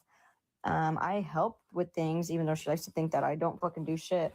I literally know how to set up Kick, which takes a lot of steps, and how to set up TTS. Like it's like a whole fucking deciphering thing, and only I know how to do it. Did she just say it's difficult to go live on Kick and set up TTS? It's like one of the easiest things you can do. You just literally YouTube it and it's right there, and it probably takes like 10 minutes to do. So, well, what I don't ask her to be, oh, you need to pay me to do that. Like, I didn't ask her that. She's the one that's like, hey, you need to pay me if you're gonna. I'm like, girl, what the hell? Bro, it's like literally giving her free money and the tool she needs to make so much money, and she's just like, no, because you say this and you say that and you let TTS talk about my kids, and no, I don't. I do not make the TTS. And at this point, it's pretty clear that both parties are starting to fall apart. The drama between Ashley and Bree had turned from passive digs to outright mockery. The two of them were openly taking shots at each other, not just in private, but in open conversations where everybody could hear. It gave this vibe of a friendly banter that wasn't so friendly anymore. Allegedly, Ashley claimed that she got Bree 1.4 million views on her stream, and even claimed she was supposed to make money from that stream, but didn't. Bree would respond and say that Ashley's just unnecessarily mad at her. Ash gets caught telling her live stream that she got Bree 1.4 million views on Kick.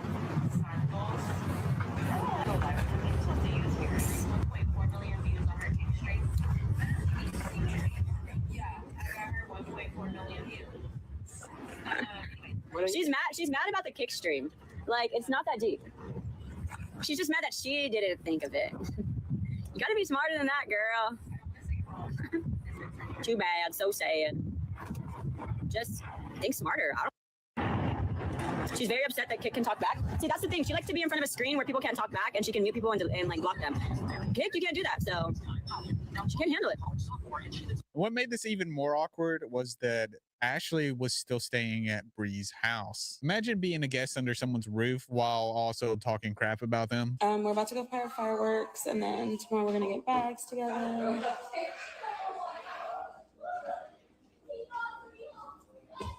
Babe. She doesn't need to come. She's annoying.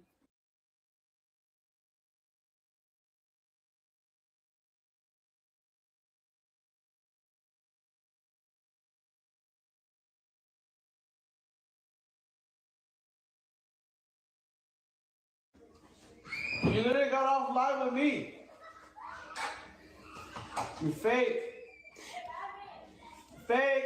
Oh my God. I don't know how much more Brie I can take. Yeah.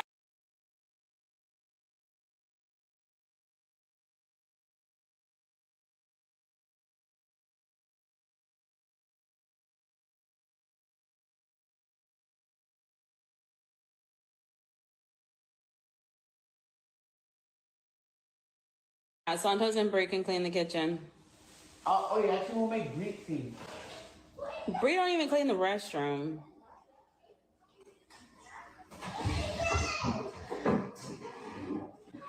Why are you inviting me if you literally just left? You didn't. Why would you? How would you leave my life? No, it's both y'all versus me. Okay, so are me and you gonna go? Okay. And that's exactly the energy here, like an uncomfortable reality TV subplot that everyone knows is going to eventually blow. And then there's Santos. Santos wasn't just a friend. Him and Bree positioned themselves as social media managers. Oh, Ash? Oh my god. Yeah. Well, we manage her, so she has to listen. She needs to start streaming because I need her to make me money. Now, the idea on paper sounds like a strategic power move. They weren't just hanging out, they were building a brand. And allegedly, they promised to set up a content house for Ashley in Los Angeles. And as you can imagine, for Ashley, this wasn't just a casual suggestion, this was her future. It was a vision for her next chapter, because this would give her a stable place to live, people to collaborate with, and a pretty stable income. And the way it was pitched sounded like a golden ticket, but a golden ticket is never worth anything if the prize doesn't show up. Somewhere between the brainstorming and the actual follow through, things began to go sour. Ashley began to notice that the promises that were being made to her were not being kept, and it wasn't just about the content house. Well, we got her a house in LA, so she's gonna be living there, and we'll have a spot there too. No, she's bringing her kids and her dog to LA. They move in like a week before we get back, so they're gonna be staying at the Bel Air house. I'm still gonna have my place, and then I'll stream at that house too. We're staying on the island in Corpus. She is moving her kids. Or they're staying back in Dallas. I don't know. Well, we're not gonna charge her any rent or bill, so she can't afford LA. She's not paying to pay for rent. The house is sponsored, it's gonna be paid for. So move me in. If you're a streamer, any lit ass crash out moms or lit moms want to move in, let me know. She was also expecting specific gifts, such as a new phone and a pair of... Listen to that. Any lit crash out moms. You see how they're selling crash out moms? They gonna put them all in the house together and let them all crash out together and make content, make big bank off of it on Kick. Dior slides, both things that allegedly Santos and Bree had promised her. Mind you, he's supposed to be the one managing me, right? So, I was like, I don't need his fucking help. And then he tried to throw like, who paid for the tires when we had to get them fixed? Well, I paid for the balancing, okay? So, yeah, we went equal on that, okay? And he owes me money because he said if I went to Corpus with him and Bree, because I'm the attraction, right? Like, I bring them fans, okay? He was going to buy me a phone and Dior slides. Did I get that? No. So I was already pissed about that. Okay. It was a bullshit ass trip. I didn't even want to be there.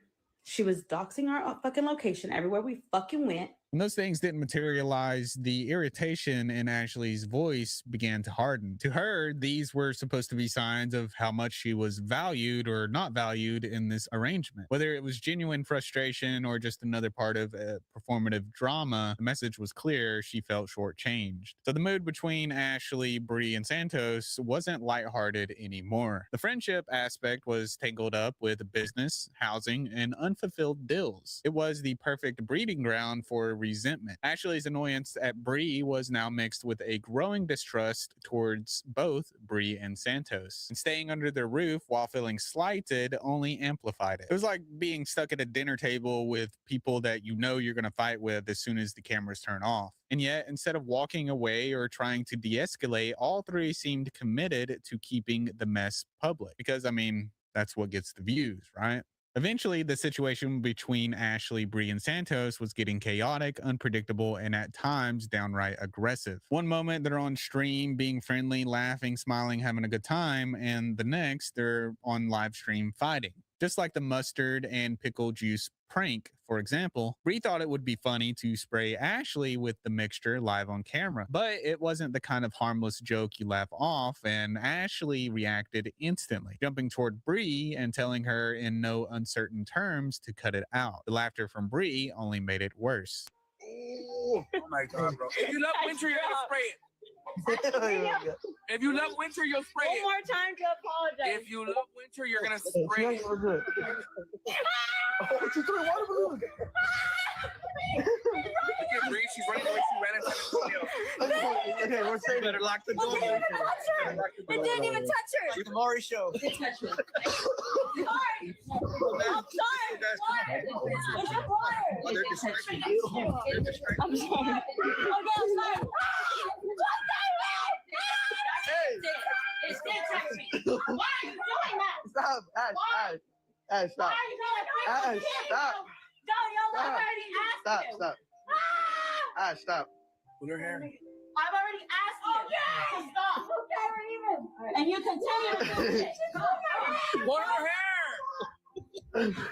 Hey, y'all need to Marrana. Ah, fea esa ruca. Feel it. We can still stop Stop that. that. Hey, Why not? God bless you, world. God bless you. You're gonna get party mad. Come on. Here it goes. If you can put your back to work, then you put it somewhere. I'm losing. Le gusta la mala vida a Renee. Actually mad about a little tiny. Let's go. Oh, nice. Hey, damn, we got. Guys, no Came in way. second place. Second place. We're gonna get cold. Thank you, Valeria. Guys, now we're even. Vicky, thank you. Oh my God. But that wasn't all. Allegedly, Santos got involved in a way that did not help. What Ashley described as an aggressive move, Santos grabbed her hair in order to stop her from going after Bree. And Ashley was furious, threatening to press DV charges against Santos. And the drama didn't stop there. Ashley also accused Bree of wanting to start an OF with Ashley, to which Ashley said she turned down, which is really ironic considering how many times she's exposed herself on live. So Ashley condemned the idea of selling her body online, but she would live stream herself doing inappropriate acts on live stream. All of that was happening, and they were trying to push the. You know, I could have like an FO, and I decided not to because they're gonna see that, they're gonna see the pictures, they're gonna see the videos, and I have 2 daughters, teenagers. Yeah, it's like I don't want them to be like, you know what, my mom's an embarrassment. And you would think that Ashley doing that would be surprising, but if you know anything about Ashley, you know that she loves to just say stuff and then contradict herself, because despite her moral stance on stream, she was bragging about making $1,200 in one night from being with someone. Oh, it's Monday morning. Y'all have a job, right? We don't. We're unemployed rich moms. We get paid by every dude we. Remember that. Our pussy's our prize. Because remember, I made $1,200 the other night by fucking somebody. You gotta learn how to work it. And I got the money in my purse. Actually. What the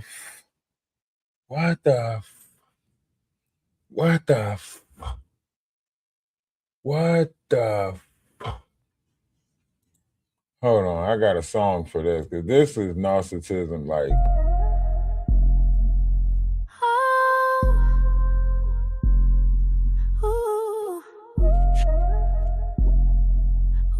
this is dark. This is dark. You like to talk a lot of smack. You spy and lie, you boast, always gotta do the most behind my back. When you're faced with all the facts, you switch right up, you don't remember all of that. Showing off like you're in a pageant, bragging on about your status. Little do they know there's a real dark method to your madness. All the hate you brew inside, tragic.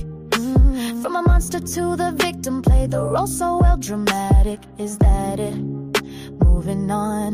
Now it's time for me to work, wave my magic wand.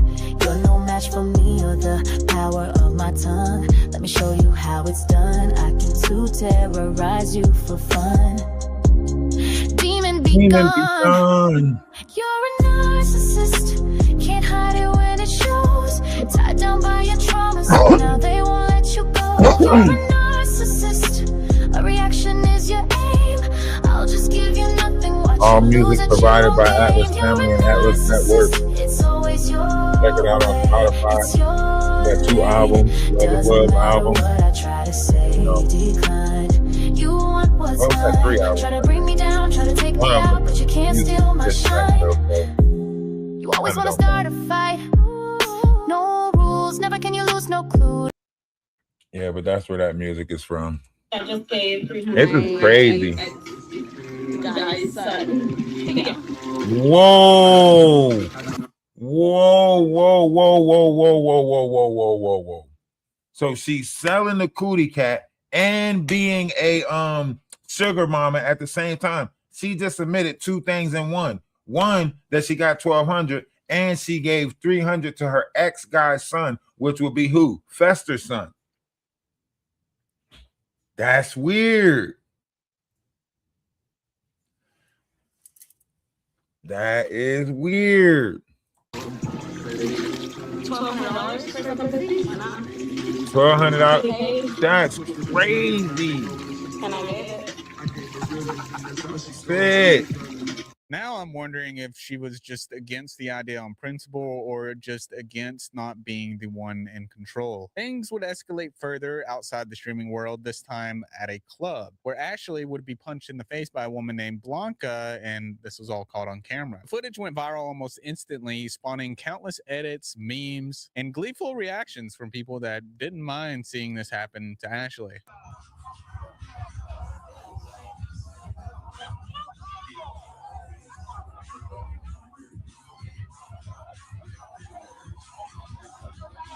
Before Ashley initially got punched, she was at the club with Santi, and she was posting videos on her Snapchat of her with Santi and dancing with all these younger guys. Guys, I can't forget my other dude that I'm on the date with.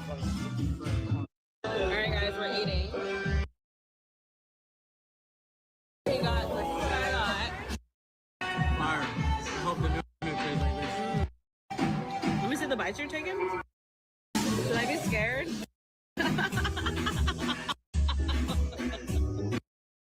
Guys, I'm gonna see who eats better. When the blow landed, her initial claim was that it had been Santi's ex-girlfriend who attacked her. And at that moment, Santi wanted to press charges against the woman. Ashley would try to downplay the incident, even though it was clear that it rattled her. Guys, it was his ex. But don't worry. We're going to press charges on her, and she's going to be on ass picture. Don't even worry. She's a little crazy. She was jealous. Literally. Guys, I don't know where y'all think I fell back. I didn't fall to the ground. Legit, I stepped on somebody's foot when I backed up. Like, and then to like catch me off guard, you're whack ass. You wouldn't have done that if I would have seen it coming. Legit. But I didn't fall back. I'm good. Literally, I stepped on one of the guys.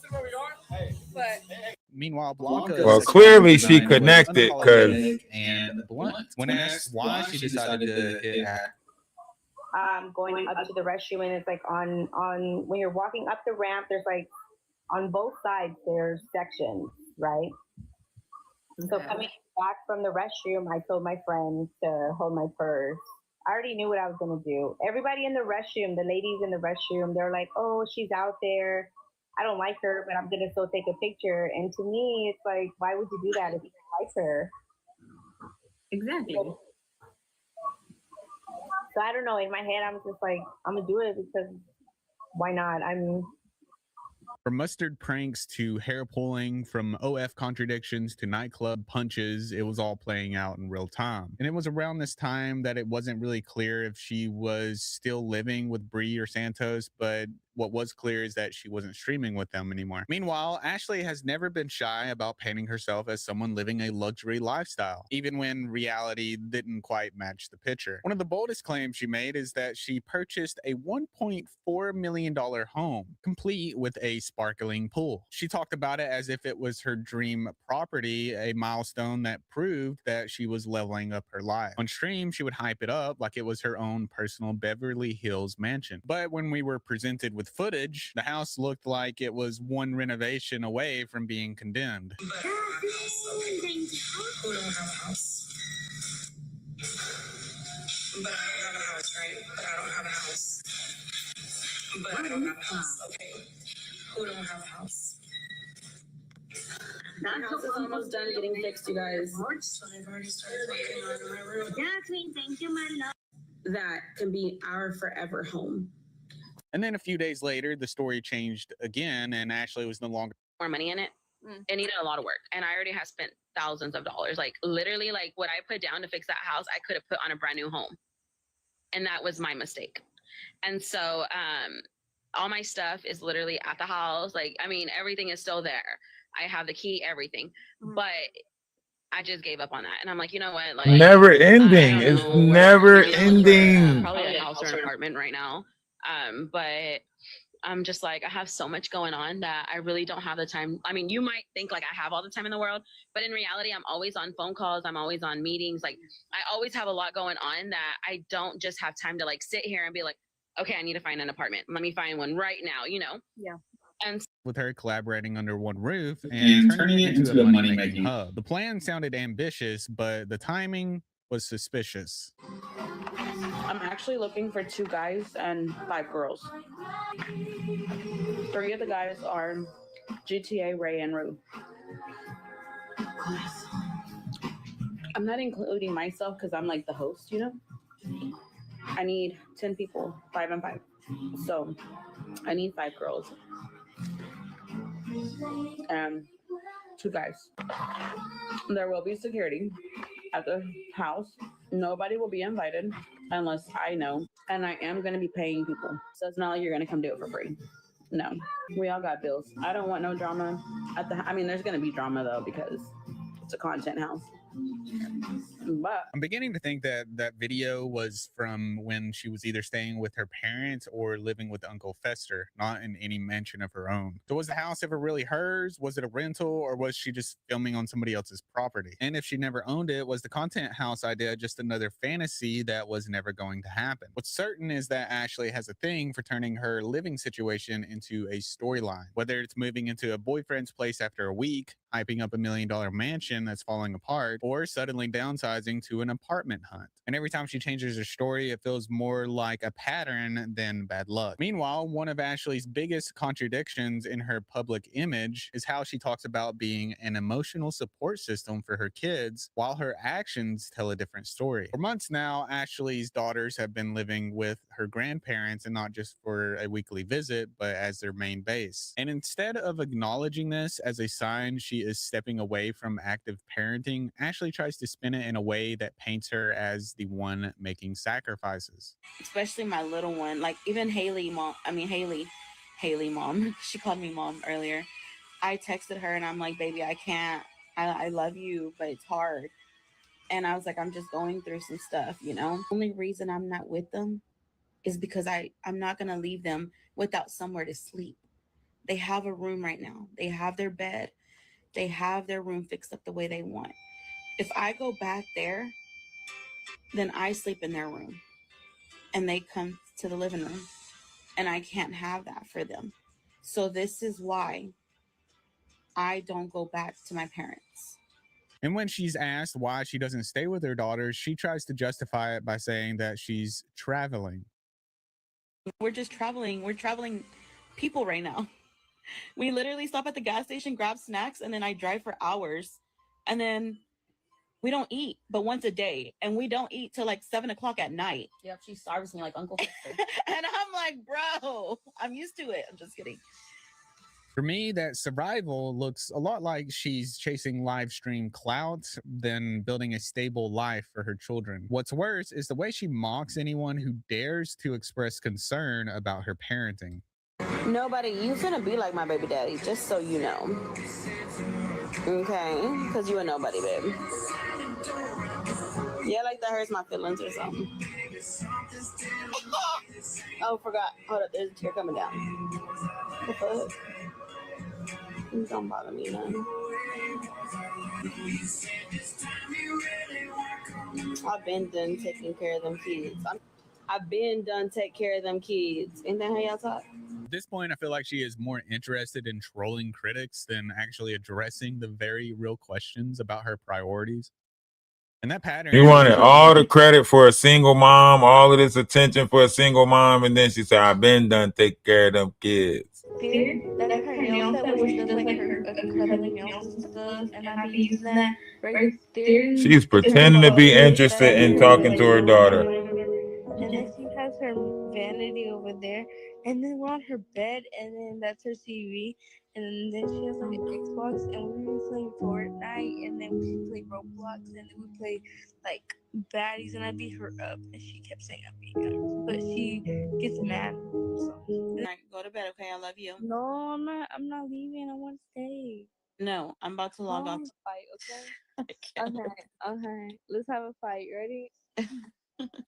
Hey, bro, you need to pull up on me with baddies, bro. Let's fight in baddies, mom. What is she talking about? Oh my god, this kid right here. Africa or baddies. And why does she want drama? Oh my god. Or like baddies something. She said, let's start drama. Mom. Like she said she's on your live. She says she sees me. Hi, Lexi. Remember the wood thing? It was like where I first got my nose piercing, and then I said my nose is perfect. You said your nose isn't perfect, and then you said, and then remember when Lexi's laughed, bro? People thought Lexi's laugh was mine and Haley's. Yeah. And it's clear that it's not just about the live streams. Ashley has openly prioritized events and personal projects over milestones in her children's lives. There was the time she missed her own daughter's birthday to attend a photo shoot and throw what she called a divorce party. So I feel like really, you know, down and out because I'm like, bro, like I don't want to leave her. It's her birthday. But again, like I'm doing two things for work. Friday and Saturday. So it's like it just happened to fall on her actual birthday. So I have to actually leave Thursday. So I leave Thursday and I will be out until probably Monday. If I could reschedule, to be honest, I really would, but I can't. Like I've put this off since January, and it's like this weekend is the weekend that is the only good time, you know? And then next week is my divorce. So yeah, I'm divorced next week. It's gonna be a busy couple weeks. I'm gonna have a divorce party next weekend. Next weekend I'm having a divorce party. And the latest chapter. Yeah, that's why I walked off. Because Santos was like, if you get on Kick with her, I'll give you half of whatever we make. And I'm like, okay, I guess, you know. I was already out of there. Thank you. And then when they started disrespecting my kids and she was like laughing about it, I was like, no, enough is enough, because I go home to my kids every day. She doesn't. You're not even a mom. Like, you're literally like a nanny at that point. I have my kids all the time. That's why I'm not on live.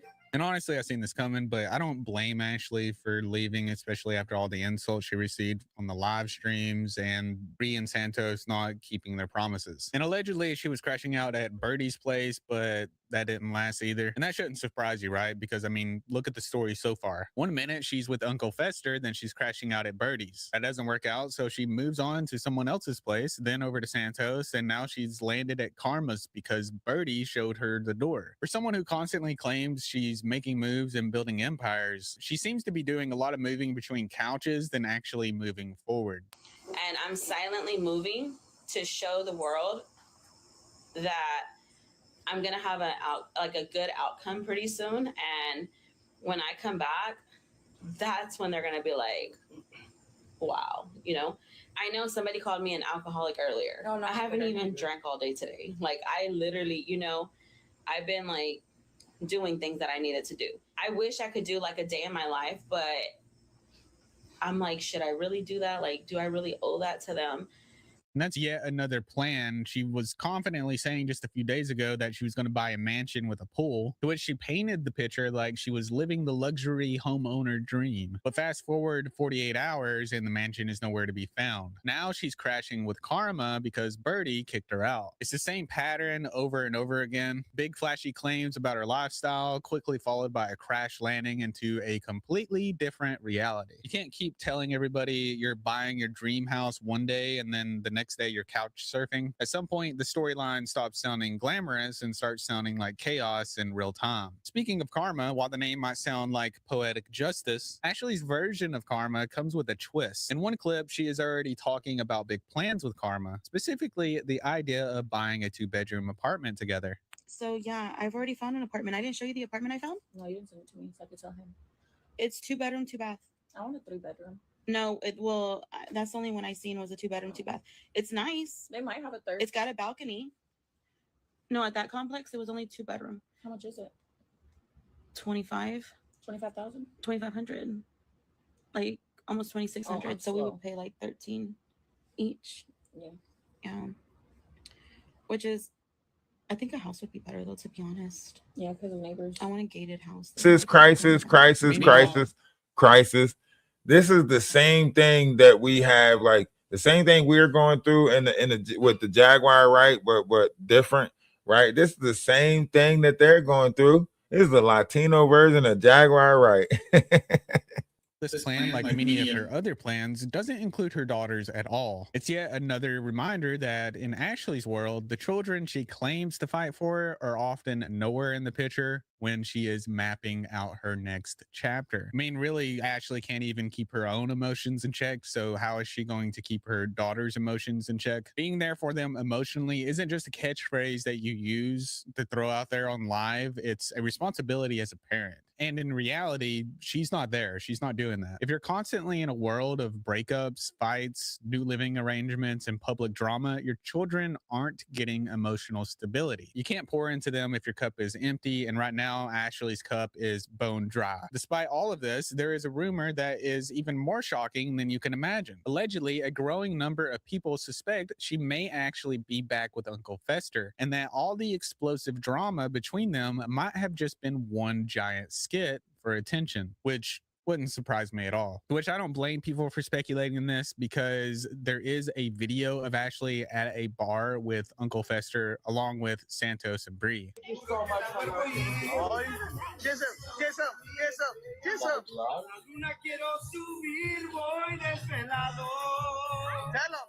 No, desesperado.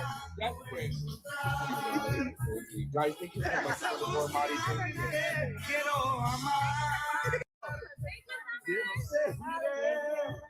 Desvelado y sin amor. Thank you guys for this, everybody. Thank you, everybody. Thank you. Around him, which only creates the theory that the supposed toxic split was more of a plot line than a permanent breakup. And even though she released a video saying that all of it was not a skit, how can we even trust her at this point? I promise what y'all seen last night was not a skit. Me and Uncle Fester are not together. I just went to go meet them for a drink or two. Other than that, like it's not a skit. Y'all can believe what y'all want. But at the end of the day, like, I don't stay with him. I don't talk to him like that. I did see a different side of him last night and I really didn't like it. So yeah, but it's not a skit. So you can go ahead and tell the Cheeseman pages on TikTok. And then the most shocking thing happened, where on her Snapchat, she was promoting Uncle Fester to her audience. She quickly tried to cover her tracks by saying that her post didn't mean she was back with him, but by that point, the damage was done. Guys, just because I post a certain account on my Snap does not mean I'm with somebody, okay? Keep in mind, there's plenty of fish in the sea. Why would I want an old one